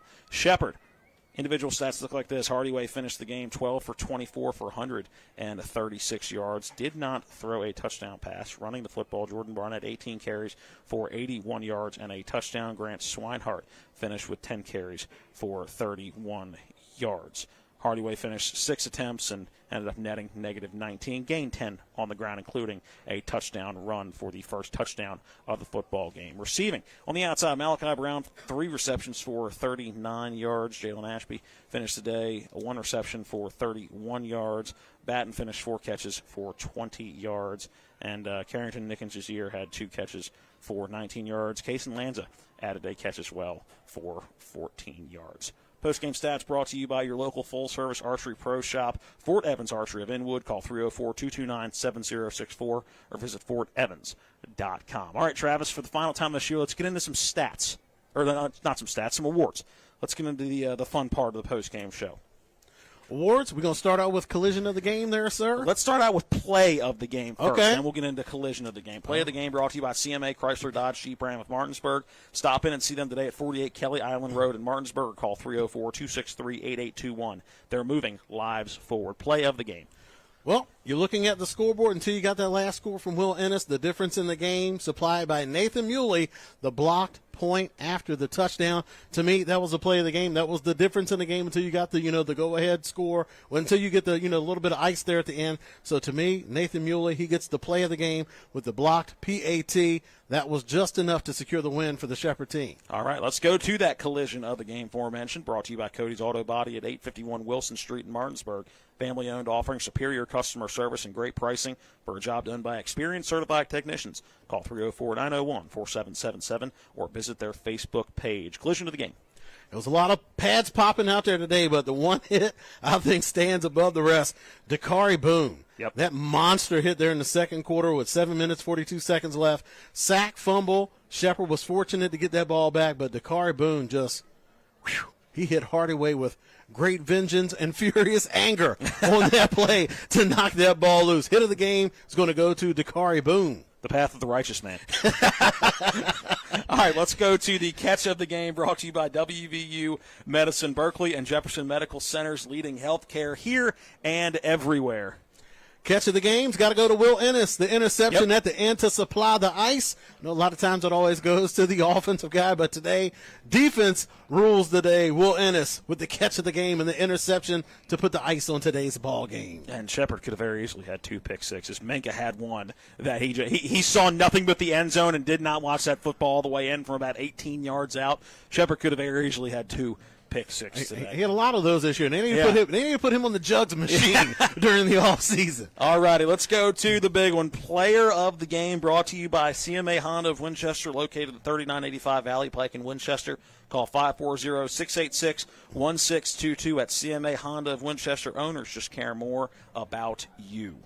I got to give it to Jordan Barnett. 18 carries, 81 yards, 4.5 yards per carry, and a touchdown. Had the 25-yard run, and he was just the difference in the game. You look at what he was able to do in the second half. He only had 6 carries for a couple of yards there in the first half. In the second half, 12 carries for 58 yards and a touchdown. To me, he's the player of the game. That changed the whole complexion of the game when Shepherd decided just to hand the ball off to Agent Zero, and he was able to take care of the rest. I didn't see Gilbert Arenas on the field today. Must have missed it. All right, that is going to wrap up our post-game show, brought to you by the Palace Lounge on Edwin Miller Boulevard in Martinsburg, with a full lunch and dinner menu with daily specials and a clean, comfortable atmosphere. Check out the menu on the Palace Lounge Facebook page. All right, that's going to wrap up our coverage of Shepherd Ram football on TV 10 this year. It has been a fun one, Travis. Pleasure calling games with you. Not what we expected at the beginning of the year, but certainly a fun way to end the season, and a fun season at 7-4 for the Shepherd University Rams. For Travis Smith, I'm Matt Crawford, and all of our crew here at Ram Stadium, and Kyler High back at the studio. We want to thank you for tuning in. Thank all of our sponsors, and we look forward to seeing you next year to see what the 2026 Shepherd Rams have in store. For TV 10 Sports, I am Matt Crawford. This is Shepherd Ram football on TV 10. We'll see you next year.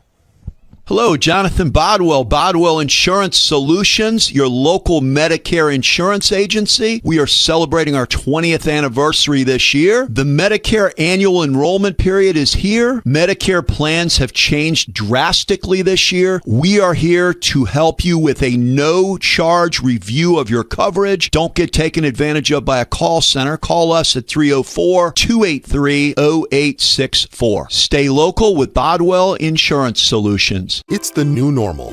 You live, work, and play everywhere. Whether it's the family car or the family business, you need insurance that keeps pace with your changing life. Home on the job or working from home, peace of mind comes from knowing your whole world is covered. No matter what happens or how big it grows, whatever your new normal, Erie Insurance's award-winning service and personal agents can keep pace. Call your local agent today or visit erieinsurance.com for a quote. With 4 new car dealerships and 4 used car dealerships in 3 states, Parsons is the largest used car and fastest growing new car dealer in the tri-state area. Take Parsons Ford with huge savings on hundreds of new Fords, financing from 0%, Parsons' goal of financing for all, and Parsons' famous above-market trade-in allowances that help make Parsons #1 for used cars too. See why so many won't buy anywhere but Parsons Ford in Martinsburg. We became #1 by making you #1 first. Parsons. When will I be able to retire? How do I make the most of the money I have? How can I leave a lasting legacy to my loved ones? I'm John Everson. private wealth advisor with the Marius Group, a private wealth advisory practice of Ameriprise Financial Services Incorporated. Call us today at 304-263-4343 to help you make the most of your financial future. Our office is located at 1270 Winchester Avenue, Martinsburg, West Virginia. Ameriprise Financial Services Incorporated, member FINRA and SIPC. Welcome into the post-game show presented to you by Floor Pools. Let me get the right thing turned up. Brought to you by Floor Pools. Make every day better with a hot tub or a swimming pool. Floor Pools has locations in Martinsburg, Chambersburg, and in Hagerstown. Final for Shepherd, but also some other action in the football realm of Jefferson County as Jefferson topples over Washington for the second week in a row, making it 51-10 as Jefferson advances in the playoffs. So that means that it's looking like, well, tune in Monday, and you'll get an update on who Martinsburg plays and who all the EPAC teams plays, as your only EPAC teams left are now Martinsburg, Jefferson, and in Spring Mills, as Hedgesville, Washington, and Musselman all got eliminated last night. Now to get you the D2 PSAC college scores, throw you up right there so that you could see what I've been listening or watching the whole entire time during the game. Update, Bloomsburg just got an upset over Slippery Rock. That game is now 30-24 as they went into overtime and made it a close game. So you've got an upset alert with Bloomsburg now taking a win over Slippery Rock 30-24. Indiana PA, they lost to Kutztown 28-23, making Kutztown your PSAC East Division winners. Edinburgh beating Millersville in domination scratch that. 63-10 is your final score there. Lockhaven, Gannon, 28-7 is the last time I checked. That's what the score was. Actually, 35-7 now as Lockhaven has a dominant win starting in the fourth quarter. California PA versus Shippensburg. That game was 14-3 and is still 14-3 in the start of the fourth quarter. Clarion East Stroudsburg, 34-21 is your score. That game is about to start in the fourth quarter. Now to get you some Mountain East scores, as some games have gone final. Wheeling versus West Liberty, a game of zero defense with 3 minutes left in the fourth quarter. Your score currently is West Liberty, the 2-8 team, beating the 6-4 Wheeling team 61-59. That game is still in the fourth quarter with a chance to go into overtime as the game is close scoring.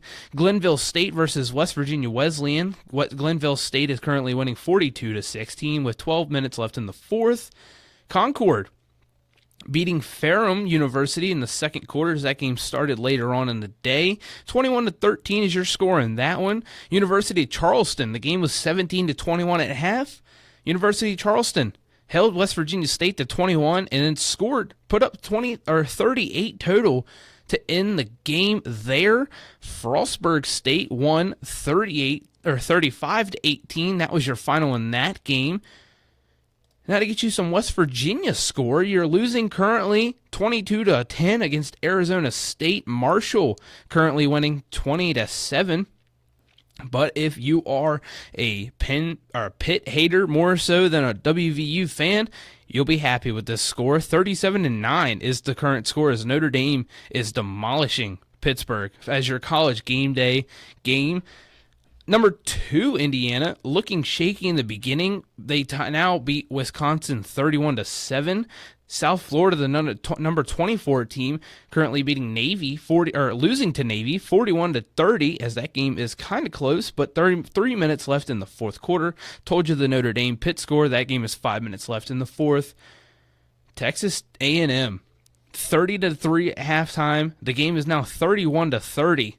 As they have held South Carolina scoreless and putting up way too many points for the number 3 team in the nation. That game is 4 minutes left in the fourth quarter. Number 25, Cincinnati losing to Arizona, as that game is 30-24. And then Michigan losing by 1 point to Northwestern, as Michigan's number 18 in the nation. That game has 9 minutes left in the fourth quarter as well. All those games are close to going final, but I won't be able to give you any final reports here soon, as I will be wrapping up soon, unfortunately. Number 15, Miami, playing NC State at 3:30, which is coming up. Also another game at 3:30 that you might be interested in as a local is JMU versus Appalachian State. That game is at 3:30. Some more games at 3:30. Number 19, Virginia versus Duke. 21, Iowa versus 17, USC. UCF playing number 6, Texas Tech. And 16, Georgia Tech versus Boston College. 11, Oklahoma versus number 4, Alabama. And then at 4:15 today, you have New Mexico State playing 23, Tennessee. At 7 p.m., you have Florida versus number 7, Ole Miss. Number 13, Utah versus Baylor at 7. And then at 7:30, you have number 10, Texas versus my number 5, Georgia team. Hopefully they lose, or they win. Whoa, didn't mean that. Hopefully Georgia wins so that I'm actually happy for the rest of the night. And then hopefully Steelers can pull one off tomorrow so I can be happy for the weekend. But let's not get ahead of ourselves. UCLA versus number 1, Ohio State. Those games are at 7 and 7:30. And then at 10:15, you have TCU versus BYU. Those are all the scores I have for you today. That has been Shepherd Ram football on WRNR TV 10. I will talk to you in roughly a week, depending on when the game for Martinsburg's playoffs is. Everybody, this has been Shepherd Rams football on WRNR and TV 10. Have a great night. You've been watching play-by-play coverage of NCAA Division II football featuring the Shepherd University Rams and the Pennsylvania State Athletic Conference. Today's telecast has been brought to you by W. Harley Miller Systems, Smallwood and Small Insurance Agency, Powered Beck and Matzaref Law Offices, Senate Finance Chairman Jason Barrett, Hagerstown Ford, Fort Evans Archery, Rocks Local Markets, the Brown Funeral Home and Cremations, Robert Fields and Sons, the Larry DeMarco team at Century 21 Modern Realty Results, Burke, Schultz, Harmon, and Jenkinson, personal injury attorneys, Cody's Auto Body, the Palace Lounge, Parsons Ford of Martinsburg, the Skinner Accident and Injury Lawyers, the Berkeley County Health Department, Bodwell Insurance Solutions, Ameriprise Financial and the Mirius Group of Financial Advisors, WVU Medicine Berkeley and Jefferson Medical Centers, the Mansion Ferretti Law Firm, CMA Honda of Winchester, CMA Chevy and Toyota of Martinsburg, CMA Chrysler Dodge Jeep Ram of Martinsburg, Dignity Memorial Rosedale Funeral Home and Cemetery of Martinsburg, Floor Pools of Martinsburg, Hagerstown, and Chambersburg, Inferno Brewery and Andy's Pizza. TV 10 Sports thanks you for watching today's presentation of Shepherd University Rams football. All rights reserved.